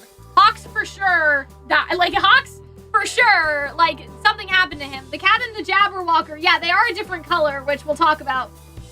But it's only the unique NPC characters that are on the table, but... Yeah, not the races, because you don't see all the doll people, you don't see all the guards that are identical, But you that don't see still all the paper pleasers, like, or there should gentle still be a gems that are- representation of them. Don't see the mice? Well then, because that's not what it is. It's just like, look at But all I these think people. that it's everything that has come to the tree recently. What if it's all the characters that Alex interacted with? Because Alex didn't interact with the paper pleasers or the mice. Maybe, but did she interact with the gods? And the teapot lady and Well, Juniper? maybe they did if they became the I Blacksmith. just think that it's like everybody that she's like that has ever had to be, not even everyone that has had to be fixed, because everybody comes to the tree anyway, but like it makes sense because Herb's on the table in his new form, you know? Anyways. And so I think that the cat may have the potential after all to be. I hope that would be nice, Fixed. perhaps, that they would be fixed. But yeah, like I think it does mean something. I don't think, yeah, I guess it's not everyone who had ascended, because Juniper hasn't ascended yet. Maybe the blacksmith just needs a hobby. But, like, a it little could bit of be- me time. It could be everything that that may need to ascend one day, as opposed to like the toys they don't really need to, because they are content as they are. But maybe like one day Juniper don't know will that change to necessarily. better suit Little, Maybe. and maybe Little will change again. Guys, you guys are saying, oh, it's art. Not everything needs a reason. That's like zero media literacy. Like, oh, the curtains were blue because the author decided they were blue. Like, that Okay, is but destroyed. sometimes- Like, but that idea has sometimes- destroyed Okay, media but also literacy. sometimes it's just like But it could nothing just is be, nothing is but by maybe accident. it's not like Everything is okay, a but what choice. if the accident is showing that like oh the blacksmith is just like a person, they have hobbies, they're whittling with They could have with been Alex's knitting. knife. It's meant to communicate their They character. could have been knitting. They could have Maybe- been doing anything. Well, because they have Alex's knife that's connecting them back to Alex. I think that's But we never see Alex whittle, and so that's a moot point in terms of that being connected to the But they are reveal. using the knife. All I'm saying is that it doesn't necessarily need to be big overarching theme But things. if they were It the could just characters be that were most personable. important to the group's So it is journey, inaccurate to mention that blue window, whatever. What? What was it? What's it called? Like the blue. The blue curtains? Curtain. But I'm that's what it saying, is. like, A it window can't be curtain. the people that were most important to the group's journey because the paper pleasers aren't here. So it must be some other thing. It could just be that they're whittling. Because like No. to describe that they still have like certain degree of humanity. Yeah, and also, like, this is a lot of effort to make these individual statues. So I just feel Well, like yeah, they need a hobby. I don't know. They're No, still like a not person. them. For the Oh. crew hunter. Is it though? So I'm Because like, you it's not just that need. random. Because it looks like they just took the models and like reskinned them very quickly. I Like, don't- would it be so I mean, hard? I think there's still, like, it still took time. I mean, to an yeah, but it wouldn't have been like, listen, they made that Alex thing and didn't use it once, you know? Well, I don't they did know. use it, though. They just didn't Or use sorry, it. used it the one time. But yeah, like, the paper pleasers should be there, technically. But yeah, like, I think that We know it's you everyone think. that comes from the tree, Sure. right? And, like, why the other things are not there, it's because they don't need to go back to the tree. Like, there's some, like, But I don't what want to if say the- foreshadowing, But what but if it's the the genteel foresight. gems ever need to change again? But maybe that's the idea that the tree has kind of an omnipresence that they won't. Whereas Jinxie will probably have to change eventually because, like, his scam has been revealed. Mhm. Herb already changed. The gods definitely both need to change. Like, I think that's probably why the gods are here, in a sense. Like, the prince does need to change again. He can't keep cheating forever, no matter how much he wants to. Hawks has to change because Hawks is dead. The teapot lady has to change because her teapot is cracked. So I can see that it's like everyone who will or everyone who is going to. You know what I mean? And so, like, the paper pleasers aren't there because they'll never have to change again, right? The toy people aren't there because none of them ever really have to change again because their purpose is to toy, I guess. Their purpose is to be toy. But yeah, so I think that that's interesting. If they're all things that will or do or like, you know, like, will change again, I interpret it more as But yeah, every choice communicating has to be bits of deliberate Blacksmith's because, character. well, they could have had one I'm just saying to that, make like, all of them cost time and money. So it has to be, yeah. I it's mean, what the chat's saying. It I has to be disagree with the intended. chat. I But think Hunter, that it you could just can't be a just personal you can't thing. disagree fundamentally with the idea that it costs money to do this. Yeah, but I don't think it would be an insane amount of money. But it's still money. Yeah, but like it would have cost still- money to model anything on there. Yeah.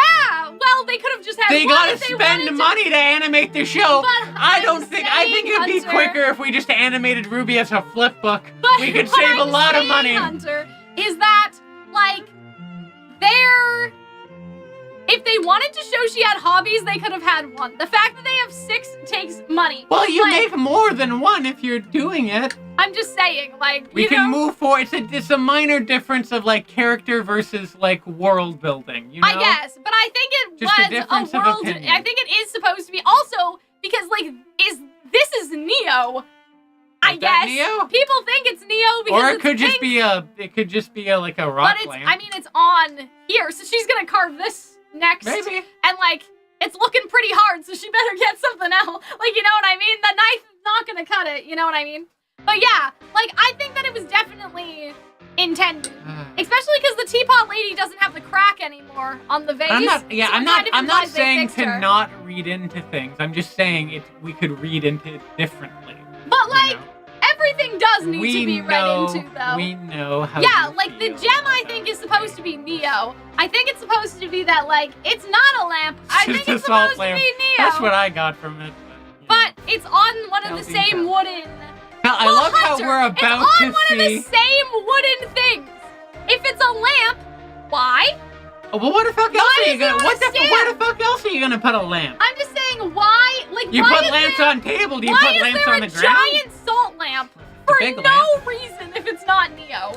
They modeled that too. You know what I mean? Like. No, Like, I think it's we so should just.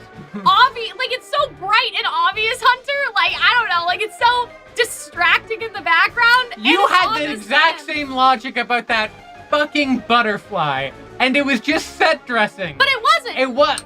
because we see the butterflies here too. Yeah, it's just set dressing, and a metaphor doesn't literally mean that that's Jean. Okay, so the salt lamp, but I'm just saying it doesn't have to but like. I'm saying You don't have to push it to the 10th the degree. the You do it a lot. Salt lamp. Sometimes the being salt on the lamp ta- is just the a jo- lamp. Okay, well why is it pink? Why is it not blue? Listen, Why is it not gold? Why not? I mean, I'm I'm just less saying- bothered by that Like, than I am I'm just saying like if it's your not weirdness Neo, about. it's so interesting that the they would make wood. it pink. She's also half brown. She's also like that's half of the Neapolitan thing. Yeah, I know, but like you got the white, and this is the brown. The wood base of a Yeah, salt lamp. But I'm saying, Hunter, that could have been any color. Fine, Literally any fine. color at all. But then why? Okay, but then why if you by your logic, why are the rest of them wood? But Because that humans thing's are different. People are different. They're made out of stronger stuff, right? Like whatever. Like even though the okay, but the gods are different than humans too, right? Then why no, aren't they they're different? not. They're not different. They were born from the tree. Neo's Yeah. not born from the tree. People are people. So what you're saying can't is that ascend repeatedly. Ever-Aftians are made of wood and humans are made of salt lamp. Yeah, we're made of something a little Sure.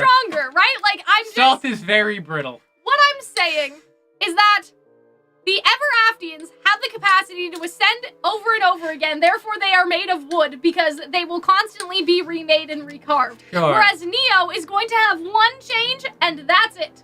You right? can also change a stone statue. You can, but it's a little harder. and Is you it can not? also change the But I'm wooden just statue the saying same way. that the- it would just make I'm it just smaller. saying that I think it's and you supposed to be use that they're yield. different. Like they're Sure, just I'll fundamentally allow that. different. Right? Sure. But yeah, like I think humans are made of the salt lamps. Yeah, I mean, I don't know. I just think that it's strange. For Christmas, I'm gonna get you a salt lamp and just like have a sticker Yeah, on and the she front has that the says light this from is the a human. forge. What does she need that for? Like That this is is not true. practical. Like I guess it's not there's truth to that. practical. I'm less bothered by the Neo being the salt lamp than I am the notion that like it has to be this big, like, oh, it's the only ones I mean, it's a pedantic argument that I don't really care that much about, but I like the idea more that it's just her, or it's just them being like kind of still being human, still being Alex in a But little it's way. not Alex, Hunter. I She's think not it is Alex. Alex. She's the I think friendly they are carpenter who has we a don't know that. workshop of We don't wood. know that. I know, but I'm just saying. Also, carpentry and whittling are different. But I'm just saying Just saying. that, like, Just saying. she's not I Alex. disagree. And I her workshop has a disagree. bunch of shit that she is making out of wood.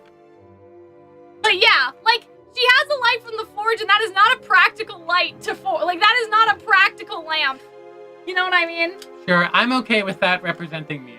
But yeah, like, I'm just saying that, like, I know what you're saying. it's, oh, like, you know, I hate the argument that, like, it doesn't mean anything. I'm not saying it doesn't mean anything. I'm saying it means a different about thing. in terms Yeah, of the I know. chat, everything costs money to make, no matter how much or how little money, right? So it has to be an intentional choice. About the gods. I thought it was a little odd that I mean, I was excited. I was kind of thrown off because I imagined that, like, the gods made the tree and not the other way around. Oh, 'Cause we had yeah. a There's theory also going the for that. blacksmith saying that the story is Lewis as if, like how he wrote it as if what he wished would have happened. Mhm. Like, for Alex to eventually come back one day, and Fair she enough. didn't. So there's that. In terms of, see, like, how does she know that? Unless the tree gave Alex omnipresence. Like, this is a level of godlike But omnipresence. also, but like the tree is a god. By all functioning understandings of what makes a god, the tree is a god. But I'm saying, Secondly, if Alex if is the the blacksmith blacksmith- was Alex, like, the then- tree told her yeah. what happened to Lewis at home on Remnant. Well, I don't know. Well, all Alex would know that Alex saw Lewis leave. But so if Alex it's the is story the as if blacksmith, it would happen, but she's never heard the story. So she must be omnipotent well, now. maybe she was able to ask the tree. But, like, the tree is Jin? Maybe. But I'm just saying, like, I'm just saying this is just the giving- tree made the brothers who made Jin. So, like, it would stand to reason I that the understand, tree would Hunter. have I'm those just saying it powers. makes a lot more sense to me that, like, it is not Alex who has gained omnipresence. It is the blacksmith is just the human conduit. Like, she's like Jin. You know, I don't like know. how you said that Jin and Ambrosius weren't really people. They were, like, mechanical, Automatons. machines that, like, Yes. did the relics bidding, but they Yes. weren't human. I'm pretty sure, I mean, I don't know, but I think the blacksmith is kind of like that, Maybe. right? And so the I fact, mean, listen, I'm willing just saying to that the acknowledge fact it. that Alex now has omnipresence, I can accept she's the blacksmith. What I can't accept is that the tree has now given her the power to know everything on Earth. And not even just Why here. is that so Like, unacceptable? everywhere. Why is that she so knows unacceptable? everything that ever happened. I don't know, because that ascends Alex into God. Like, Alex is now God. Well, no, Alex is an envoy of God. I've been saying that. Like, she's separate from the tree. We went to Catholic school. You understand a separation of But it's deities. really Come on, not, man. though. I think. I mean, Like- yeah. An envoy, it's just And like, I got it's like a face of it. prophecies Yeah. of everything. If I knew everything that ever happened and everything that was ever going to happen, and someone was just like, oh, but it's not Cal that has those powers, it comes from God. Like, there's Well, that's a what a level prophet where is. It's like, That's what a prophet like, is. but you A prophet stop. gets visions of and special powers from God. Like, Right, that's what but Moses was. If I also can build I'm just saying, things, Blacksmith is like Moses. but if I can also build things and make people, right? Like, where does the threshold of being a god stop? Like, this is giving a human a lot of god power, is what I'm saying. Like, a lot of well, god they're power. not totally human now. Like, they've changed. Right, but I'm just saying, like, it's a kind of a ridiculous know. amount of god I think power, they've in my changed. opinion. I'm But not do you bothered do you by it. understand what I'm saying, though? Like, sure, prophets are prophets. As soon as you can start making life, you are God. And that is a lot of power for just a girl that happened to fall here by accident. but to get biblical with it, Moses turns a staff into a snake. But And a snake is a life, and a staff is not a life. But that's God, like, showing up, like, I helping know. him show up. I know, But this exactly. is, like, And that's the Moses- same no, no, way. no, no. And that's the It's same not, way the though, blacksmith because only has Moses the power. can't do that on command, though. Like, whereas Yeah, I he feel... does it. No, Moses cannot make whatever he wants. I mean, He yeah. only makes something in that instance because he is allowed, whereas it seems like... And the same thing is true, like, she can, like, the blacksmith, they can know things and they can create things. But we don't know if the blacksmith has full reign over what is created, is the problem with what you're saying. Because Moses has controlled creation that is only given to him in particular circumstances, whereas if the blacksmith made juniper because Alex gave the pin, that is the blacksmith's decision as opposed to the tree, right? Yeah. You know? I mean, I guess that's a way of viewing it, but, like, I view it as, I mean, now we're getting weirdly pedantic about Moses. I know. But But you know what I'm saying? I know what you're saying, but in my head it's just like, no, like, they're bestowed powers by the tree, and they can use those powers, but they work in tandem. But the power is given to the blacksmith by the tree. But what I'm saying is, if the blacksmith can make anything with no restrictions, she's basically God now. Yeah, basically. She has godlike powers, but she's not the restricts her, maybe head, it's a little different. But she's not like the head honcho god. But what She I'm simply saying has godlike is powers. that I don't mind Blacksmith having godlike powers, but I do mind if it was actually Alex. Yeah, like, you know, that's a lot for a human. Yeah. And I think that's... I mean, that's why Alex probably changed. That's a level of nutty power scaling that you could come here and become God, right? Because if you play your cards but that right, kind of implies that anyone could. Well, isn't that kind of what happened to Neo? God. Well, they just start like their is she powers going to be God? Their powers just supercharged. She started creating what you're telling me. New, like, I'm just saying, like, weird shit happens But I'm just saying, what you're telling me is any human can come here and come out with godlike powers. And that is so long as the trees and chill with it. Yeah, and I think that's broken as fuck. Well, that's what happened to Neo, kinda. That's what happened to Alex, potentially. No, but that was just an evolution of her semblance. But it's a pretty, like, abrupt, powerful evolution of her semblance. But we saw that in occurs. Roman Holiday. The tree didn't give that to her. Yeah, though. but the fact that they're all like... she didn't assent. The way that they're all, like, kind of sentient in their own way, as you kind of previously stated. But that's like... I don't know. That's like how, like, Hermione goes to 5 different classes with the time turner. Like, I don't think that it's like... I just think that it's... The fact that any human... That means Neo could come out of here and be God. And go back to Remnant and be God. If and the then tree the was okay with religion, it. But maybe the tree isn't broken. okay with it. I think that's sussy, though, because there's a possibility that she could. If it's all hinging on whether the tree's okay with it. I'm curious for the people in the comments. Do you like these arguments and these disagreements that I don't me and care Cal what have? they like. This is the last time we're going to see them for another 2 years. They'll sit here and they'll like it. I'm just curious. I'm just curious how the viewers feel. Raven watch, hi Howl. Because I'm willing to move. I don't care how they feel.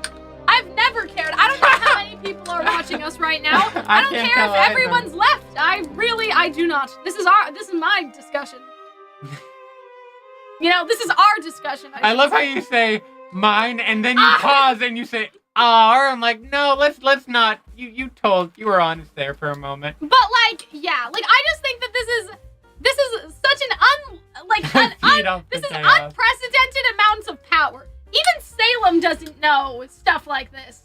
But I feel like it's not power because the blacksmith can't really ever do anything beyond. So, but that means then their job. That the tree knows everything that goes on in the universe. Because they created the universe.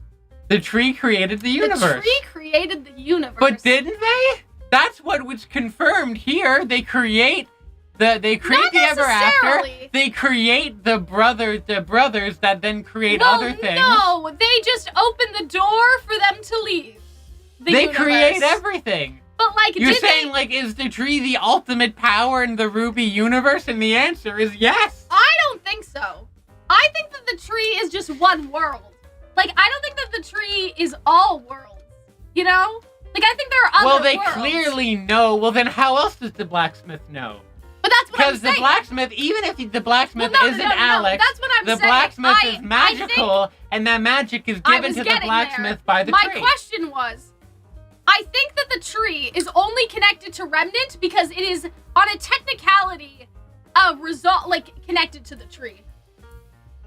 You know what I mean? I think the tree technically has dominion over Remnant now. Yeah. Because, like, the brothers made Remnant, so Remnant is part of the Ever After. Like, or the tree has a connection to it. Yeah. And that's what you said, like, with the semblance and stuff. Yeah, you already believe that. And so, but what I was saying was, Hunter, is I don't think that the Ever After is, like, created the entire universe. I think that they're just one world that has dominion over just Remnant.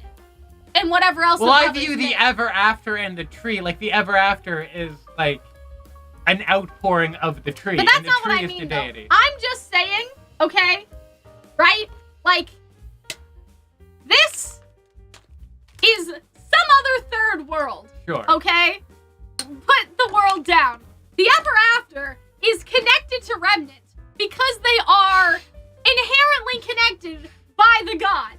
The tree is Remnant's grandma. Exactly. Sure. But this third world over here has nothing to do with the Ever After or of Remnant. So but we don't know if a third world exists. We don't. But what I'm saying is other that than presumably the brothers what went off I and made one.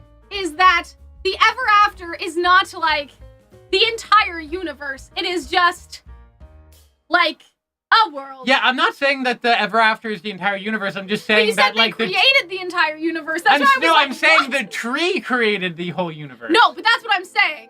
I'm saying I don't think so. I think the tree is only connected to this world and then Remnant by proxy. Okay, but then if the third world the tree did not make the Justice League. The tree did not make Earth. The tree did not make the Justice League movie. Okay, but is the Justice League canon to the rest of it to is. This RWBY They world? actually said that it's canon. Really? Yeah, it's connected. Okay. So what I'm saying is... Okay, so then the tree didn't make all those other worlds. Right. That's but all they I make wanted to every world that is within the world. So they made Remnant and the Ever After and whatever world that the brothers go on to make next. Yes. Those are the tree's world. That's all I wanted to clarify because they did not make the Justice League.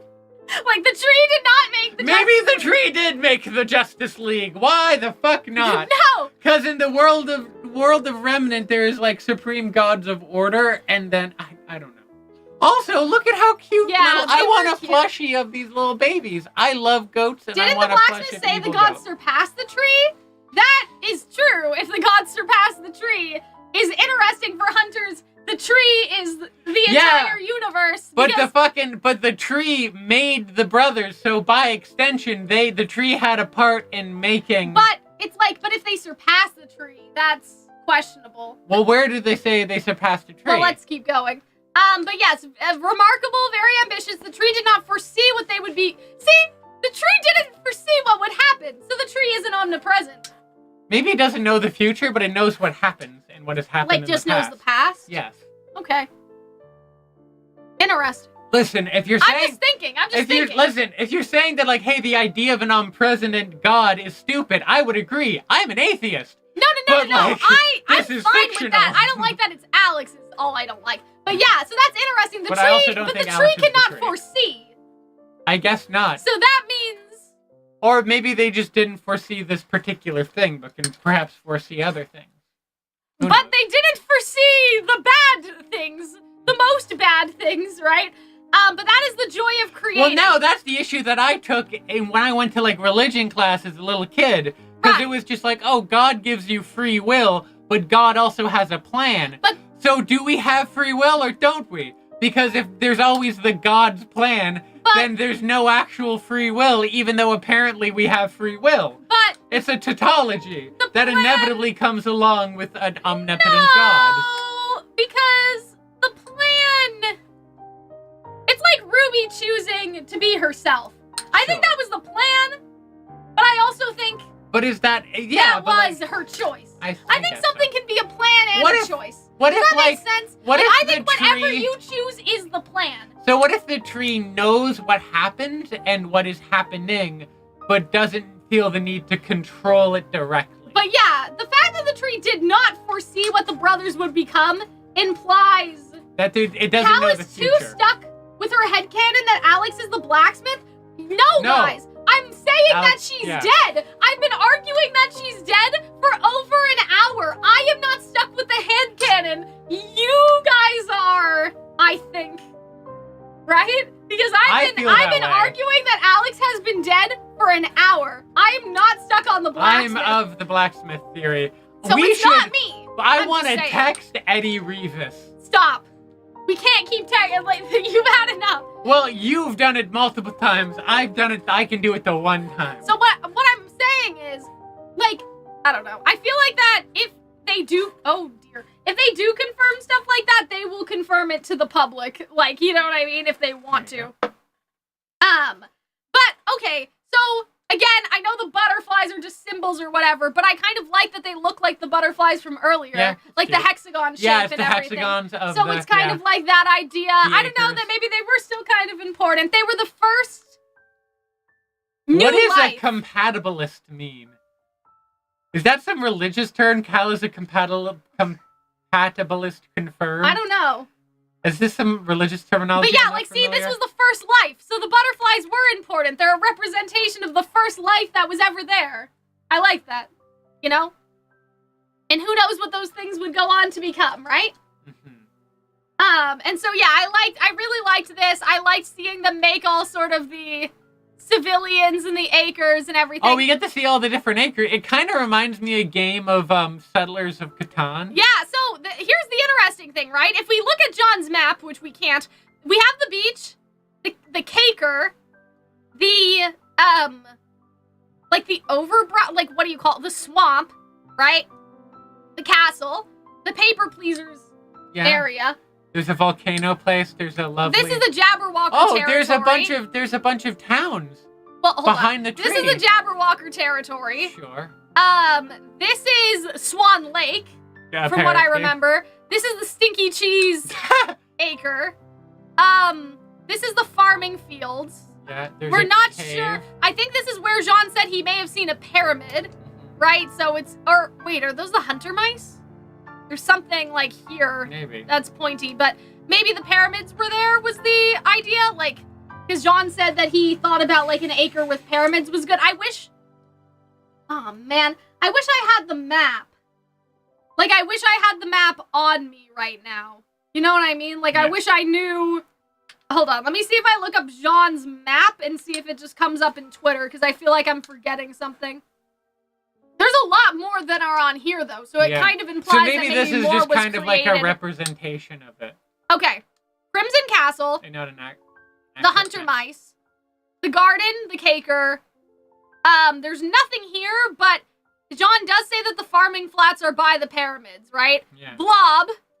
So that makes sense. Then we have the Green Chapel, Stinky Cheese, Swan Lake, Volcano. Well, this actually says that the volcano and the Jabberwocker territory are separate. So that's interesting that maybe the Jabberwocker territory used to be something else, and then it got destroyed. Perhaps. Because we do have that implication that the Jabberwocker territory, when Neo goes into it, like, it's like someone left it behind. Like, it was destroyed in some way. But then we also have, courts? Question mark. Yes. And then tornadoes, spinny, Nightmare Before Christmas, sand, nice mountain river path, and ponds. So we don't know what these other ones are, but we can say that this is probably Swan Lake. There looks to be a red one beyond the tree. Oh yeah, something right here. It's not marked though. But yeah, I think it's interesting that maybe these were the first things that the brothers made, and then after that, it kind of made itself, because there are more acres on John's map than there are here, right? But yeah, and so they were given creativity to imagine who, what, who, and what and who could replace the wilderness. The brothers built homes for them, gave them the roles to play. If this is what they were supposed to do, what about us? The brothers grew curious. They wanted to do more.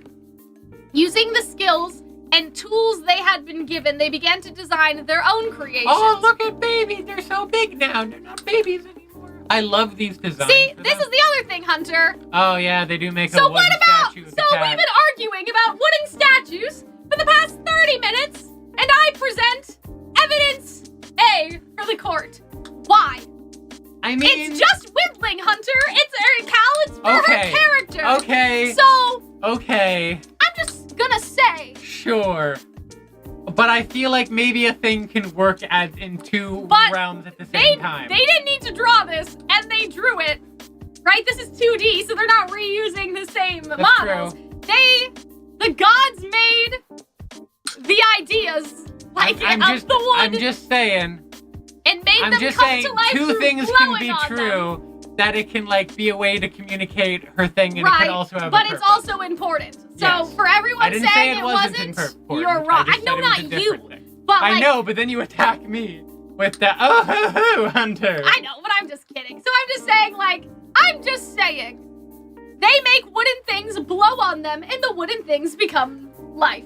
So, it's not just, oh, sometimes art doesn't have a reason, it's because we like to create. Whoever said that, I'm sorry, but I'm gonna roast you right now, because it seems like it literally happened. Like, this is all very literal in terms of what literally goes around and happens. You know what I mean? But yeah, and so I do like, yeah, and then the brother, like, blows on something, and it becomes the Jabberwocker, right? They blow on a big thing of wood, and it becomes the Jabberwocker. So I'm just, I'm just saying, right? And yeah, I like seeing the Jabberwocker like this. Like, that was a nice little jump scare thing. But it's like, it's interesting that the God of Darkness always wanted to make some fucked up, disturbing. It's like the creature. proto-Grimm. Yeah. You know? Which is what people thought, and so we were right. One brother believed they had disrupted the balance, and I'm like, yeah, what else is new, right? So they broke their toys again, but then the god said, oh, but they shouldn't suffer for their mistakes, so they rebuilt him. Which is exactly what happened in Remnant, right? Like, you can't destroy the balance. Oh, well, I think the Grimm should stay around, actually, right? Like, you know what I mean? So they've always been like this. They have always been, like, one-to-one. Like, they keep breaking and resurrecting the same thing over and over again, just like Ozma. I also love how, like, they can't just, no one ever thinks to give, like, one brother one universe and another brother another universe. They have to keep going. They have to keep going at each other like that. But I like how they said, like, balance is not, like, it can't be restored with force or, like, equal, like, there's no equivalent exchange. True balance finds its own oh my god. Equilibrium. Yeah, it's like its own ecosystem. Like, you know what I mean? It's not one-to-one. No, equilibrium means No, like they balance. say ecosystem. Oh. Balance is an ecosystem, yeah. Trying to correct me. I'm just saying, because I... Yeah. But I can see the transcript. But anyway, like, I think that that's interesting. Because it seems like you make human, I make Grimm. You make human? You make Grimm, I make Silver Eye people. Like, you know what I mean? Like, it seems me like, whittle. Me want to make a more wood person. It seems like that, like, really, the brothers had this very, like, black and white look of everything, whereas the tree, things kind of more of a holistic version. In, like, a balance. Like, there's just a generalized The balance. tree just likes making stuff. Right? I also like the implication that Team RWBY is, like the love and patience to see things through to the end. Yeah, which is such a wonderful bookend to the theme of it, of, like, you have to keep going, you have to believe. And I think it's also, like, just a representation of the show. Yeah. Also, like, if we get to see things through I to love the how, end, like, right? because RWBY at it, like, RWBY's always very, like, hope punk, the idea that, like, you have to fight through adversity and we can get through the end of this. And this is, like, very, very hope punk, and I really love it. I mean, I also feel like it's like a love letter to the audience. Like, with love and patience, like, you know, we can see this through to the end, right? In terms of... So long as Warner Brothers doesn't fuck us. Yeah, like greenlighting Volume 10 and whatever. But yeah, like, I just thought that this was good. The only complaint... Oh, you're right. According to the fairy tale, the gods were once an omnipotent dragon who got lonely from being the only thing in existence, so it split itself in two. So there's kind of a truth to that, huh? But I forgot about that. I mean, the tree, though, is not a big dragon. I mean, like, it isn't, but, like, what is a tree? It's like tubular, But we also have to remember that was the fairy tale, so that was the people of Remnant deciding. But it's also, but there's a kind of truth to the fairy tale. Oh, yeah, there's truth, but it wasn't intentional by the people that wrote the fairy tale in universe. You know what I mean? Mm-hmm. But it is interesting. Like, it's interesting in the case of whoever wrote the fairy tale book. Also, they straight up make Weiss a lily, which, like... See, okay. That's very this lady is my kisser only of her. problem with this is Okay. that Blake's flower is wrong. It's meant to be a trope of belladonna. Yeah, and that's not what that is. Actually, stand up again. I mean, if you get from the right angle, But but they're it's a little both, they odd. look kind of both the same, and that's the Yeah. only thing I don't like about what happened, like the flower thing. I do think it would be a cool tattoo, but yeah. Would you get the ruby flowers on Maybe. you? I would I would want consider something a Neo ruby. related, though. I just don't know what that would be. But Yang, You don't want to get her symbol? I don't know. But Yang asked, like, oh, but how did they get through? And so Apparently, Keith is willing to do me a tattoo. I'm sure he would be willing to design you a tattoo as well. I don't like needles, though. that's But yeah, a shame. the Ever After could no longer bear the brothers' experiments, and so the tree built them a special doorway to the greater beyond, where the brothers could try creating worlds of their own. A doorway that would remain open for the brothers' return in any of their creations. And I'm like, okay, well, what the fuck then? Like, where is the door? Where is it? I'm gonna go crazy. Like, I need to know how they fell. You know? Yeah. I can't do this anymore. I don't like... It just happened. It's magic. I don't care. I need to know. Right? So. But, I think it's interesting that she says, like, and what remarkable things they had accomplished. It's almost proud that they made humans, even though they're both fucking idiots. Whenever the brothers' creations come to the Ever After, the final view, maybe it's, you have had a greater impact than you know, just like Alex and Lewis did before you and others will after you. And I think that's interesting just because, like, I do think that our theory about the Ever After giving people semblances is true now. Like, I'm sort of getting that vibe that maybe that's true. And, like, did I not predict this that the blacksmith would have, like, a magic mirror screen that allowed her to, like, look at the... I don't know if that's just Magical a metaphor, but it looks like she's actually showing it to them, right? So I think that that's kind of an interesting thing, right? But, yeah, probably the 5 of you. What is Jean? But Jean would be like Jean would be a banana tree. But I do like the idea that the blacksmith gives people their semblances on Remnant. Because the tree felt some sort of personal responsibility after the gods abandoned the world But again. Sun doesn't see... The tree. He sees the tree, not the blacksmith. Yeah. But that's what I'm saying. The tree felt some personal... Like connection to the people of Remnant. Maybe that's how fun has come about. I mean, maybe, but yeah, like, I'm sort of thinking that, like, because the tree fills him with purpose, and that's so specific.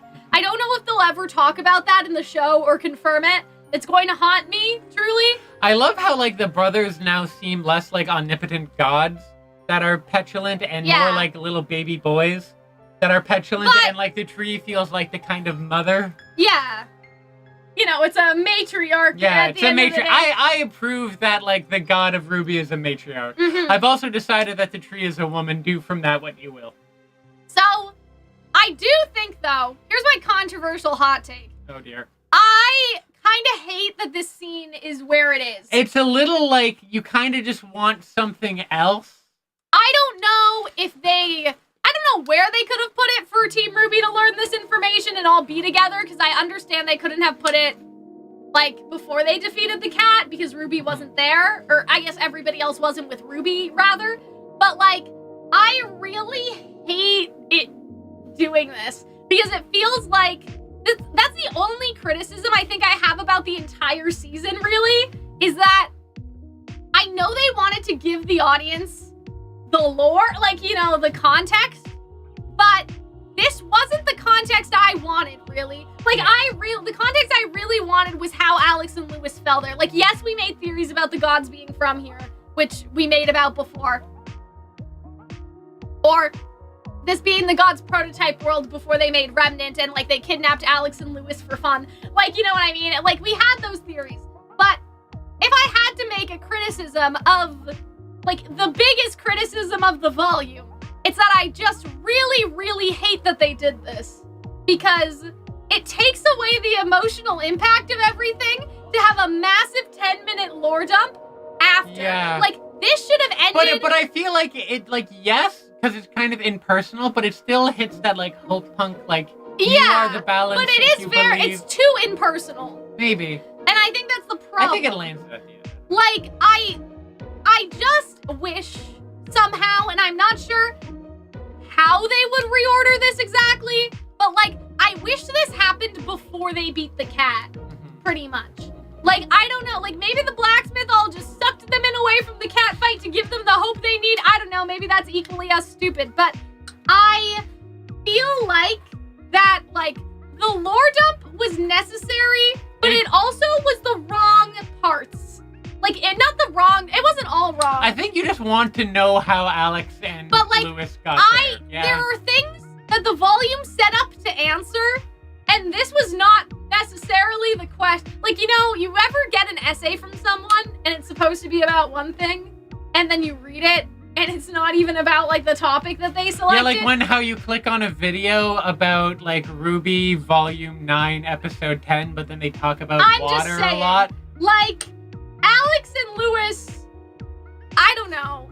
Like, I did have questions about the nature of the world, but, like, this is not the lore dump that I necessarily wanted, if that makes sense. And I still like that we know the nature of the world now, but a lot of the nature of the world could have just been presumed by the cat. Because to some extent, we didn't need this lore dump because the cat already told us what happened. Like, that the brothers made people here and then left, right? And really, we don't know anything greater from the blacksmith, except for the door, I suppose, that the Ever After kicked them out. Which is funny, but, like, it's not, you know? Like, it's not, I already knew what was in the Ever After because the cat talks about it. So, like, Alex's story is more interesting to me, and that's the one where we never really got the clear answers, and that's why I also don't like your blacksmith being vague thing. But I think it is important how their story started. I think it is important how two random-ass kids fell into the void. Like, but maybe it's not about, like, it's not about importance. It's just about you find yourself in situations and you make the best with it and you try to be a good person, but, like, which is kind of like what Team RWBY are doing. But I want to know why they fell and how, and yeah.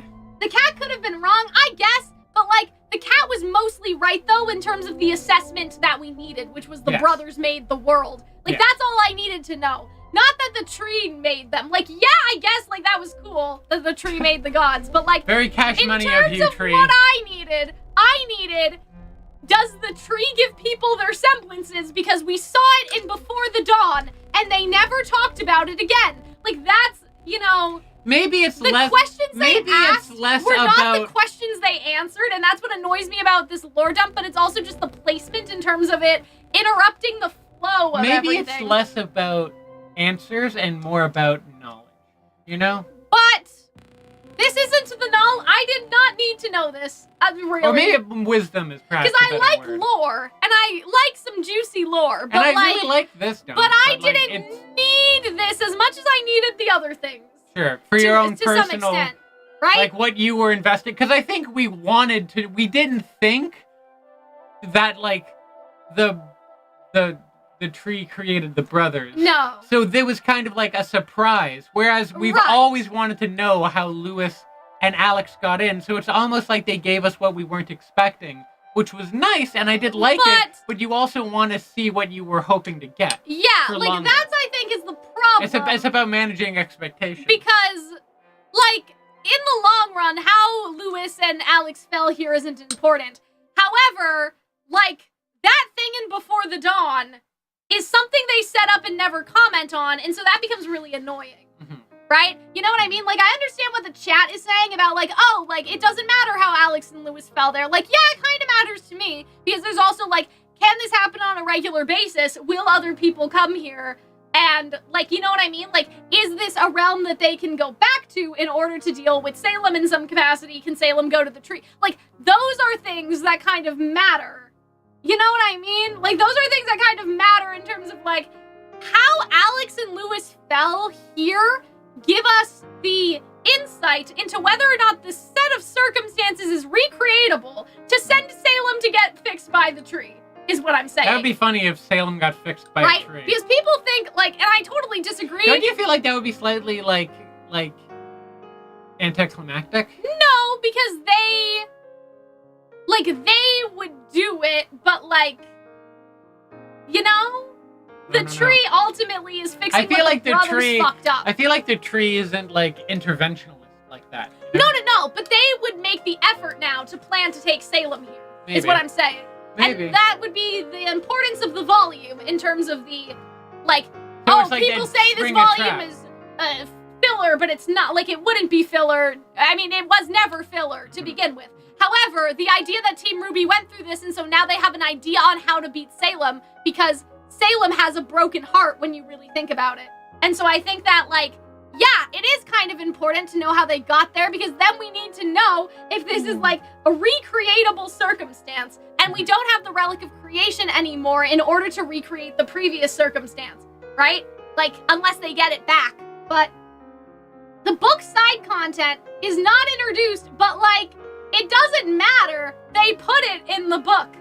Why would they do that, right? And so, yeah, like, the Brother Lore didn't really add anything to me in terms Or of, it like... didn't answer the questions you've wanted to know for long. Yeah, and it's not even about wanting to know. It's about it didn't like answer the questions they set up. Yeah, that's fair. Right? Like, you know? Yeah. So it's kind of strange. And it feels like, because, like, will we care as much about Alex in later seasons? I feel like if they were saving it for later, you might as well, like, strike while the iron's hot. Or maybe it's just like, yeah, don't think about it too much. Like, because, like, but, it's just a portal, I so don't it need makes to think sense. about Alex and Lewis, but I do, like, the other stuff is stuff I would think to know, like, the semblance. Or, like, did the tree, like, contribute to Remnant in some way, like, after the first humanity was destroyed? Did they think humanity was so remarkable that they intervened and brought them back? That is the... You know what? Actually, that's a good point, because we never get an explanation about humans come back. No magical. And so, if you guys remember, I had a theory that it was the blacksmith. Well, before whatever, like the tree, the blacksmith, whatever the fuck. Like that, the blacksmith was the one who brought the humans back. The Trinity. Because she was so like fascinated, and she thought it was unfair. Like it was unfair for the brothers to have destroyed them. You know what I mean? Like, and so she was fixing it. And that's why, I'm like, you know what I mean? Like, that's kind of why I think it's important. Like, I think that, I mean, no one else will understand the tree, but, like, we understand. We read it. That is a lazy excuse, because it's like, oh, so the supplementary material we're making you buy has no relevance in the show at all, and we will never talk about it.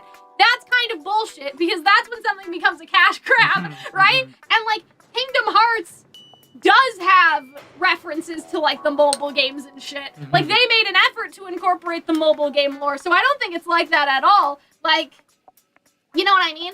Like, Kingdom Hearts integrated it. People were confused if they didn't play the games, but if they did play the games, they knew what was going on. I would rather people be confused, but they don't even need to be confused. All you need is the blacksmith explaining that she gives people their semblances. And then everyone who read the book can be like, yeah, I knew that, right? Like, but it's like they did that with Neo's backstory. Like, if you read Roman Holiday, you would which understand is why I'm like, and have a deeper understanding. But if you just watch the show, you'd still pick up everything. Yeah, which is why I'm like, so why didn't they talk about the tree? Like, you know, why did they talk about why did Sun see the tree? Right? So that's what I'm annoyed about, right? Is that they did that with Neo, and they did that really well. They did not do that well with Sun. We still have no fucking idea why he saw the tree at all.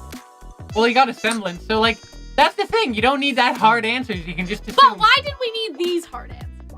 What was the point of these hard answers versus any other hard answers, right? I don't know. That's kind of what I mean. Like, you know what I mean? Like, I agree with you, Hunter, that sometimes things are okay if they're vague and they're not spoon-fed to the audience, but this was spoon-fed to the audience, also, and like, I didn't need Also, we don't know. It's kind of like the whole... It's like the same thing with, like, the Adam, like, killing Adam in Volume 4, or, like, or the Bumblebee stuff. In it's like Volume some... 7? Sorry, in 6? Volume 5. Because, like, no, because they wanted them to have the big Adam fight at the end of Volume 5, but they don't, but they have it in Volume 6. So it's like, are you upset because this isn't... Or the Bumblebee kiss. It's like, are you upset that it isn't happening now, but what if it's meant for another time? Maybe we're meant to understand the tree's connection to semblances later on. Maybe, but I guess my question is, how much of that can happen later on without the blacksmith telling us that, unless Ozpin knows? Like, there's no functional way to get this information anymore. You know what I mean? Unless Ozpin knows. Unless Ozpin knows. Or unless we talk to the but gods then there's again. about Ozpin knowing. Unless we talk to the gods again, or if we meet Lewis, or a number of other things. Yeah, like, I just think... Because if you wanted, like, because But Lewis Lewis would know. shouldn't know.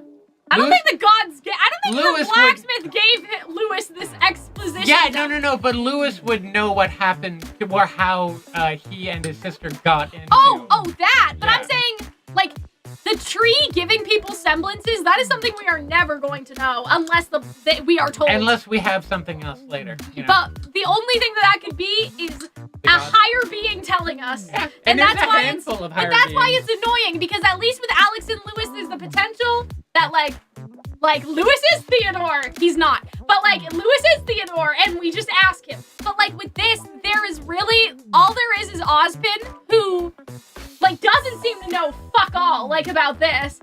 You know? I have a question. So, like... But you know what I'm saying?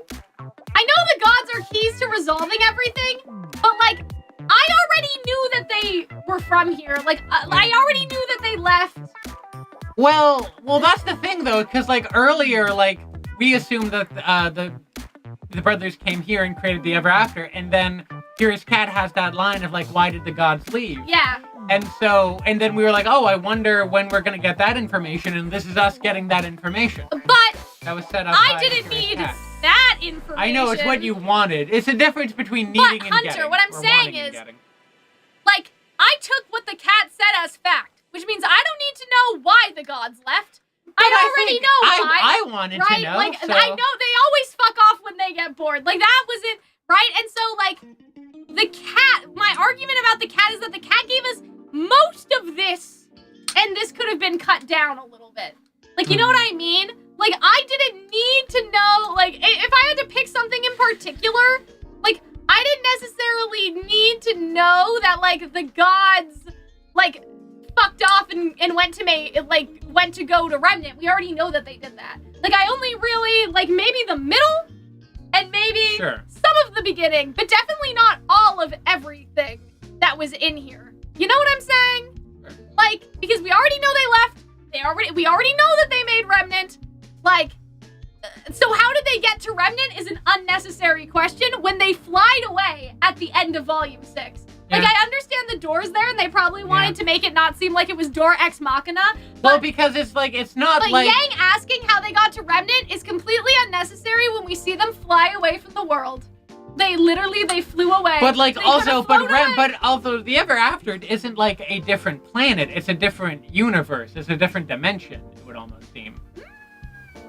Because they don't fly there. They fall through the world to get there. But I'm saying, in terms of the gods and how they travel, they flew away. So they didn't go back through the door. they fly away to a different planet, but maybe they don't, teleport there. So you're saying, like, I understand what you're saying. But I'm saying, like, yeah, in the Lost Fable, they just fuck off and fly away. So that's why I think, like, I know that we needed some of the information, but, like, we didn't need all of it as my argument. And then also, like, I think that it being here is just by the way, it would be like if the Lost Fable happened at the end of RWBY Volume 3. Oh, you went through all this emotional stuff? Here's the lore dump on why all the emotional stuff you just went through happened. Well, like, I feel like the contrast between this lore dump and the last fable is important because the last fable was kind of tragic.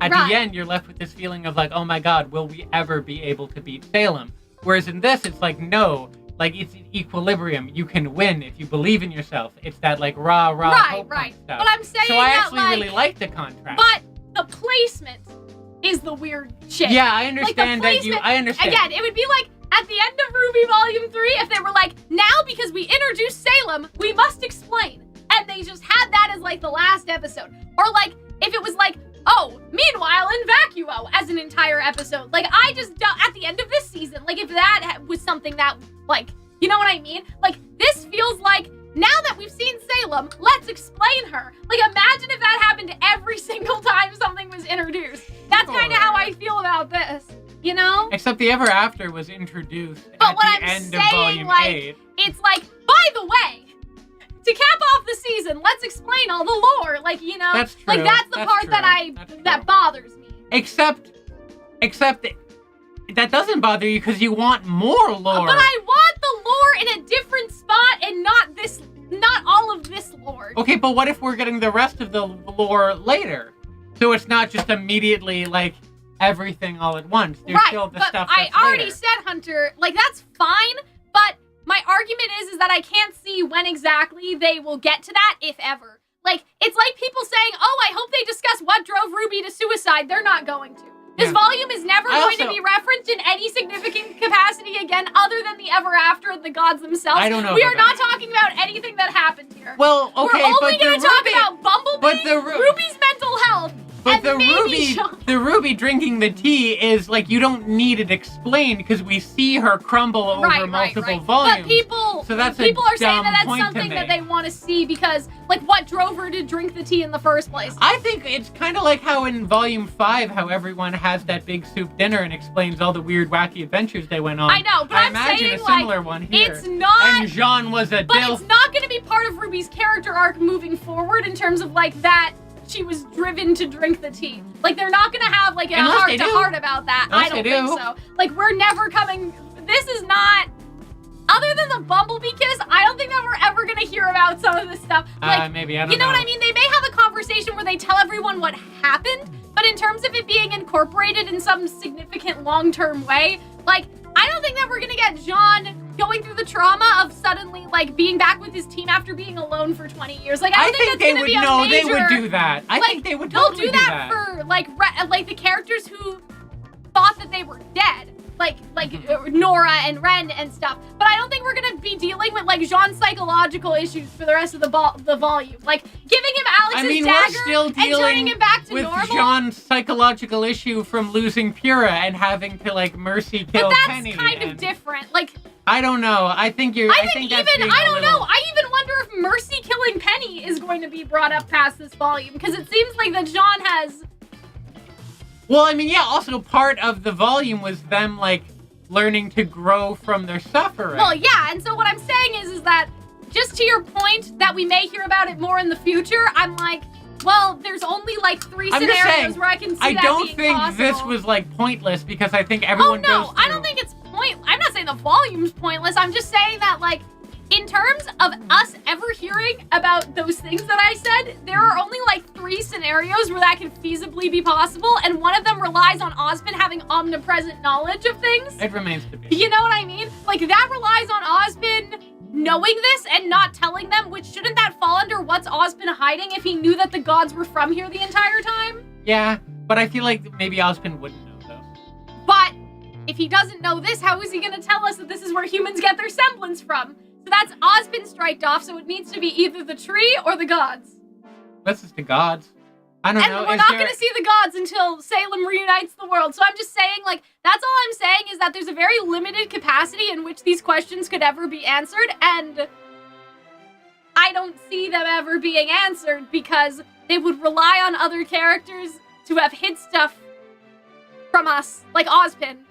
When Ozpin already, like, what was Ozpin hiding? This, like, if Ozpin knew about this... What if they do like how would you feel if they made like another E.C. Myers book about the girl who fell through the world? I mean, we talked about that before. I know.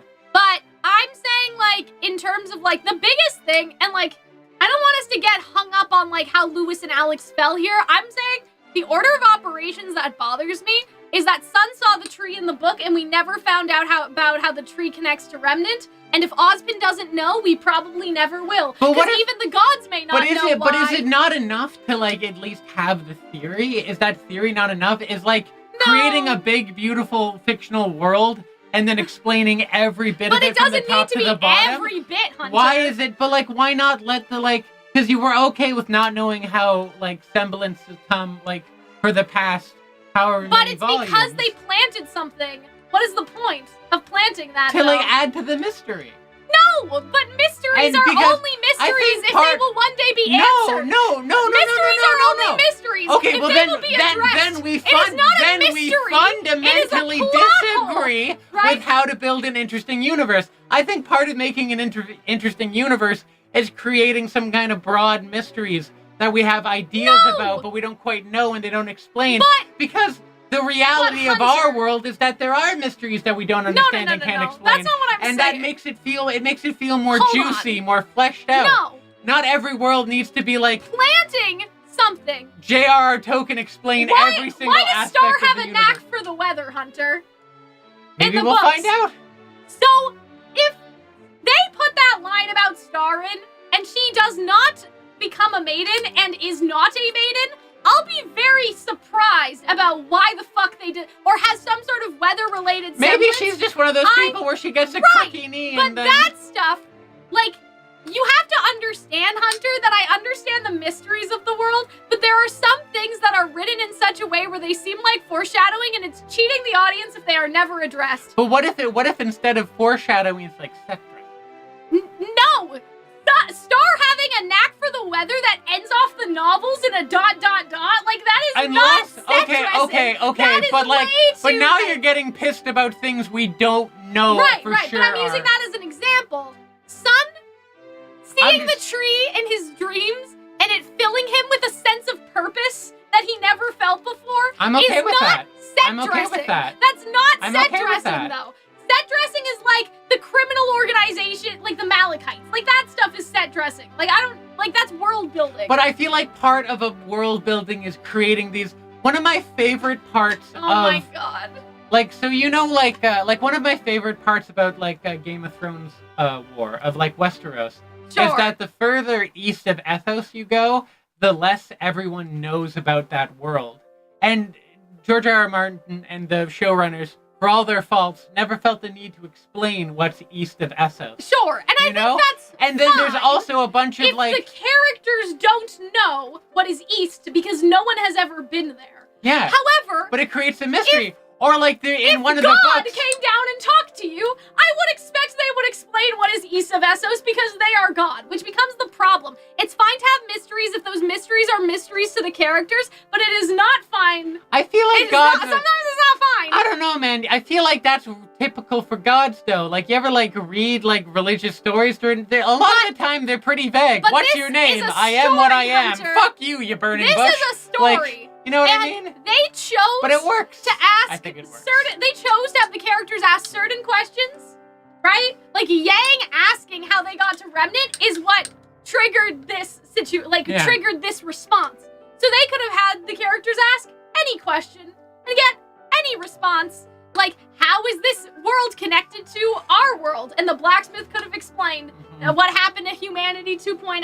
Like, yeah, not everything is a Chekhov's gun, but sometimes there are things that are so obviously Chekhov's guns that you wonder why they planted them there in the first place. And to me, the sun thing is like, if they never address that, that is the Chekhov's gun that will never be fired, and that's really fucking annoying. I'm not that bothered by it, because I feel like you can kind of assume that that's what it is. But, And like, isn't that assuming enough? is not good enough for anyone, for this fandom, for anyone. It is not. I'm fine with it. I'm Speak not. for yourself. Like, I'm not fine. I'm not fine. I know. Oh, I know you're not fine. You cried yesterday watching this episode. I think it's kind of silly for people to be like, oh, but that's what a story is. It's full of mystery. No, the writers wrote something and they forgot about it. You know what I mean? Okay, but what if that isn't how they view it? What if they view it like, oh, this is like adding to the mystery it's a of missed the world? opportunity is what I'm saying. It's not I don't think you need to it's a explain missed every little. opportunity. I think it becomes It's like, there are some tedious things I'm if you okay have to with, explain Hunter, every single shred of the universe. but, like, I think there are some things that it's fine. Like, dust being the remnants of the first humanity, that's fine to be vague. I think there are enough dots to connect them, but like, why hasn't the this thing bothered you about- previously? But the Why is thing like the about faunus sun and how the humans specifically came is back that some and- people just think that the tree is a representation of sun's semblance for whatever fucking reason, and it's not this tree. The problem with dust becoming humans is such a clear line that everybody thinks that, but the problem is when something is still held in contention, it's not like, oh, we can't, like, we don't want to spoon feed the audience too much. If it's so vague that it can still be contended with other evidence, that's when it becomes problematic to leave vague. You know what I mean? Like, I don't mind things being vague if there's absolutely no contest of what happened, but we can't say, like, for sure what happened to the faunus then the or whatever, opposite right? of vague is like, you can't be vague and have no context about what happened. You kind of can, though, to a How, certain though? extent. Like, with the dust being the remnants of the past humans, we see the humans turn to dust, and we know that dust is what they call the power. Okay, yeah, so that's but, a like... straight line. but that's also, a straight like, they're line. turned to dust. They aren't turned to hardened crystals. But that's what dust... Would you not say that is what happens? No, like, the dust would blow around and become sand. But dust isn't sand. Dust are But crystals. How did they get under the When earth? sand, all right, compresses, it turns into glass and other things, depending on what's in the sand. Well, glass is... okay. But what I'm saying is, it's like, that's... Like, to me, there's enough there that you can see how the dust from the humans would compress over, like, into dust over time, right? I guess like, so. There's enough of a straight But, like, they line. need to, it's like, they need to be swallowed in by the ground and... Yeah, which, that's fine. I guess that happens. Right? Fair It went enough. into the water, like, you know what I mean? It went into the water supply. Well, how did the dinosaurs happen, Hunter? Like, you know what I mean? They're fossils. Yeah, but their bodies were, like, laid in the dirt and then covered in, like, ash and whatnot. Right. So And what also, I'm saying yeah, is, it's so like, it's there's the fossil difference. fuel. Like, there are things that connect, right, I'm just these saying it's concepts. not totally one-to-one, though. But it's clear enough to the audience. Sure. That there is And all that of these feels pieces. clear enough to me. But no one that read the book knows that. And that's the Except issue. for me and you. Yeah, but that's the problem. If they want Well, it to I don't be give a known to shit the about how audience. other people interpret the media. I know, but I'm saying that, Well, I like, mean, I do. I if- find it interesting to it's talk, like but Neo's I'm primarily backstory, though, concerned with my own Hunter. If experience they with it. wanted people to know Neo's backstory, they knew they had to put it in the show, and so they did, right? In the paintings. So they can't expect people to know about this sun tree thing unless they put it in the show. So it's not good enough to just have it be something that is set dressing when it's not even in the main show. That's true. That's my Also, argument. but how is that they had dust so shortly after the destruction of them when there wasn't millions and millions But of we years don't of know. geological time? Some people think that Salem did spend millions of years. I'm just saying, but then that and we adds... came from the Big But Bang. then it's not one-to-one. Then it becomes more vague again. But what you're saying, Hunter, like, but people do think that, like, humans still came from apes again. Like, you know what I mean? People still think that, like, humanity 2.0 was, like, a big bang. I guess someone's So- right that the show literally starts with man born from dust. Yeah, So and there's perhaps. that. So there's enough context clues. Like, it doesn't need to be that there's all constantly exposition. And that's the thing. and And I'm constantly yeah, solid no. explanation. And I'm but comfortable with that. But And it's the same way that I'm just comfortable saying with the there's sun a thing. line. Like, there's a line between enough explanation, like enough of an explanation. Dust is enough of an explanation where I don't care if we ever get that confirmed. The man born from dust thing, like, that literally, like, it makes the most, like, it's literal. It's right there. Like, dust, they turn to dust, right? And so, like, they could bring up the sun thing later somehow. Like, maybe they tell this story and Sun mentions the fact that he had a dream like that once. Like, it's fine if they bring it up later. I'm just concerned about the fact they may not bring it up ever again. Sure. You know what I mean? Kind of like I guess the it's just a cane is different... not a relic thing. We have to you like know? we have to run into the notion of like difference of opinion between the two I of mean, us and what we I want don't out think of it the were show. that different, though, Hunter. I think that you're just putting a lot of credence on that being in the book and that being enough, whereas I don't think it's enough. It'd be like if they didn't show the Neo paintings. Like, to assume that the audience read the book is really not enough. I mean, sure, but then again, you know, I also feel If the way that something like is we might special see about more. just Sun in particular, I will go to the tree. But Sun what is not that But what important if, for it to but just like, apply to him. what if in the next volume, like they mentioned how they fell this I giant just tree, and said then that, someone's Hunter. like, Did you okay. forget? I Yeah. said that 5 seconds ago. Listen, when you talk a Are lot, you sometimes okay? I got Did listen. you tune out? We have I been literally recording. just said that. We have been recording for 5 hours. Maybe. So can you But blame yeah, me like, for the missing Sun that plot sometimes? point needs to be resolved because then it becomes an issue of why the fuck do the books But I don't. exist? But I guess what I'm saying is that I don't need a god to explain it to me. Oh no, I'm fine if Sun says, man, that sounds like a dream I had once. Like, I'm fine if Sun says that. Okay. I'm just concerned. The reason why I brought up the god explanation is just because I was concerned that if it's not a god, how? Like, if it's not a god, how the fuck? That was kind of like, you know what I mean? And so, like, yeah, like, I'm gonna give the writers a benefit of the doubt it may come up again.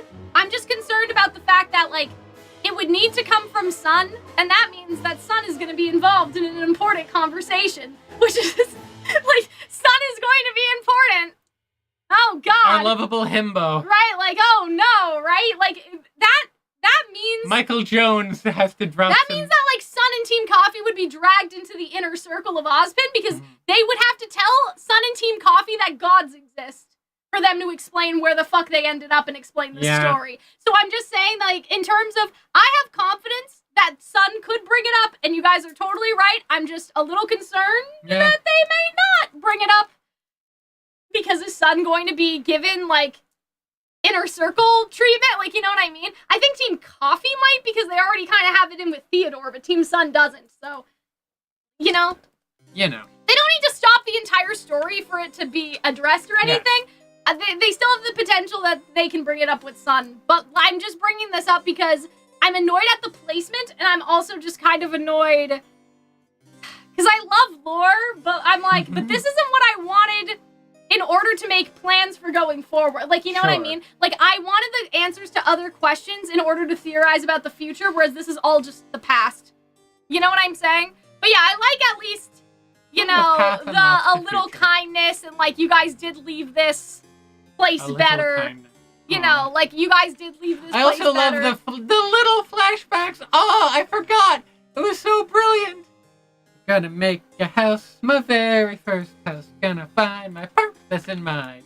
But yeah, I thought that this was sweet. I really liked that. And then they have, just like how the cat, like, one act of dishonesty caused an unfortunate change. But don't you think that the way that, like, I sort of wonder if they could fix him, you know? Don't you think that the way that, like, the blacksmith seems, like, mournful about that could kind of give... The last time I'll mention the... No. Okay, never mind. She can just give a shit. Okay. Maybe Ruby's just trying to show I'm just saying, but don't you think that would be a cute little Alex blacksmith moment? But if, like, that's Alex like, it could also be, though, like, the fact that we see a god who actually has more humanity than our gods did. Like, the gods in the show did. So I understand what you're saying. Like, it could be her. You know who I think the god is on Remnant?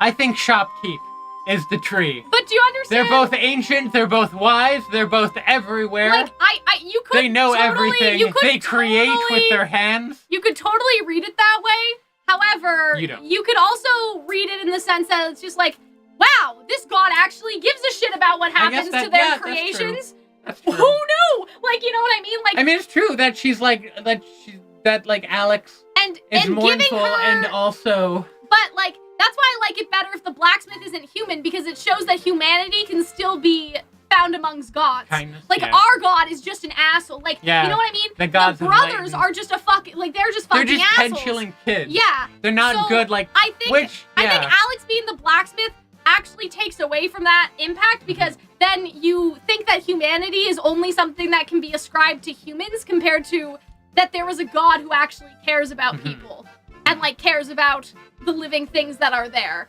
right? And so I think it's a better reading of the show if the blacksmith is just, like, the manifestation of the tree in that sense, because it's showcasing, like, that juxtaposition that it doesn't need to be Alex in order for the blacksmith to be human. The blacksmith can be human just, like, you know, compared to the gods being assholes.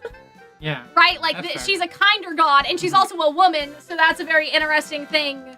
I really enjoy how, like, everyone has always been like, man, the brothers are dicks, but now it puts into context that, like, compared to the tree, they are, like, the tree's petulant children. Yeah. I love that. And so, I mean, like, as much as it could be both, I think it's stronger for the idea of, like, a caring god if this isn't Alex, because then you could say that their humanity comes from being human as opposed to another being having compassion for humans. Yeah. But then again, like, the tree and Alex could be similar powers working the same team. We've already discussed. Yeah, yeah. But I'm just saying, if these are the tree's words, it's, you know, fine. But, like, it's stronger in the sense that, like, it isn't both.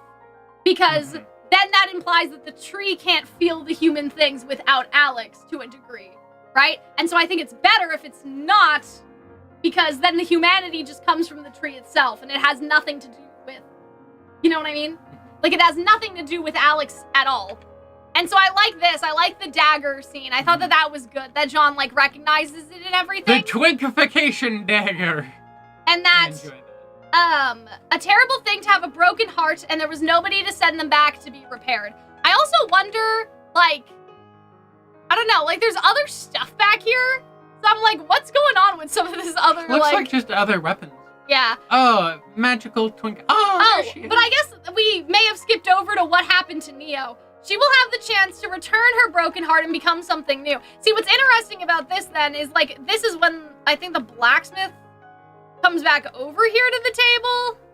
And so we kind of see that there is some prominence. Like, she will come back, right? Like, you know, kind of putting the gem in some focus. It has moved, I think. I think everything on the table moved. Because the teapot's not where it was before either. I don't know if that's just continuity, but that's interesting. But yeah, like, she will have the chance to return her broken heart and become something new.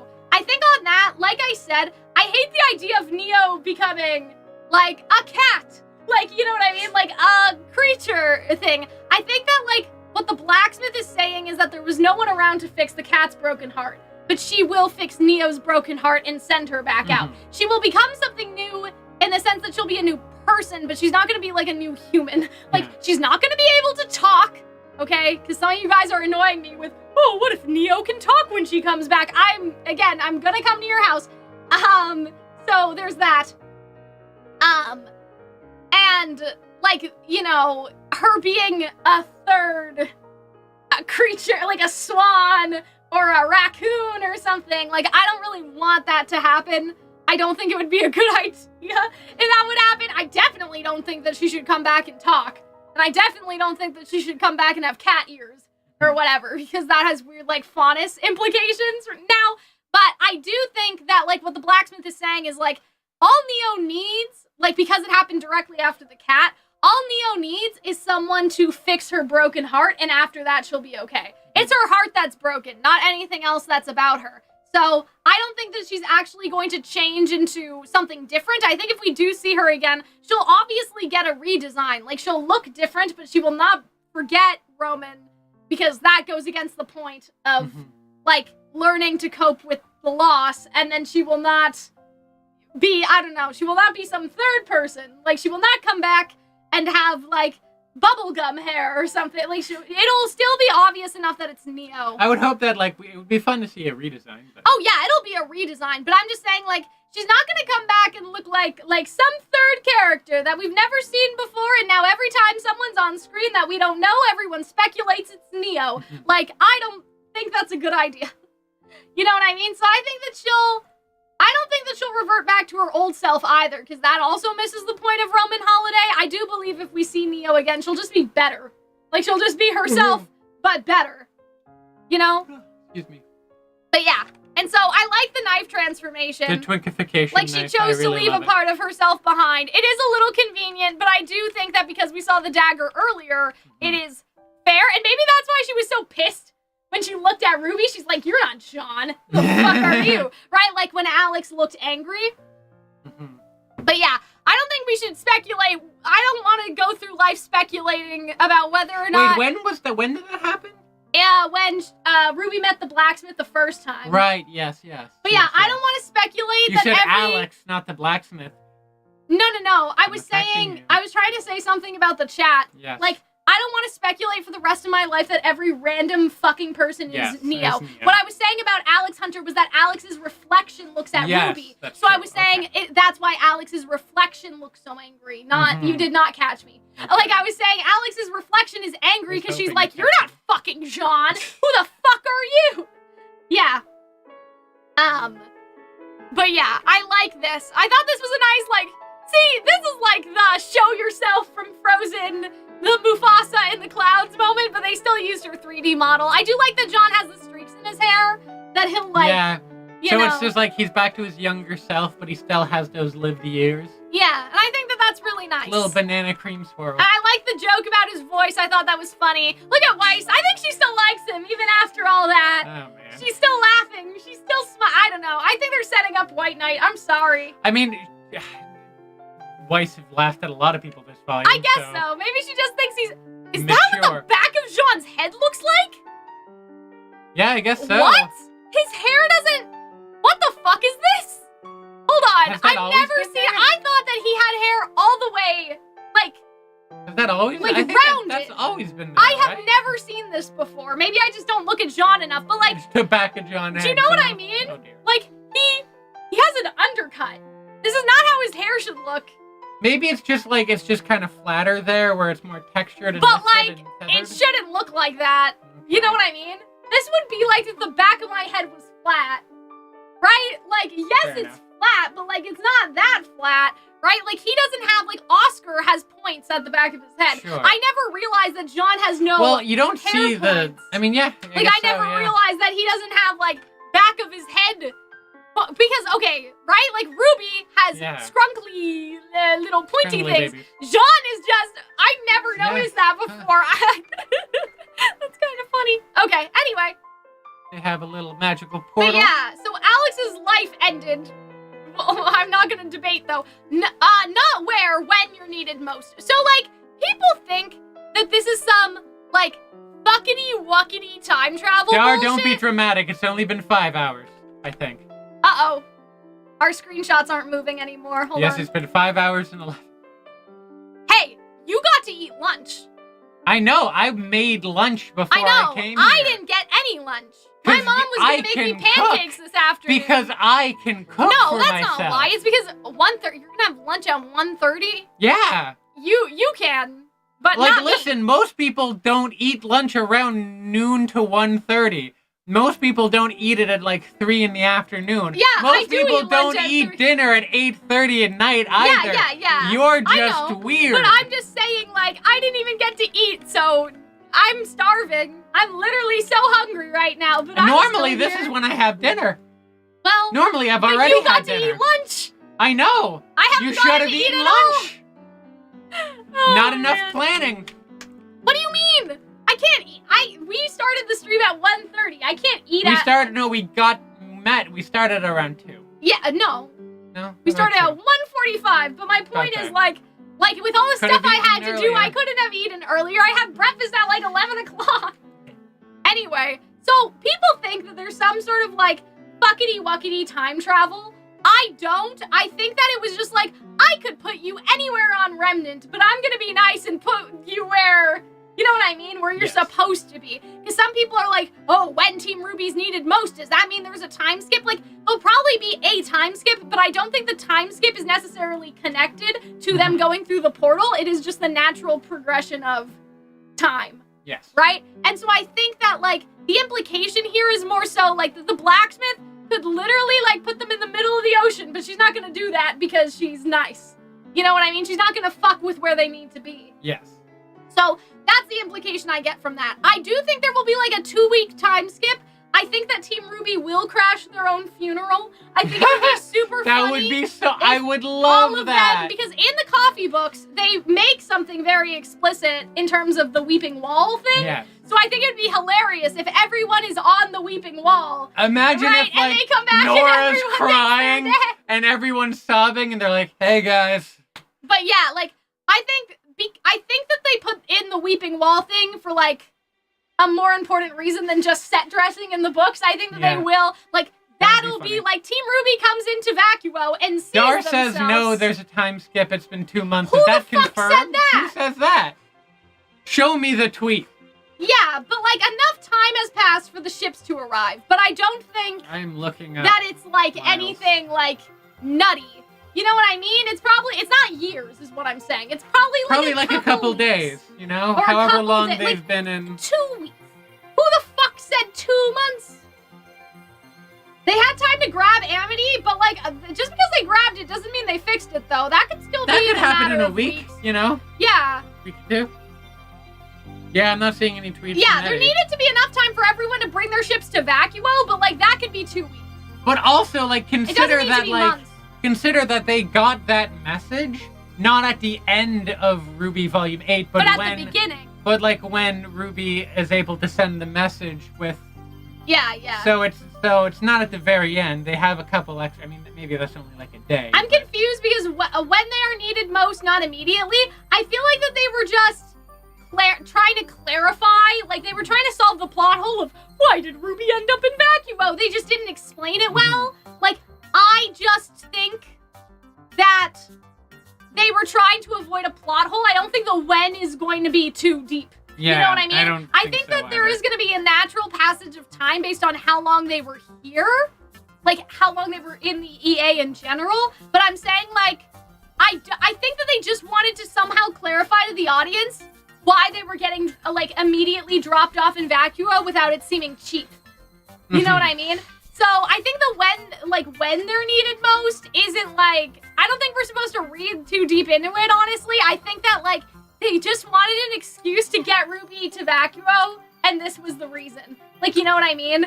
Like, they just didn't want to deal with, oh, that's such a Deus Ex Machina, so they had the Blacksmith say a line of dialogue that implied maybe that there was a more intent to it, that the Blacksmith knew they were needed but in Dar, Vacuo. where are you getting this information? I'm telling you, You it has keep to saying, be 6 minutes, but where does it have to Where be? cite your sources?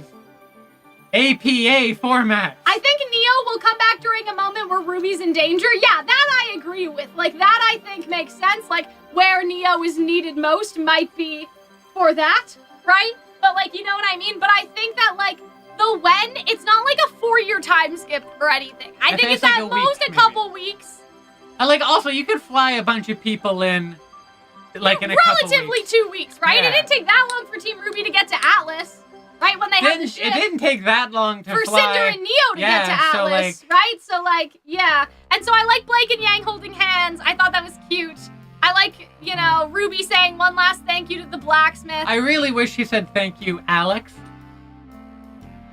But she didn't, I know. But she doesn't know.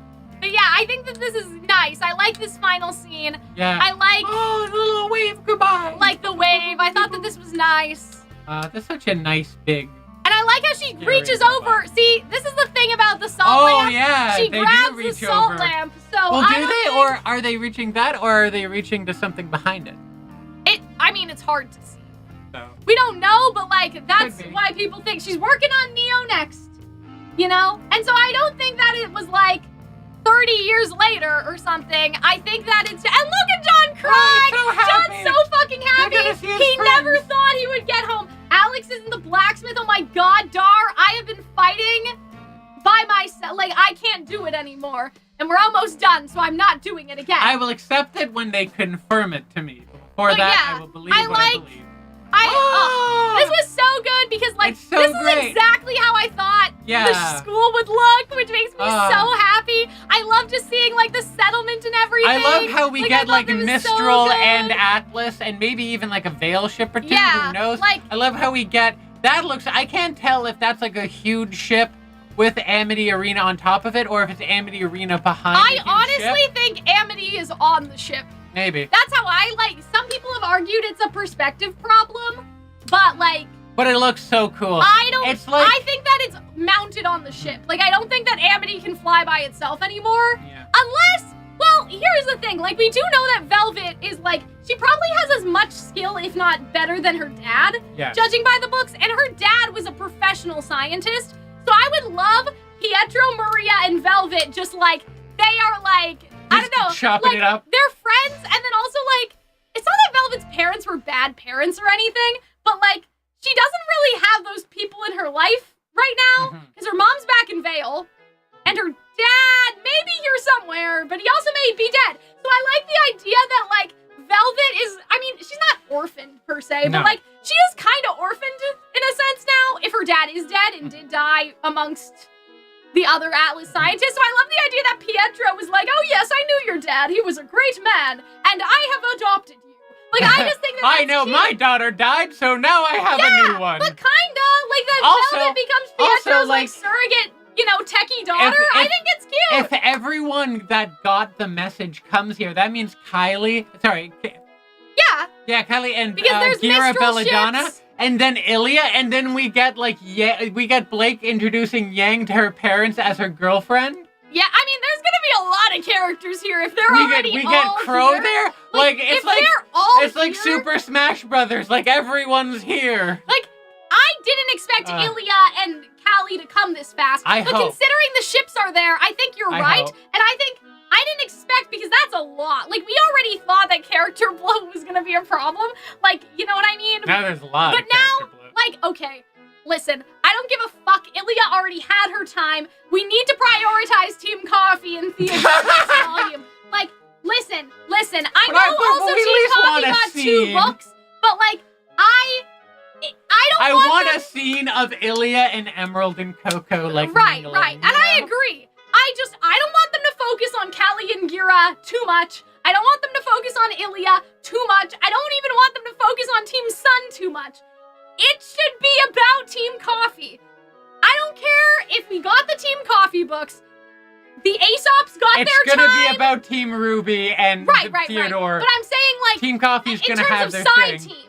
But the way you sound like it, it's like, no, it's gonna be called Coffee, motherfucker. No, that's not what I meant. Let me rephrase. Let me re-explain myself. Sure. Okay? What I meant was, the Aesops were the side team of Atlas, and Winter and Penny. Okay? In Mistral, like, yeah, I guess Team Sun wasn't there, but Sun was there enough that I think I'm done. Like, you know what I mean? I'm good. Like, Sun got all that screen time with Blake, so I think I'm okay.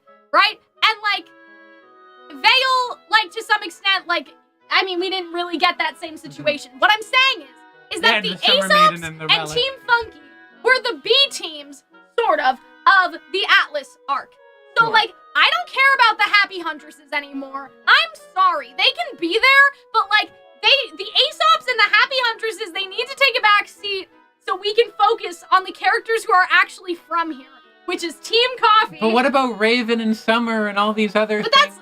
That's not what I'm talking about. I'm talking about the secondary team to help Team RWBY. It should not be the Aesops. It should not be the Happy Huntresses. It should be Team Coffee. It makes the most sense. Right? I mean, that's just your opinion, man. But am I not right? I mean, you just like them the most. But the Aesops already got their volume. You know what I mean? Yeah, but they're still gonna be there. They can they're be still gonna there, do things. but I'm not sure of what you imagine, because, like, Team Funky didn't do much either. They were still there in a significant enough capacity, though, that I enjoyed.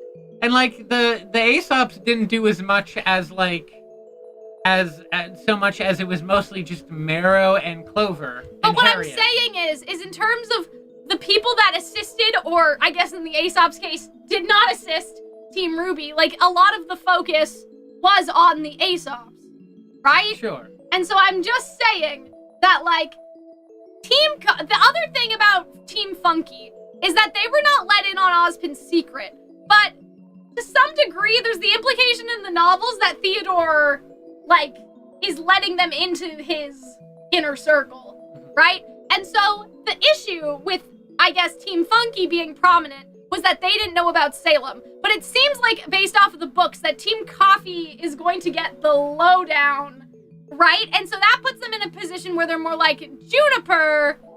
You know what I mean? Like, yeah. Aesops had knowledge. Yeah, they did. Aesops had knowledge, Penny had knowledge, Winter had knowledge, so that's why they're in the main plot. Team Funky didn't have that knowledge, so I think that's okay. However, like, Team Coffee should be important, and I'm gonna die if they're not. Is what I'm saying. Like, the Aesops did their jobs as, like, the cautionary tale and the lesson. I think Sun needs to be important. The Happy Huntresses, yeah, I mean, kind of. Like, I think Sun should be more important than Coffee. No, Sun was already important, Hunter. Do you want me to argue with you on purpose? No. Sun got volume 2? 1!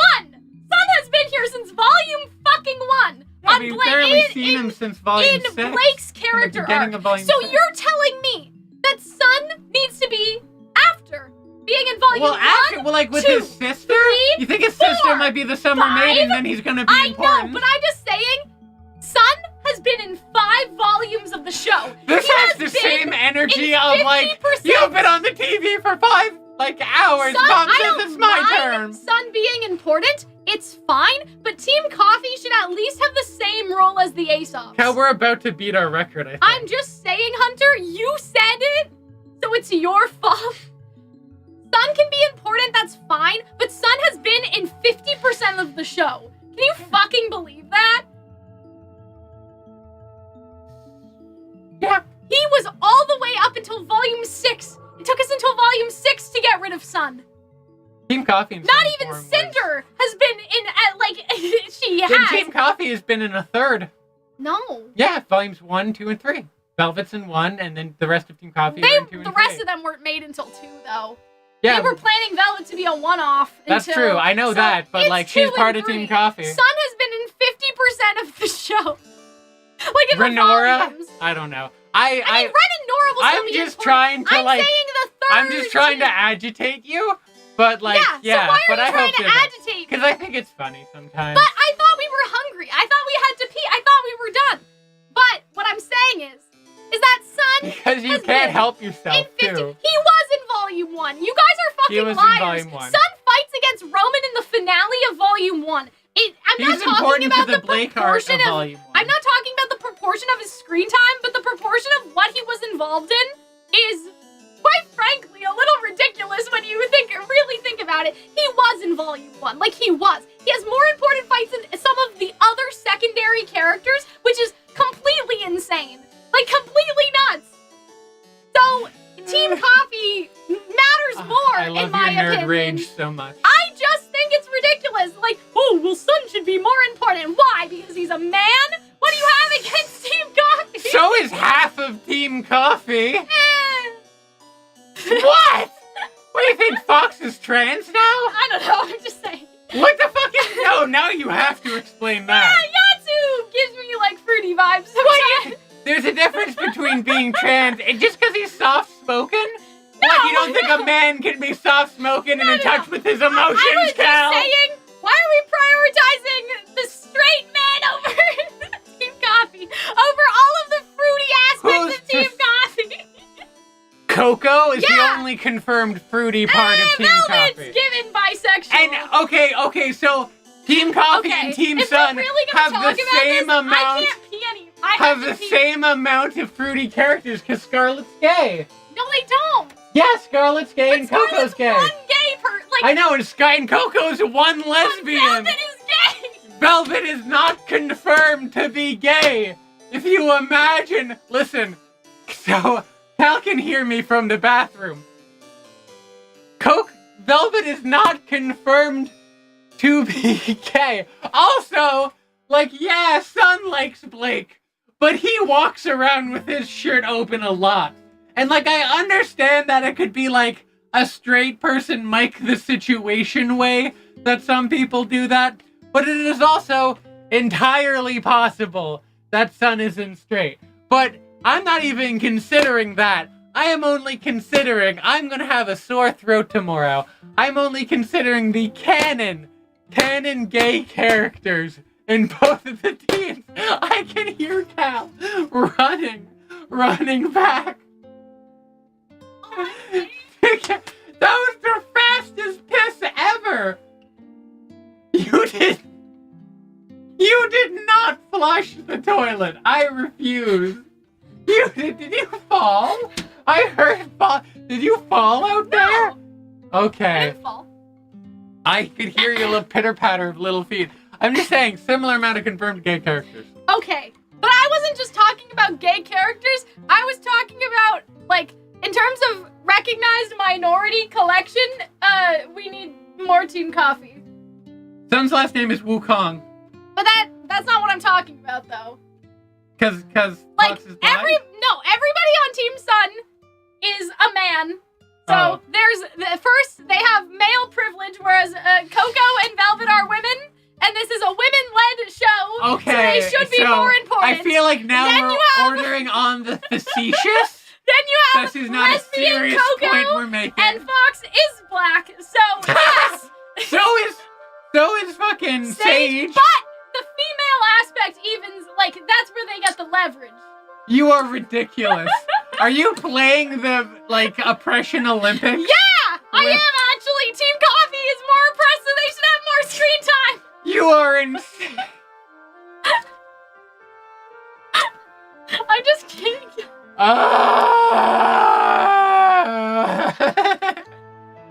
Please, God, tell me you washed your hands. Of course I did. Okay. You definitely didn't flush. I did not.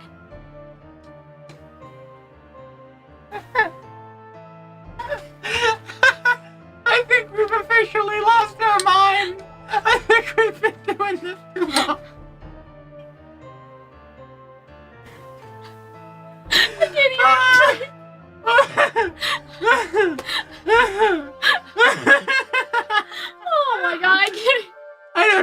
that you wash your hands. I did, I swear. Trust you. Anyways, I loved this episode. I had a great time. I think this is like my favorite season of RWBY ever. I think it's like tied with 6 for my favorite. I think RWBY's amazing. I think it's wonderful. I think everyone should watch it. I really hope that Volume 10... Coco is not rich anymore. She suffered. Intersectionality, Cal. For some reason, I can't send super chats over $2. That doesn't seem like it should be happening. You should give us all your money. It's a lot of $1. Okay, I want to clarify. Yeah. The Oppression Olympics That was thing, a it was a joke. Okay. I was not being serious. Fox is seriously black, though. I don't know why you guys are putting Fox as black in question marks. I guess because it's kind of like how some people thought that Marrow was like black, and I imagined him as being like brown, like dark brown. Yeah, skin. yeah. Like as someone from Sri Lanka, or like a Sri Lankan person. Yeah. I guess I kind of felt that way with Fox, where I don't imagine him as Fox black is so like much as ambiguously dark skinned. I imagine he's him black. more like in the same way as like a dark skinned Southeast Asian. Yeah, or South yeah. Asian. But you know? like Indian or like. I don't know. I'm just saying. To me. You just have a thing for black people. That's it's not fine. why. You fetishize black men, that's and not you want why. more black men for you to ogle at and go ooga ooga ooga. That's not nice, Hunter. That's me. Oh, you know what was funny though that happened today? And I'm like, why are you guys like this? So I don't know if you guys. Humana. No. Is what Cal says. I don't know if you guys are aware, but Arnold and I are dating. Some people don't seem to be aware of this. And it's very interesting that the people that were not aware of this were like, are Vexed and Cal dating? And it's probably just a coincidence, but I think it's really funny that like someone was like, oh yes, Cal is dating the only other black RWBY tuber and not Arnold. Like, you know what I mean? I don't think it was intentional. I'm sure there are other black leaders. There's a handful. I don't think that there. I think Ghost. the new guy. Yeah, Yeah, Ghost. but he's new. Isn't Sirs and Madam? No, I'm thinking of someone else. So what I'm saying Sure, is, no, I thought you and Vex were dating. I hope you guys are joking. But yeah, so what I'm saying People think, well, I don't know. People think a lot of. Well, you also Cal shouted from the rooftop. But what I'm saying is that like I just thought it was funny because what are the chances? Like, you know what I mean? There are so many like white RWBY tubers, white male RWBY tubers. Like there's Phoenix. You know what I mean? I also like, didn't know. Right, I also didn't know. Well, like, I also didn't know what Vex looked like at all. Yeah. But I knew. I don't watch any of his videos. I don't think that it was like. Yeah, Sirs, yeah. Oh, I think the Sir of Sirs and Madame is a black man. Yeah. I thought you meant like. I don't know what I thought you meant. Yes, one of the particular, but like as a collective, like there's a bunch of people in Sirs and Madame. They're just thinking they're just with every. Yeah, okay. Yeah, so that's why I just. Which is a shame. There should be more black women in the RWBY tuber space so people can ship you with them. Oh my god! But yeah, so that's what I was your like. feelings. How did this happen? Batman falling? Batman is white. Man, I don't fucking know. But yeah, Ghost is new. I just thought, like, Phoenix and Dan and Riga and like so many other, like, you know what I mean? Facts. Out of all of the male RWBY tubers, but male, anyway. Right, never mind. Yeah, no, I got you. It was just funny. I just thought it was funny. Anyway, so. I love this season. I think it's wonderful. I do think we should talk briefly, like, about not Volume 10 theories. I feel like we can do a 10, like, we can do We'll probably make that separate. However, like, I will say, I am holding on for Theodore being trans, like you are. I want that, yes, I think that, like, see, Hunter, imagine if they never explained the picture of Theodore. Would you not think that that was, like, cheap?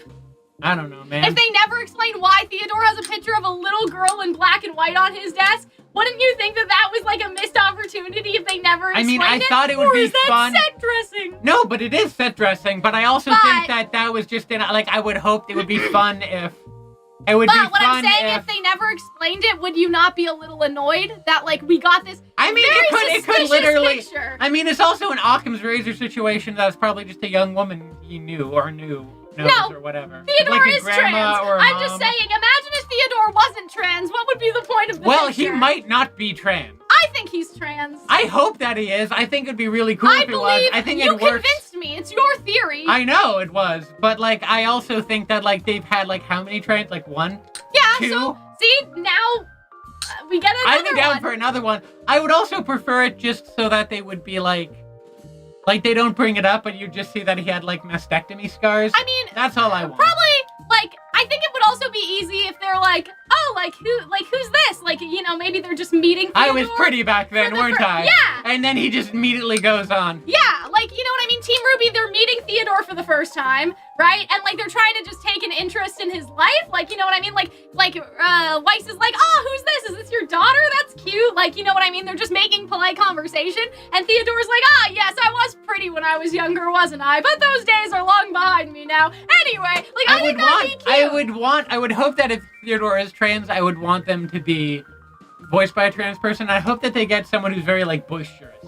Yeah. Because like someone suggested the VA of Rain Whispers from the Owl House, and I do believe they are a trans man or at least trans mask. But I like the idea of like maybe a little more boisterous than. But then again, they're an actor, so you know. But yeah, like I like the idea of like. To a High Guardian Spice scene? I don't know which one. I've watched High Guardian Spice. What scene are you talking about? But yeah, like... Oh, yeah, was that...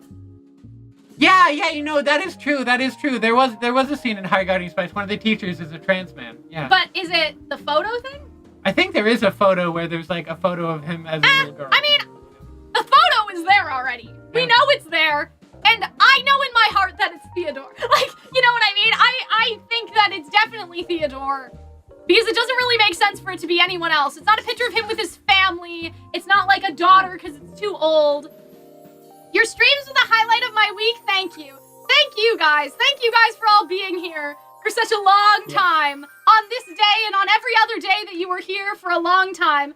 But yes, like, trans Theodore is not the only note I wanted to end off, but I would like it. I also find that people's like, yeah, straight people would think it was battle scars, but I don't, you know, but straight people.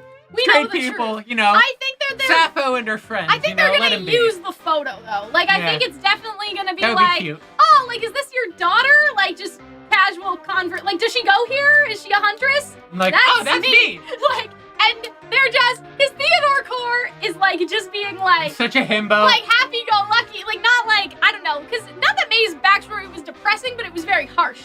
Yeah, May's not that person. Right? May has like whereas edge Theodore is like. Ah, yes, that was me when I was younger. I was quite a looker, wasn't I? But I think I look much better now. Like, I think that Theodore's like that, right? Imagine it's like, I still like skirts and he's wearing a kilt. Yeah. I would like that. I want Theodore to wear a kilt at least. I think that's cute. I think that's cute, though. John would be the one to ask. Yeah, like, John would be like that. Yeah, I think that's cute. And And also because, and then he would know Crow and then we get a good Crow boyfriend. Yeah. But yeah, like, Theodore core, like, I'm most excited. Like, yeah, I'm excited to see Team Coffee again, but I'm, like, actually really excited to see Theodore. Like, I think that Theodore is such an interesting character. I'm fascinated. Like, he's already grabbed me. You know what I mean? He's dug his claws in me a little bit, like, just from reading the book. Yeah. And I feel like that he's a much-needed personality, like, in terms of being different than all the other headmasters. But there's still some paranoia and some darkness, I think, behind Theodore's Or he nice can be eyes, serious. You know? Or like, even though he's boisterous, it's not the same thing as being unserious. Like, he takes his job seriously and he cares and he's good at his job, but he's also a little silly sometimes. And I think we'll see Rumple as well. I think we need silly goose representation. And he's just a silly little guy, He's just a silly goose. I do, if he's not like rippling like Hazel, I'll be a little sad I want him to about have abs on abs. If he's like Would it be funny skinny, if he was like dad bod? But if he was a little dad bod, I'd like dad bod. But I don't want him to be thinny. Because thinny. I want him to be thick but powerful. Yeah, I want him to be thick. Thick but powerful, I would enjoy. I like the idea of them walking in and seeing like a funeral and them crashing their own funeral. Yeah, I think that would be that would be funny. I also so on the Team Coffee topic, I think Velvet should get the maiden powers. I I'm a Velvet Maiden power truther. So you're not doing the summer... I think Star should be the maiden, but they should go to Velvet later. Okay. Like, I am a Velvet Maiden truther. What about Emerald? She should get Cinder's powers. That would be fun if Emerald got Cinder's power. What was I saying? Yeah, like, so I guess just based off of the books, right? Like, Velvet's the only one that interacts with Star outside, like, out of all the Team Coffee members. And so if Star is a maiden, like, that's interesting to me. Like, you know what I mean? But I do think that Velvet working with Pietro is a fact. I will not take anything less than that. In terms of Fox, Fox is a very strange death flag in After the Fall, where he says that when he dies, he wants his life to mean something, which, like, could be just a statement, but, like, I don't know, like, you would have to read the sentence. It does look a little sus in hindsight, like, you know what I mean? So, I don't know if we're gonna, I don't know how we're gonna unpack all that. I do expect, though, to some extent, like, maybe this is copium, but you guys can tell me if I'm being unbiased. I do think that Fox will be an important character when it comes to the actual refugee effort, because in the book, he is the one that is most understanding in terms of why the people of Vacuo do not like the Beacon people being here, other than Sun, right? You know what I mean? Fox is the person that is like, you're still holding on to your old home. No wonder they're all kind of, you know, whatever. Like Fox is the one also that, like, understands the Atlas conflict the most. And, like, while Coco's like, that's ancient history, why the fuck are we learning about this? Yeah. Fox is the one who makes the comments about, like, why it's important, along with Rumple. So, even though you guys can tell me it's Fox Copium, other than Sun, Fox is the only character who's actually from Vacuo, so I do expect that we will get a little sprinkle of Fox as a treat, because no one else is from Vacuo in the main cast.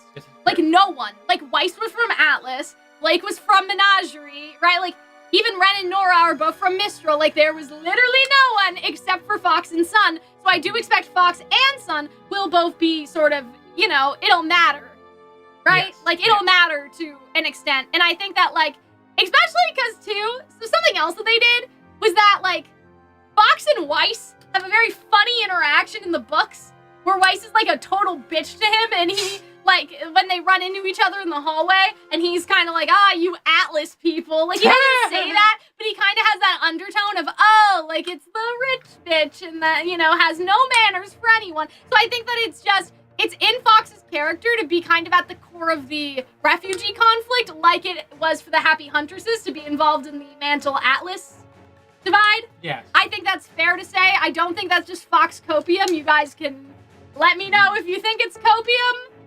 But I don't think Fox is getting the maiden powers, guys. I think that's... Yeah, that seems a stretch. I also wouldn't... Yeah, that would be weird. But yeah, like, I think Velvet is definitely a contender for the maiden power, for sure. Especially because, like, it's never been a Faunus character. So that would be fun.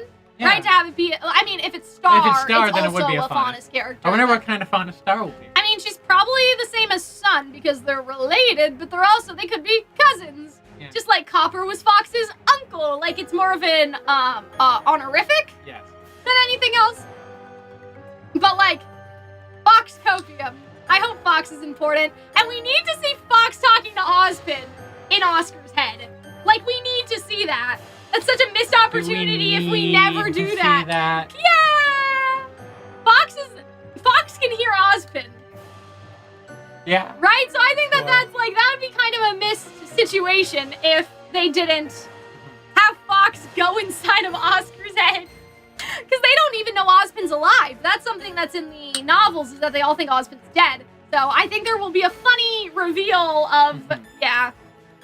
But yeah, we don't know who the Summer Maiden is, but there's a suspicious line of dialogue where it implies it could be Sun's cousin. But all it is a suspicious dialogue, so we don't really know. I think it would be funny if Theodore had the powers, but transitioned and they went away, and he chose Star to take them as his second in command. Like, I don't know, like successor. Follow-up successor. And like they transferred without death, I think is funny. funny would be very Theodore core of him. If it would be very goofy. If it just transferred by yeah, one day I was lying in bed and I was like, wait a minute. And then a light flashed and my powers left me. Yeah, like, I think that'd be, like, I think if Theodore is still the maiden, that's problematic. I think, though, if Theodore immediately lost the maiden I wouldn't powers, want trans that's Theodore to be a maiden, but I would love the idea of trans Theodore. The fact, if they were a maiden, like, if he was a maiden and then the powers left him, that's funny. Like, I think that's really fucking funny. What if Neo gets the power? I mean, we had a theory about that, too. Yonks but, ago. yeah, I mean, I guess to conclude... Right, Hunter and I are probably going to do a bingo follow-up because we need to see who won. I think it was probably me, but, you know, we'll have to see who won. So there's that. We will probably do, because here's something, I don't know if you guys have noticed, but Hunter and I haven't really done discussion videos this volume. Like, before we did, like, how they handled Hazel's death. Like, you know, we used to do, and it was sort of a mixture of things. Like, it was that we didn't feel like we needed to, but then we were also like, but can this wait? But I also said, like, I wanted to do that for Bumblebee, and you were like, we shall wait. And so that's what I'm thinking. I'm thinking that in this case, like, I think, what was I saying? Oh, yeah, like, in Volume 9's case, there wasn't a lot for us to discuss as much as, like, there was for us to theorize, so we mostly focused on theorizing.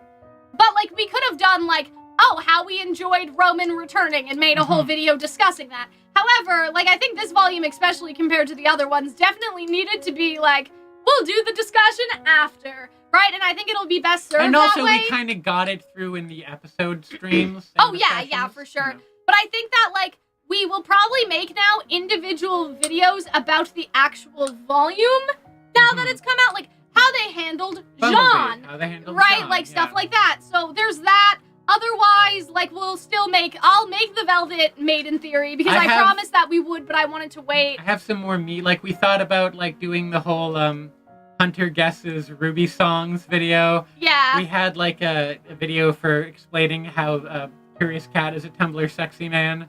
So there will definitely still be a lot of stuff. But I think for now, I didn't have lunch, and I didn't have dinner, and I'm hungry. And I loved this season, and it's up there for me. Yeah, I think this is definitely the best season of the show, I would say. I don't know if it's my favorite, but like my tippy top, but it's definitely up there with I mean, I don't know if it's my favorite, but it's objectively the best. If objective can be used as a word, I do believe it is objectively the best volume. It is pretty wonderful. In terms of, like, how tight everything is, like, across the board. Like, so tight fight and scene gorgeous, and voice acting, and the fight scenes, and how Hopunk it was, and its theming, and its... Yeah, I love it. And so I think whereas other volumes have problems, like Oscar turning the corner and punching Neo in the face, like, you know, this volume really doesn't have a lot of the previous issues, even with the cut content. And so I think that... Yeah, like, I think that altogether, like, I feel like objectively this is the best volume, even if people disagree with my use of objective. Is difficult to come by. Like, I think that, like, you can't say it looks better than or it doesn't look better than Volume 1. Like, you know what I mean? There are some things that you can't say it's not. Like, to an extent, even though writing is subjective, it looks better than Volume 1. It sounds better than Volume 1. The voice acting is better than in Volume 1, right? So there are some things that we can quantify. But yeah, guys, I guess that's it from us. Thank you guys for joining in the discussion streams. This has to be the longest stream we ever did. Right? I mean, it's the finale. It makes sense. Yeah. Right? I wish we had a snack, though. I thought it was going to be like 3 hours. I didn't realize it would be 6. But anyway, I hope you guys... That didn't feel as bad as the Bumblebee one, not gonna lie. That one it did go by very quickly. But yeah, I hope you guys enjoyed. I hope you guys had fun. We will go have dinner. I mean, Hunter may eat at home. It depends on what my mom's cooking. If my mom's like, I just also want to be at home. Or something. If that's the case, maybe I stay. Yeah, see? Anyway. I can be bought. But yeah, thank you guys for everything, for continuing to watch our discussions. We'll see you next time something RWBY comes out. Yeah.